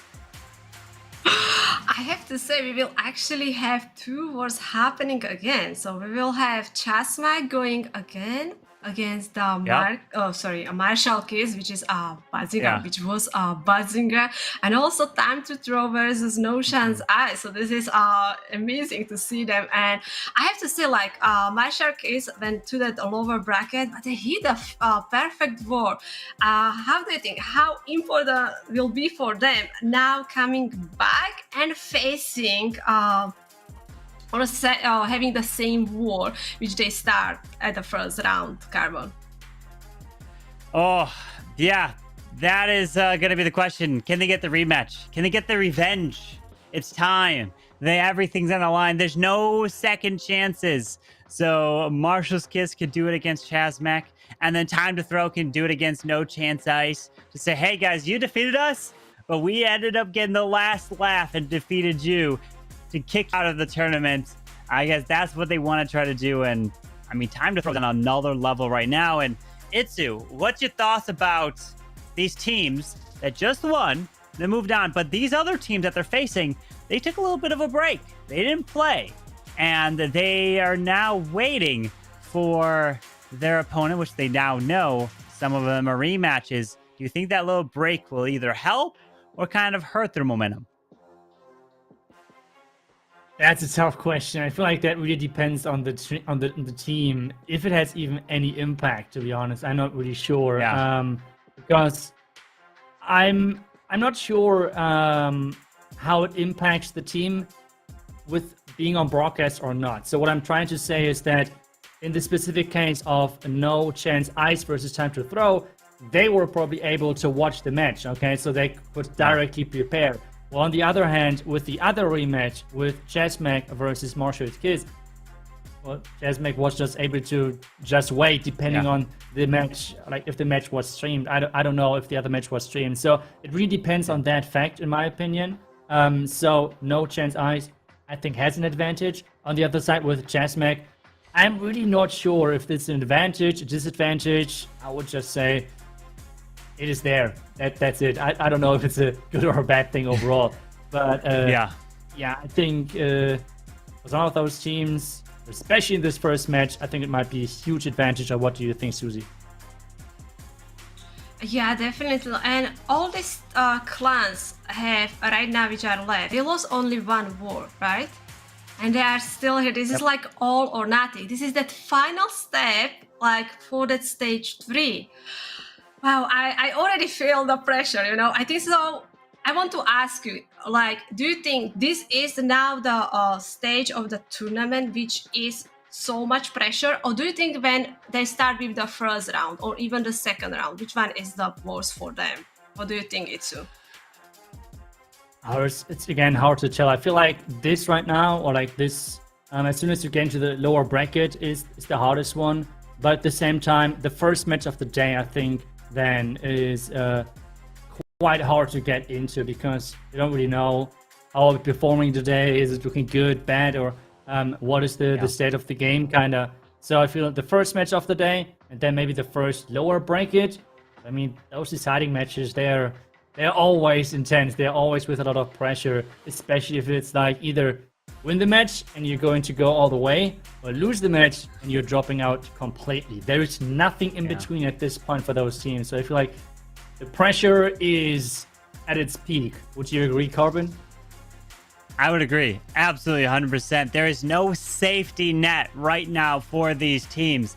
You lose, you're done. You don't have a chance to move on to the next stage. And if you're curious, what is the next stage? Well, it's the Swiss bracket. Maybe we can bring up the graphic to kind of remind you guys of the different stages and how it works. Because how did we start this competition, right? In the ladder phase, we started with 11,000 teams. We got the double elimination to show you again here. And this is the Swiss bracket. That was stage 3. And it's a little bit different than a double elimination. So you make it to the Swiss bracket, everything resets, right? So you don't have to worry about how you did in the double elimination. You just make it, you're good. But the 16 teams that play here, take note. The way it works is, if you win 3 matches, you see the little green icons. 3-0, 3-1, 3-2. You get 3 victories, you move on, check mark complete, you go to the stage 4. But you see 0-3, 1-3, 2-3, all those red numbers, you lose 3 matches, you are eliminated. And that's how the Swiss bracket works. Teams all start round 1, they play each other. Teams that win, move up to the top square. Teams that lose, move down to the bottom square. And you can kind of follow the path. You win again, you keep moving up. You lose, you move down. And that's where you'll slowly make your way up and down through the Swiss bracket. And that's how you determine who will be able to advance to the final stage, stage 4, for the next double elimination again. That's how this championship qualifier works, especially for stage 3, because I know a lot of you guys are questioning, and it's a relatively newer kind of format to the bracket, to some new structures, but it's definitely really cool to see it. I know teams love it, and so you could talk more about how it really lets the good teams shine, right? If it was single elimination, you just have one bad moment, one bad thing in a war, you'll lose, you're done, right? Yeah, I mean, that's always the case with those best of ones compared to like a Swiss system, for example, or a double elimination bracket. I mean, for us as casters, then it's always cool because we can come up with those really cool stories overall, with like teams getting to the like in the early stages to the lower bracket, or having to face elimination in the Swiss bracket, and then pushing all the way maybe. The same thing as time to throw. I mean, they went down in the first round of the upper bracket, in the lower bracket, and since then got only perfect wars. 15 stars, 15 stars, 15 stars, and they now have to rematch against the team which knocked them to the lower bracket. So I feel like this is just storytelling wise way more fun than just this single elimination bracket, where it's like a one and a done thing overall. So I really like the idea of the Swiss stage as well.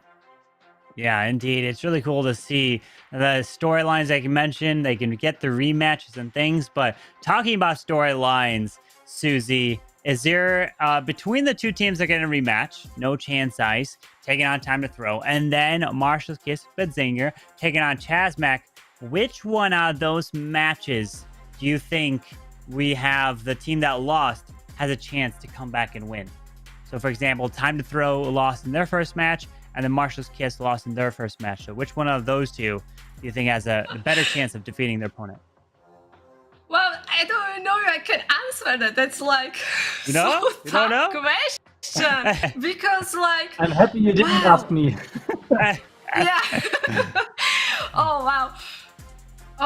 So Marshall Kiss and also Time to Throw, they hit a perfect war in that lower bracket, right? And they're going. I think I will say it's tougher match for Marshall Kiss going against Chasmac, because I believe the Chasmac has a really strong basis, and I think that Time to Throw has higher chance going against an Ocean's Ice and actually get the win. That's but I'm asking you, so giving back to you. What is your opinion about this? Yes. Okay, I mean, yes, I would say Chasmac is definitely a really difficult opponent for Marshall's Kiss. No Chance Ice, they've done well. They defeated Time to Throw there. So, I mean, that's on the run that Time to Throw is currently right now. I think they were going to have the momentum moving into this match and could have an advantage over No Chance Ice. But really, it just comes down to, this is it. This is the match. You lose, you're done. So, yeah, I mean, we never know. We were surprised Tomp and I got eliminated. We're surprised War on Glory got eliminated. Dr. M Squad got eliminated. Like, a lot of these teams that were like, oh, those are kind of threw us off guards of getting eliminated. And Queen Walkers are at also a potential elimination possibility. They're in a match as well in the final stage here. So, a lot to happen. A lot is going to go down. The pressure's on for these two teams here in this next one. But, I mean, I think the next match that we're going to have here now is going to be GB2 taking on Marshall's Warlord, right? We haven't seen either of these two teams here today, but it was GB2 that just knocked out VN Tomp and I with a perfect war. Do you think, iTzu, that GB2 defeating VN Tomp and I has given them a huge kind of morale boost to say, hey, you know, we just defeated one of the top teams in the world. Now they could take that moving forward and they can continue with that momentum? I'm not sure if it's that big of a difference who they defeated. I think just the fact that they did it with 15 stars is like the bigger impact. I'm just double checking always the stats now with the teams. Another GB2 had in the lower bracket, since they are in the lower bracket as well, since round one, kinda. They had 13 stars, and then went up to 15 stars to get to the finals of the lower bracket. On the other side, let me double check what about their opponent. If I find them, there we go. So their opponent had 14. Actually, that's another rematch. I just see. Oh, is it? That's going to be another rematch. Another GB2 lost in the first round, 12-14 to Marshall Warlords. So after that, Marshall Warlords had 13 stars and then 12 stars after that. So I'm not sure. I feel like both teams are really even on the mid-range, like 12-14 stars, something like that. So I think it's a really hard call, and just another rematch. That's just crazy how many rematches we have. It is. It really is. What about you, Susie? If you now we're going with the prediction side. So iTzu snuck around that. We'll get iTzu's prediction on that on this one. It's tough, but Susie, who are you taking in this one? You got to pick one. You got to pick one. Who are you taking? I will go with the Nada GP2 because Okay. I stream them a lot, so I can see how good they are, and I believe in them. What about you, iTzu? Okay, I tried to work around that, so I have to not. He tried give to my sneak guess, around but it. I was nearly able to do so. No, but I'm just a fan of those comeback stories, so I would go just for that reason with another GP2. I think, except this first, pretty decent results overall. Yeah. And Yeah. I will go with them. Carbon, how about you? Well, I think it's going to be a clean sweep here on the caster side. I'm going to go with another GP2 as well, and we're all picking them to come back with the revenge. The reason why I'm picking them is because of the perfect war they just put up against Vietnam. And I personally think that that's going to be a huge, like, whoa, we could do this type of moment. Like, it's going to really motivate GB2 to say, if we could take a team down like Vietnam, we can take down anybody in this competition. And they really can after putting up that performance. And they know that if they want to have a chance to win, that they may have to be putting up again a 14 to a close to a perfect war to have that chance, as this is now the final match here today of the double elimination before we go on to the next stage of the competition, which is the Swiss bracket, which I just broke down just not too long ago. 3 wins, you're in. And then after that, we're going to have another double elimination to try to get down to the final 4 teams, which are getting golden tickets. They're going to get flown out to play in Helsinki for the World Finals to compete against the other 4 teams, which include X Team Esports, which include MS Esports, Tribe Gaming, and Strut. And talking about X Team Esports was something that I learned that was really cool. For anyone that's just joining, it was the story that, so in 2019, I was casting on the stage, the World Finals. iTzu was playing on the stage in the World Finals. And then XBB, who's part of X Team, he was also in the World Finals, but he was a fan. He was a viewer in the audience watching. And he told himself that I wanted to make a team and create and have a chance at competing on the world stage. And guess what? He is now on the world stage, the first team who got the golden ticket this year. So that's an incredible story to see how he went from a viewer to now playing on the big stage.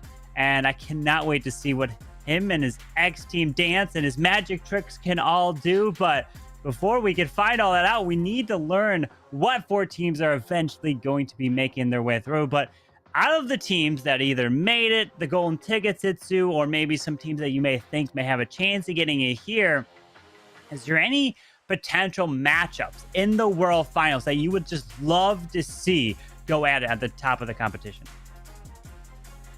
I mean, a classic, I would call it by now, is Strat versus Tribe. I mean, this is just a classic matchup. Those teams were at the top for already quite long.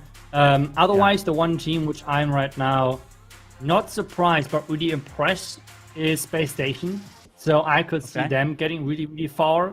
So a combination of any of those 3 teams, I would really look forward to see an epic face-off. And maybe, I don't know, I mean, if you talk about the highest of the highest competition, see a rematch with like 15-15 scores, which we had recently with the Tribe versus Strat. That was just an incredible match. But Susie, how about you? What would you look like? What would you like to see matchup-wise for the Worlds?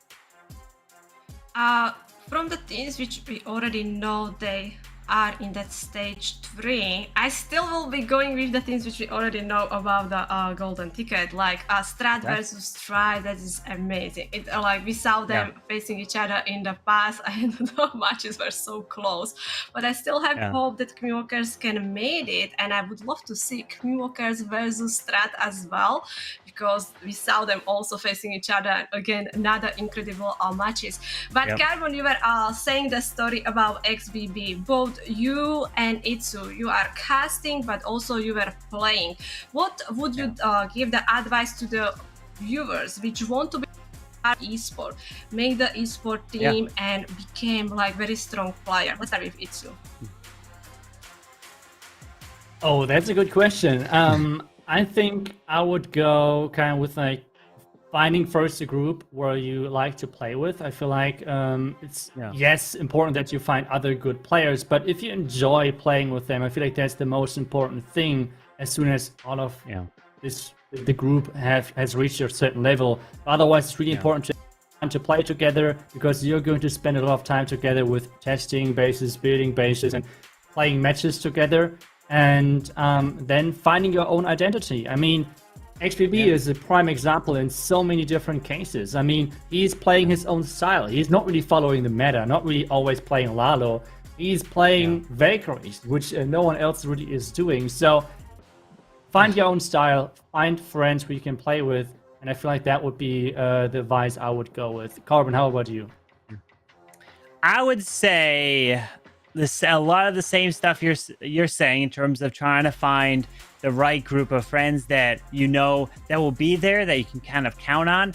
Also, being in the same time zone, I think could probably help tremendously, right? There's a lot of teams that formed internationally. That's fantastic. That's a beautiful thing about Clash of Clans.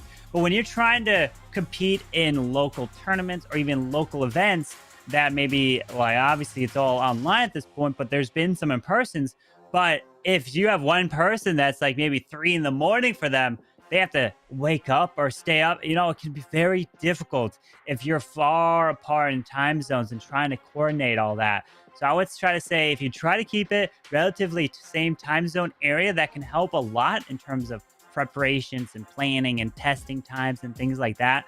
But also, the biggest thing is don't be afraid to take the risk, right? I remember thinking back to 2019, and I was talking with a lot of pro players back then, and some words of advice, especially that I had from Marnal, that he gave was, he's not afraid of taking the risk, because what happens is, if you are afraid and you say, you know, I'm going to go for the safer option, and you don't end up getting the triple and you end up failing and that costing your team, then that might be the reason where you look back and like regret it, right? You want to go back and you don't want to regret your decisions of when you were playing. So if that means you have to be a little bit riskier to try to get it for that 3-star, to try to give your team that chance to win, maybe that means you do that and just be confident in that and just say, hey, you know, at the time, I thought that was the right option, and you're okay with that. And yeah, there's just so many things that go in to try. I've never played competitively, but I've just seen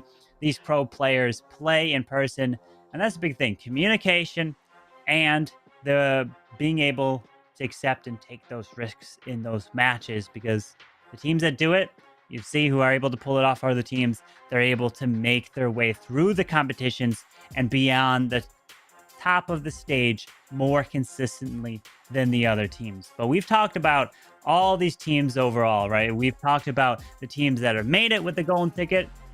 We've talked about the teams that we think of maybe trying to get a golden ticket, and also the teams that got eliminated. But it's just an incredible amount of action that we've had today. We'll have next week and the week after that.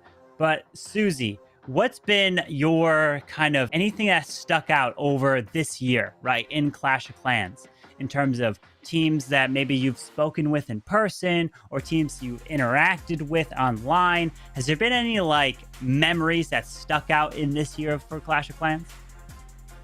Oh, definitely Poland. You know, the live event is just so different because that atmosphere is amazing. For me, like, you have many different teams, right? Fighting in that double elimination bracket. But when the team wasn't playing, they were actually cheering for the team which were playing. And that was awesome. You know, I love it. It was like, even you saw these guys after like matches, you know, they were having fun together. You know, it was like one happy family, and they just having fun, enjoying the game. And that's something that I'm never gonna forget, like the emotion, like even if you fail, but It's awesome that you have your teammates around you, you know, and they are there for you. And when you the huge 3-star, like everyone is happy. So definitely this one, Carbon. Yeah, absolutely incredible. But that means I'm hearing word that the first attack of this final war today is about to be underway. So I'm going to step back, let you two take it. Good luck. Thank you. And yeah, we should have the next match happening really soon with Susan and me going into the first attack already. Let's go. We have the first attack in. The winner of this match is going to go to stage 2. The loser of this match, well, is dropping out of the competition, dropping out of Clash Worlds for this year. And we're starting things off, what seems like with the Blizzard Lalo, Susie. This is all or nothing. So pressure is on a real lighted Blizzard. I think if the Super Wizard will start moving even towards the multi-inferno, we can get a value. They took down the scatter shot, but sadly they're going for the dark drill here and leaving the multi-inferno alone. The multi is very low health, will be very nice value, but also we pull the CC. So we're gonna pull the CC somewhere in the corner and probably deploy the queen there, and she should be safe while she's doing the CC. We'll be doing the Lalo attack here, so we just have to be patient here, and we'll see what will be next. Yeah, and now the question is kind of where he is trying to split his heroes. Is he going to use the Royal Champ for that multi-inferno tower? Is he going to use the King maybe to support that Queen, or instead dive into the Eagle compartment? That's like the next big questions, what he's going for and what he's deciding to go with. So far, it seems like the Queen is just walking alongside this outside. Oh, that was really sneaky. Adding the Baby Dragon to take down Inferno Tower, that is a really nice move. And with that, he can use the King at the top side to force that Queen into the tunnel compartment. I love that Baby Dragon. That was so smart. He didn't hit any air trap. That was amazing. Very nice touch from Harpu there. And now we are using that Ice Golem because we will try to take down the Town Hall with the heroes. Looks like the King will be just clearing the buildings. Queen is still full health. We have Unicorn with her and we have the ability as well. So the Town Hall not gonna be issue. Immediately going here with the Warden ability, protecting these headhunters and the Tom. They can actually take down that enemy Royal Champion. No, sadly they didn't. That Arsene was so low health, but we got targeted by the Inferno and these headhunters are gone. But now, Queen was like, okay, I got a Town Hall, maybe I can clear a little bit more, iTzu. Yeah, the Queens just keep diving forward. Going to kill out the defending Royal Champion as well. This is just crazy. And we have this Eagle on the back, and the defending King is now coming in as well, trying to stop that Royal Champion. There's quite some news. There's only Wizard Towers left at this point. And I'm not sure if those Wizard Towers can somehow defend this, because time not looking too bad either. It really depends on if there's anything in the corners, but I don't think so. And this should be the first 3-star of this match if time is not an issue.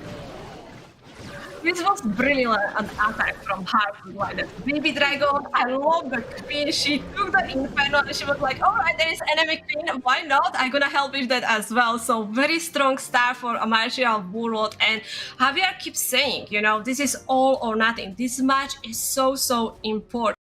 We saw so many high-star wars in the lower bracket, so it's not easy to kind of move to the next round.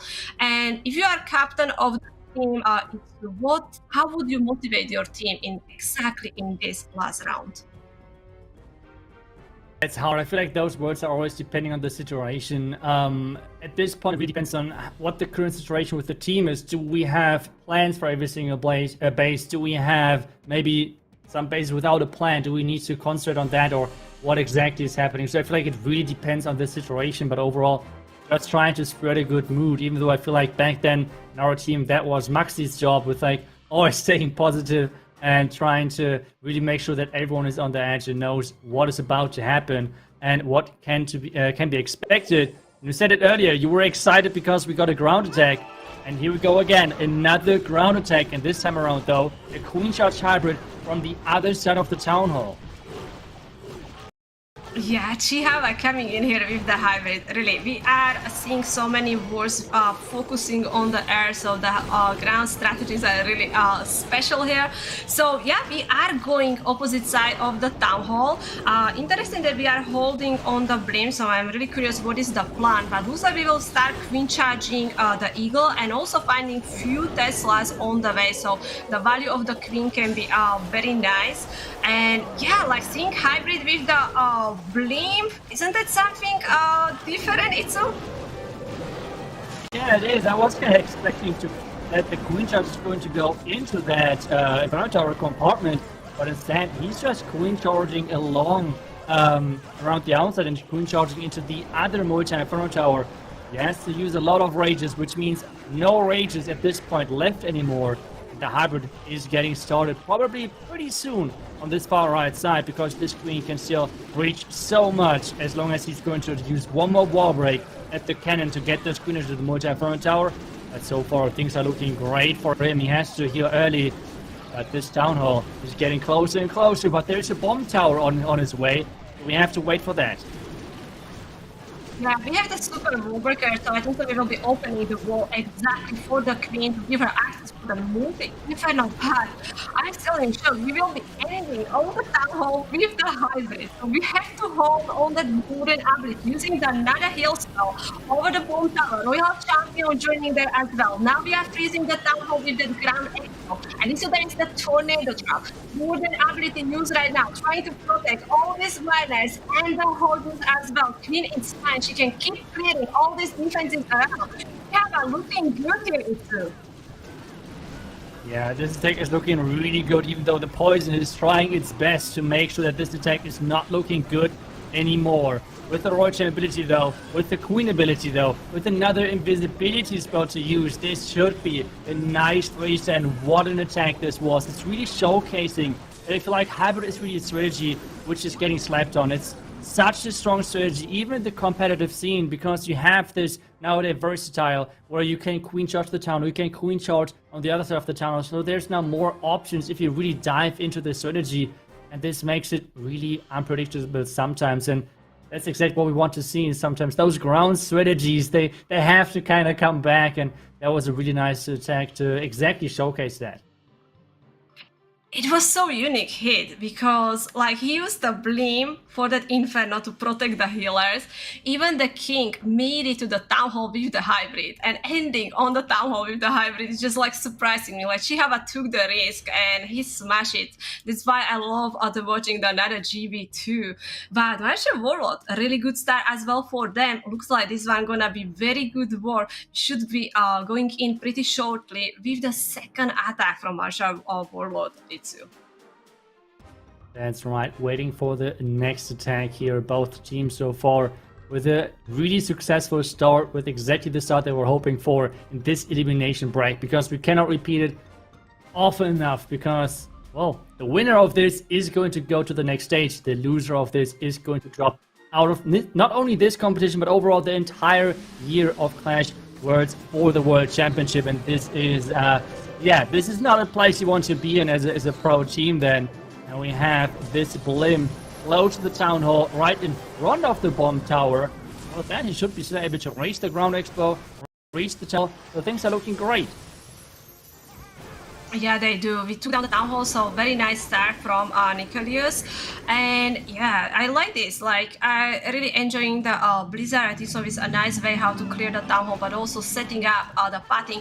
Depends if we're going here with the hero dive or we will be starting with the Lalo. Again, Queen is just on the right side. Now, he's trying to funnel with her, so he's trying to push her, go to the top side, because we have the multi-inferno there as well with the enemy Queen, bringing the Valk, which is very nice addition there, because if there are some ground scaly, Valks is amazing against them. Headhunter for that enemy Queen, and we have a Royal Champion with the help of the Baby Dragon trying to clear the Eagle here, iTzu.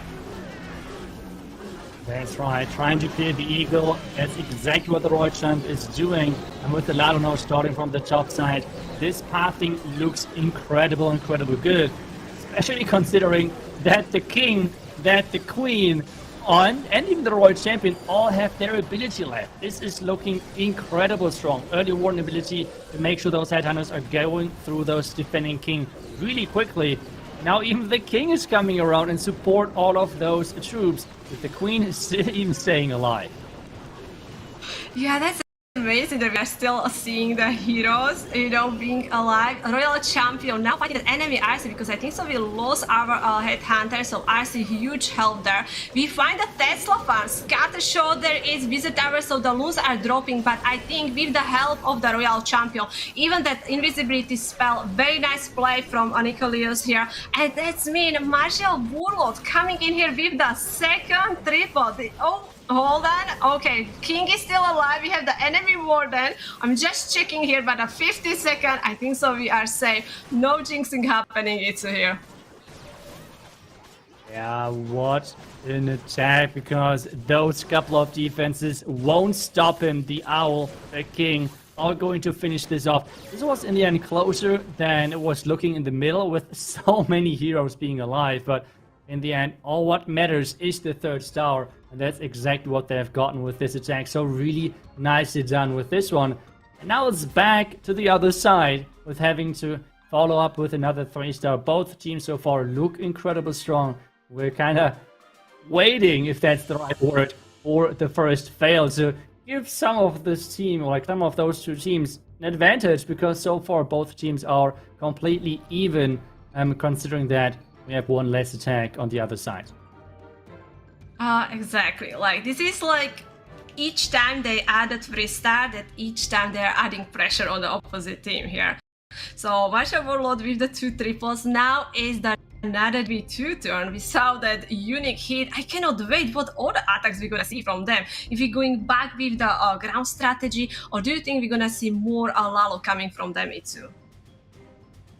It's a good question. We're going to find out in just a second. And we have some air. This time around, lightning, clone spell, and invisibility spells. Okay, is this going to be a super minion blimp, or is this going to be a super archer blimp? We have seen already both of those strategies. And he's going in from the complete opposite side. With this king, with this queen, and with all of those dragons and dragon riders as well. And this is going to be a risky blimp. If this is baited, this could be the deciding factor in this match. Looks like another GV2 like to take the risk here. We saw that in that first of their attack, and how you say that is the tornado trap. Look at how many seeking air mines. Now the Blim is outside. No way, Blim popping, and that's mean that super minions now they're so far away from the town hall. There may be no way. There's even so many red balls. These super minions getting hit. Many of them are dying. They were only able to take down one Inferno. Can we get even that single? Alright, that's amazing. That's help us. But the town hall is up. And now, can we make sure this dragon's gonna be able to do it, iTzu? Oh, it's getting so close. I think he has to wait now for the dragons to engage with their town hall at the Royal Champion. But at the same time, if there's any skeletons around that town hall, this is going to get really tricky. The town hall does a lot of damage. He's sending in the Royal Champ. Push those dragons into the town hall. But this town hall is dealing a lot of damage, and this Royal Champ might not even go for the town. Oh no. Oh no, the Royal Champ taking it low. The Royal Champ ability is in. And the Royal Champ is dodging the town hall for now. Going for the elephants. Jumping now for the town hall. But the town hall is having too many hit points. What an incredible bait from Martial Warlord. You are so right. They were ready to stop the Blim like that. Like, we saw how many traps were in that middle compartment here. Royal Champion, that shield didn't hit that air defense. Like, she took her sweet time to go for the town hall. And now this is huge defense for Martial Warlord, because 1-star, we saw some teams be able to come back from 1-star. What do you think? What is now in the head of the another GV2? Do you think they're gonna try to just forget that 1-star and focusing on the rest of the attacks and hoping they can kind of slow down Martial Warlord, iTzu? I mean, this is such a bad position to be in, because not only you got the 1-star, but as well the other team went so far 2 out of 2. So you're now 2 stars behind. Yes, there's still quite a few of attacks left to maybe get a comeback, but this is not a good position to be in, and this is a big problem now. And I mean, it's always a huge risk of playing those blimps. It's incredibly risky, and I mean, you have to give props and where it deserves. I think this base builder, like the decision of putting that tornado trap against a blimp like this, that was game-changing, I want to say. So it's now back to Marshall, and if they can now keep going with those 3 stars, or at least high percentage 2 stars, this would put up a lot of pressure then on another GB2, and it's not looking good, to be honest.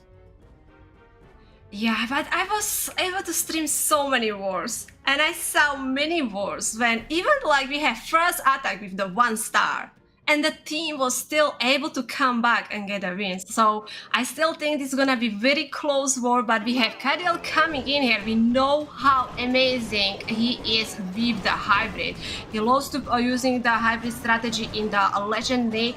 So we are just setting up a simple funnel here with the Yeti and some sneaky goblins. And looks like we will try to queen charge from the 9 o'clock corner where we have the eagle and the enemy king iTzu. Yeah, and we have another Town Hall forward showers. That's always so enjoyable to watch with those hybrid attacks. As you said, it's like really cool because a lot of people do not think about that. A lot of are still like in the thinking that you always have to charge the Town Hall, you always have to go the safe route. And I mean, Kadiel, he knows what he's doing with those queen charges. He's getting a black mine early on those healers, so he has to be careful. At the same time, otherwise so far the charge looks solid. It really depends now how he's following up. Yeah, exactly. We are finding the early Tesla farm, so curiously going here with the wooden ability, or we will be using the first heal spell, sorry. We decide to go with the heal spell, freezing that scatter shot. Now Queen will be dealing with the CC. The healers are safe, but Lusa will be losing the unicorn, as is the range of the multi-inferno. So right now the hybrid taking a lot of damage because we are in the range of 2 inferno, so very good call with that wooden ability. King somehow made it inside in the compartment. Where is the Town Hall? Now we have Pekka there as well. Very nice invisibility spell on the Queen, keeping her alive. But again, we're gonna see the hybrid ending on the Town Hall iTzu.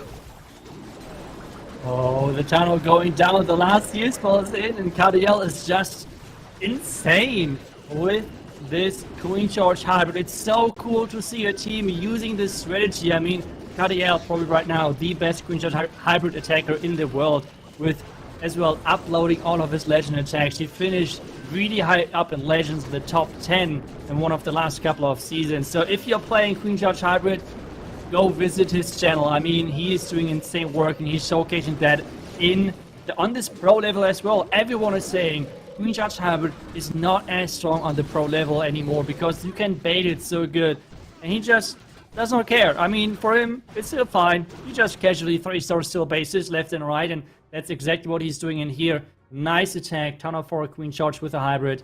Wonderful execution, and another 3-star. And now this is turning into a really bad situation for another GB2.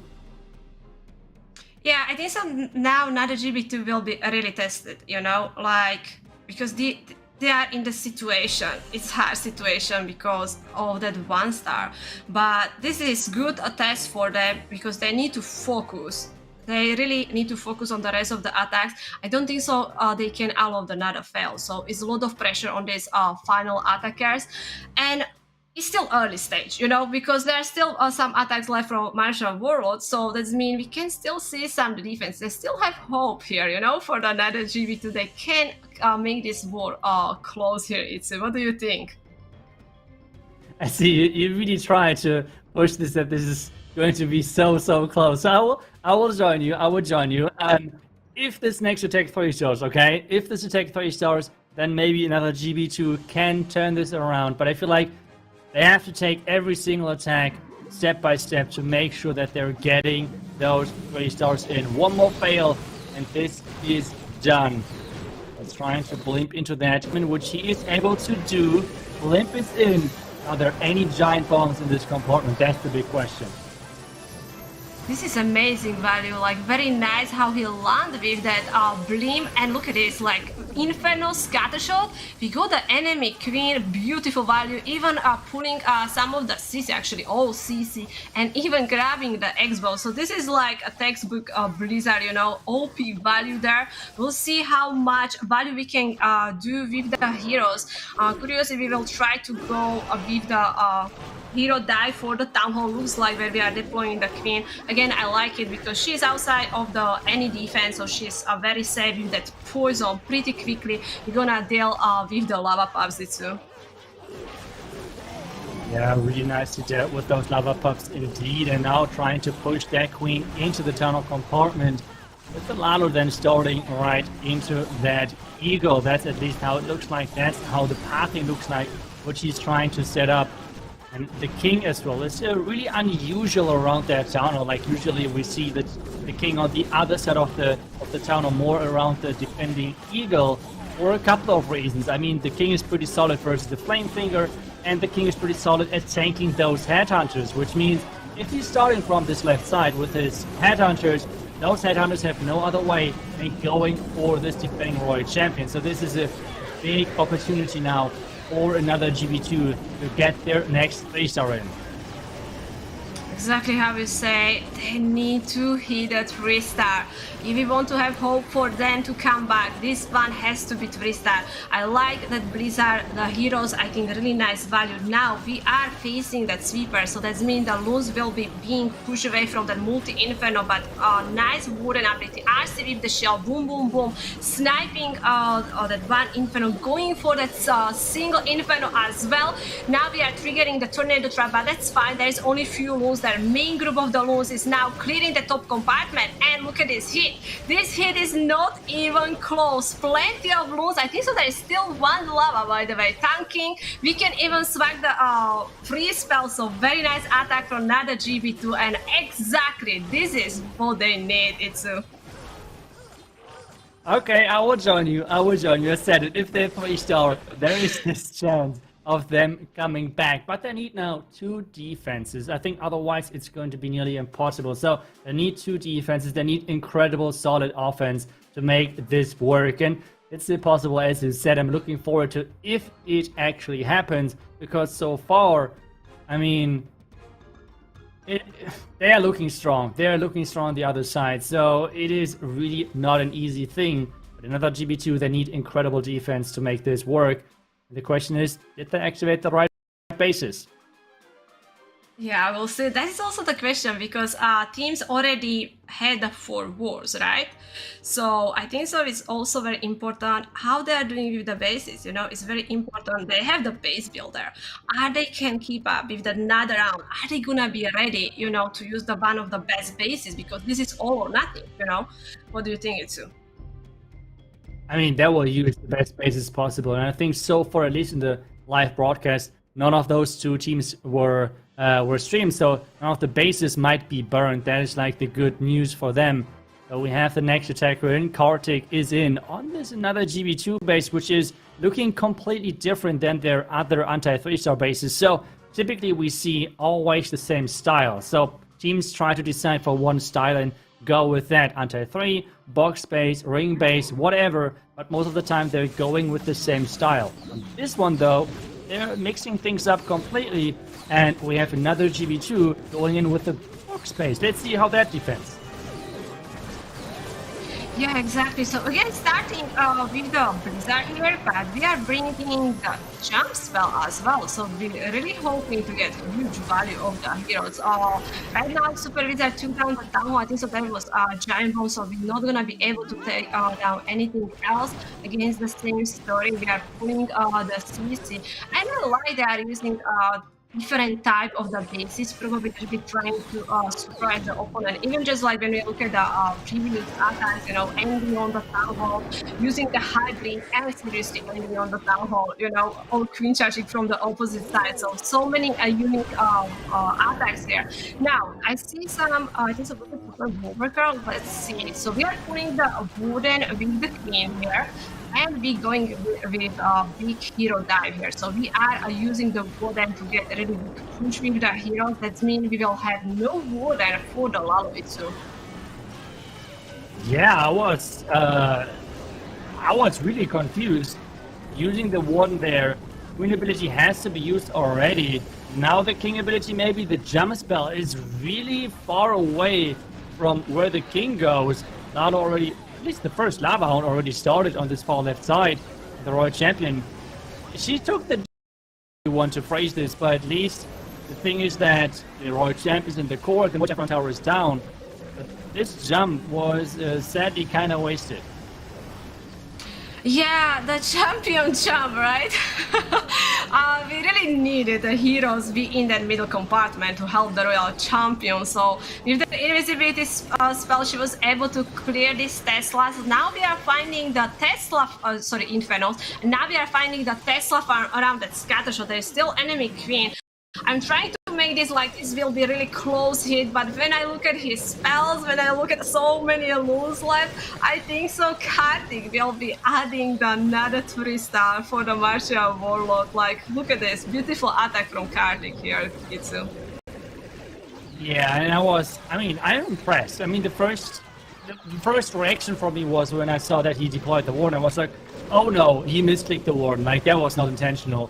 But, I mean, this was fully intentional. Really, really surprised and impressed how well this worked. And even though he kind of swagged the jump, it was still a nice and easy 3-star. And this means they are going up to 12 stars overall. And this is now getting tricky to come back into this match because they're relying, another GB2 were relying on defenses, which so far are just not happening. They need defenses, but they keep 3-starring on their bases.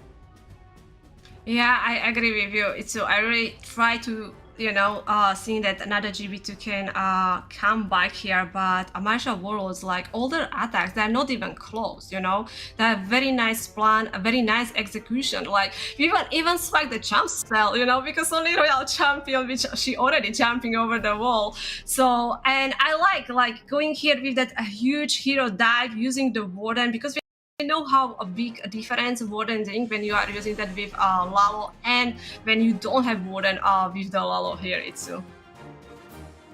Yeah, it's a huge difference. But I mean, he somehow was able to transition the warden over to the Lalo, which means it was somewhat of a Lalo with the warden together. But either way, another attack is in, another GB2 is in with the Golem Lock Launcher dive Lalo. I love to watch those attacks. They always look so fun because if they're successful, it looks like after the heroes are ready with the base, I mean, half of the base already is gone, and this just looks so impressive to me. And you're starting things off with the King funneled into the scatter, with the Queen funneling into that Eagle, and now the Log Launcher to take down that World Championship Tower in the core.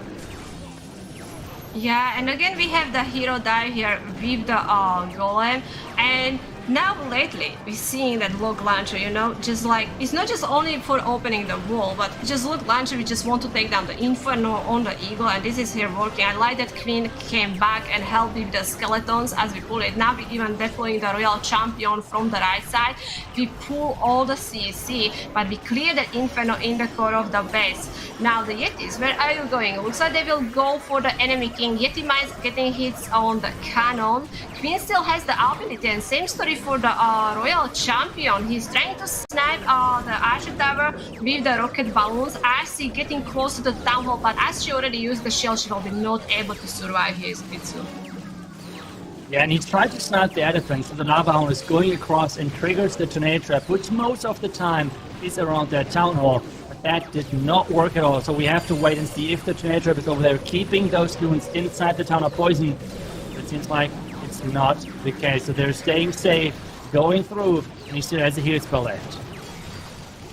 Yeah, just the queen is still alive, you know. She even triggering the tornado trap, which is awesome. Like, we are ending on that scatter shot, using all this spell. We still have heal spell with the free spell, like another Bindi, like what amazing hit. Queen is like, oh, let's help with the expo, healing again, freezing over the wizard tower. Many loons here, big group of the cleanup. Queen still alive. What a hit here. I really love it. Like another GB2, even they hit that 1-star. It doesn't really feel, you know, like their other attacks are just so strong. But same story for Martial Warlord. While we are waiting for another attack, we actually have some very close war. As I say, Queenwalkers and the Notions Black, they were like even on stars, but now Queenwalkers got a huge defense that was 1-star against them. Chessman Gaming, they are just hitting 12-star. Martial Kids actually can get a win against them. That is crazy. Yeah, you said it. Martial Kids needs 1 2-star, and they are going to win the return match versus Chessman. I mean, that is crazy. I mean, that is really impressive to see that this. I mean, if you consider how the first match went between those two teams, it was, I think, 14-9 or something like that, with 9 stars from Martial Kids, and now they're turning things around completely in this all or nothing match, because the winner of that match as well, the same as our match, the winner is going to get to the next stage, and the loser is going to drop out completely from Clash Worlds. And we have the next take from Martial Warlord with a Queen George Lado onto this box space from another GB2. Yeah, this is the final attack from a Martial Warlord. So if the Fabian will hit a 3-star, it will be perfect war. What an end for them in this round before that stage 3. But so we are again starting with that Queen charge, letting the King nicely cleaning, even grabbing that air defense. That's huge help, protecting the healers for the Queen. Right now 2x bow the Queen. I really like. We are using the Coconuts, but we lost that one healer that was seeking Airmite. We got the Eagle. Queen gonna be keep going and clearing this scatter shot. Now we have another super wall breaker that's opening the right side. I was thinking that if he's gonna try to go for that this multi-infernos, but we still have Brim here too.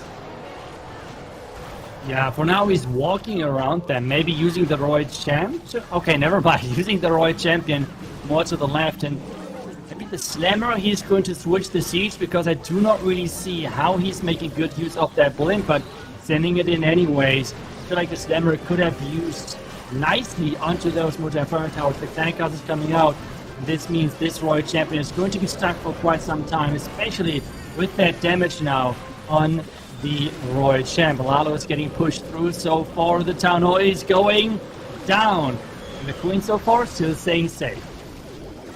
Yeah, but these two Infernos, Tesla farm there as well. Now we have the spells. Interesting, we are not freezing these Infernos, so that means we are letting all these loons die. We have some loons still on the top side, but they are dropping as well. That means the Royal Champion and the Queen needs to clear these buildings. He's freezing the Tesla farm with the multi-inferno. We have the Queen still with the ability, and of course 2 Headhunter as the enemy king is still alive. 55 seconds here. Can the Queen and the Warden finish this in time, iTzu? Oh, I don't really think that, especially with the king on the back end, it looks not too good for Fabian on this one.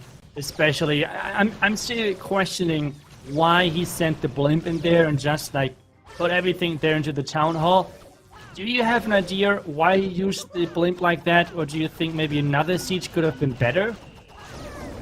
Yeah, I was confused there as well, because we started Lalo from that side, you know, so I really didn't know what is the plans. Like, even like both multi-infernos in the core, I'm not sure how we planned this. Maybe something went wrong, but still Fabian hitting high percent 2-star, but what is most important, he is hitting the 2-star. That means the Martial Warlord will be finishing here with the 14-star, which will be enough for them to advance to the stage 3, iTzu. Yep, that's right. So let's double check a couple of other matches. We have Queen Walkers actually winning their match with 14 stars. So Queen Walkers are going to be guaranteed in the next stage, which is, I think, for a lot of fan favorites, for sure, good news overall. And it seems like that Vanguard Gaming actually lost to Marcus Esports on percentage, 12 stars each, but the percentage was too high on Marcus Esports side. So another team which is going to be in that next round. And well, as we said in our match already, we're going to have already the result set, but there's one more attack nonetheless to see if it's going to 3-star for them. Yeah, exactly. Like right now, another GB2 failed only one attack. You know, like their order is very really awesome, and we have that final hit. We are back with the Lalo, but looks like we will go with the kill squad Lalo because we are bringing that one golem, and I'm gonna have a lot of spells here for the Lalo. So starting with the king and the queen from that 9 o'clock corner. I really like the skeletal spell. Like there's so many uses that as you can use that skeletal spell, and especially like distracting this X-bow is awesome. So that king getting some help. We have also the headhunter on that enemy king, so helping him to take care of that enemy king and hoping that we can take down the eagle. Golem right now stuck on that cannon while the queen is walking towards the top side, and the log launcher already getting hits here on that multi-inferno iTzu. Yeah, that log launcher again. I love this siege. It's so fun to watch, and I think it's so powerful as well. We have now those Yetis engaging versus that defending queen. Without a rage, it's not going to be easy that this queen is getting taken care of. But there's the headhunter coming in. One shot, and that's right, the defending queen is going down. And again, it feels like half of the base is gone with the Lalo just getting started. Yeah, amazing start. Like I have feeling that Golem was slacking a little bit because Royal Champion was taking some damage. Same story for the Queen, but like we cleared the top side of the base, so that's still awesome value. Now we are hitting these walls as they are crossing the poison, but also they are in the range of the multi-inferno. Looks like we are losing few of the loons here, but we still have some of the spells to protect. Rest of the loons coming from the bottom side where we are using the ice lava, so the ice lava freezing everything around that scatter shot iTzu. Oh no, the rage coming in, powering everything up, but the multi-inferno tower just being too strong. And the Queen now finish things off. That's the question. He has 1 minute left. More loons are coming in from the top side. He has the invisibility spell. Is he going to use it for the loons or not? He's deciding against it. Is the Inferno Tower going down? Yes, it is. And wait a second. This means this Queen can finish off the base. Exactly. Yeah, Queen going here with the ability. We have the invisibility spell if it's needed. We are being slowed down a little bit by Gram Skellies, but with that invisibility spell, we're gonna be safe here. And that's incredible because another GB2 hit 4 triples and they fell only the one attack. This war could be so close, but they came short here, so they will be losing in this final round, and that's mean the Martial Warlord will be advancing to the stage 3. But we have more stats here, and I have to say Martial Kiss won against Chasma Gaming. Yeah, but let's get Carbon as well back to the casting team here. Carbon, I mean, there was a lot of action as well behind the scenes. Yeah. Could you break that down really quick? Absolutely. We've had so many matches kind of come down to the final set of attacks. So, Marshall Kiss, Sash Bazinger, they got the revenge and took down Chasmac Gaming just like that. We have Queen Walkers winning. They advanced. We also had Marcos Esports win on their final attack. We had Time to Throw getting their revenge, taking out No Chance Ice. So a lot of revenge matches coming through, and indeed that happened here today, as a lot of the teams are now either eliminated or we now know the top 16 teams that have gone through. But incredible set of matches we had here today, and we're gonna have even more crazy matches to come in the following weeks. But absolutely incredible. What did you think of that last war, or even the wars that you heard of the stats coming in, iTzu? I mean, that was just incredible. I mean, the 1-star was really unfortunate with all of those matches in the background happening. I mean, we had a lot of close matches, a lot of matches which were like return matches, like matches which already happened. And I feel like a lot of teams which got knocked out early this time around got the victories overall, which I think is kind of funny just to see that, even though I do believe for the teams, or at least the team which lost in the end, I will be really upset about that. But overall, some nice matches. Susie, how do you feel about that? Yeah, this match was still amazing. I really love the unique attacks. Like, I still cannot forget that attack when we were doing that hybrid with the Blim ending on the Town Hall. Even the Cardial attack was awesome as well. So I really enjoyed this war. And yeah, even like checking the result from that lower bracket, seeing the Marshall keys and time to throw come back. I was correct about time to throw, I have to say that. And yeah, like so many shocks happened today. Like, what was your favorite moment of today, Carbon? Today my favorite moment was definitely seeing some attacks that came through that I did not even think were going to be a 3-star, and then they turned it around. Space Station just showing how dominant they were. And then we had some other teams 1-star, it's like devastating. But then the revenge teams coming back, they got knocked down, and then proving that you can make it through the lower bracket, all the way through the lower bracket, which I guess that's why that time to throw. But I guess also Bazinga or Marshall's Kiss, they're also a really good lower bracket team as well. It was incredible to see. But before we cover the final thoughts of things, what I do want to do is cover here all of the teams that made it, right? So I'm going to read through, so pay attention. If you don't hear your team listed, then, or the team that you're rooting for, then unfortunately it doesn't seem like they may have made it. So here are the teams. So Space Station is going through. This is from Group 1. Then we have SG Strastella. That's from the upper bracket. Lower bracket, we have Time to Throw with Queen Walkers. That came out of Group 1. Then we had in Group 2, from the upper bracket, Repotted Gaming and GS going through. And then from the lower bracket, we have Marshall's Kiss and Blind Esports. From Group 3, we have Valor. We have Valor Gaming. I think Marcos will have to take a look, but Inquisition also coming from the upper bracket as well. And then Marcos Esports from the bottom bracket down there. And then Group 4, we have Kurd Region from the upper bracket, Vengeful Noobs as well, making it through. Then Martial Warlord, the word that we just saw there, and TWOB. And I think there was one other final one that we're waiting the result of, but some incredible teams that are coming through. And just the wars were insane.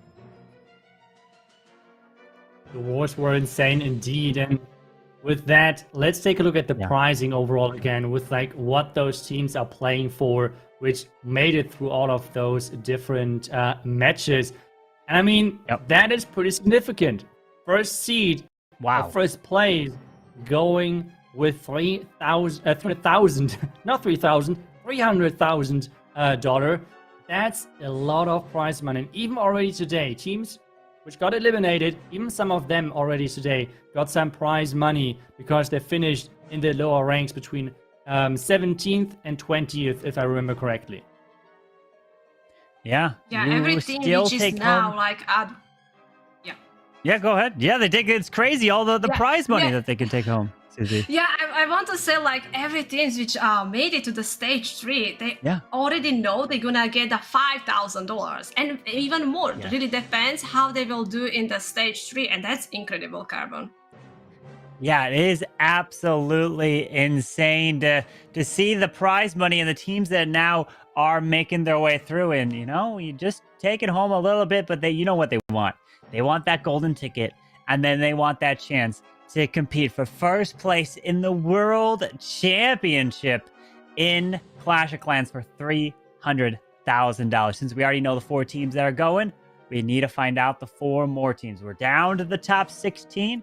The next stage is the Swiss stage bracket. And that is, you win 3, you're in to the next. And you lose 3, you are eliminated. Kind of it all resets. And here is the Swiss stage to kind of bring you back up to speed, to let you know if you're just joining of how this works. You see those green numbers? 3-0, 3-1, 3-2.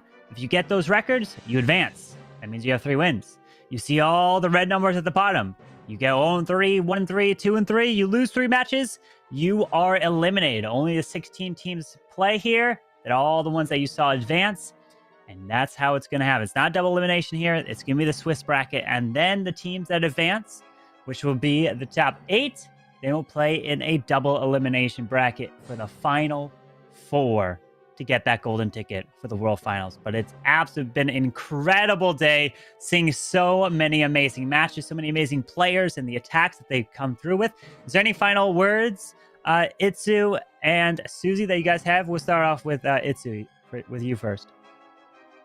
I mean, I just have to say I'm super excited again to see Space Station play next week. I mean, for me, Space Station is, if we're talking about like the teams which are standing out to me at the moment, was back then with Tribe was the same, was with Strata was the same, kind of like them performing just stats-wise better than most of the other teams. And right now, I feel like the same thing about Space Station, so I really hope that they can go all the way because I feel like they really deserve it. How about you, Susie? I think so today show us so many different stories. We saw some teams which stay in the top bracket, but some teams which went to the lower bracket and still were able to move to the stage 3. Like some amazing wars, so many close wars decided by the person, or even we saw huge defenses, excellent attacks. And before I say goodbye, I want to say Marshall World, they were really awesome. Like hitting that 14-star, really nice attack. I just want to give them shout out, Carbon. Yeah, absolutely deserves the shout out right there. But again, thank you to production. Thank you to my fellow co-casters, all you home, the players, the teams involved, of course, Supercell. It's been a pleasure to be casting this with you guys, because if you guys want to say, wait, Carbon, when's the next one? It's going to be next weekend, next Saturday. Make sure you guys are tuned in at the exact same time when this started, which is going to be 7 a.m. PT when the next stream and the next stage will be occurring. But make sure you guys follow over on the socials for the COC Esports, over on Twitter, YouTube, over on Twitch and Facebook, everywhere. So you get all the news and information about what's coming in Clash of Clans Esports. But that's going to close this one out. Hopefully you have a great rest of your day. I will see you guys next Saturday for the next stage, stage 3, which is the Swiss bracket. Till then, Clash on.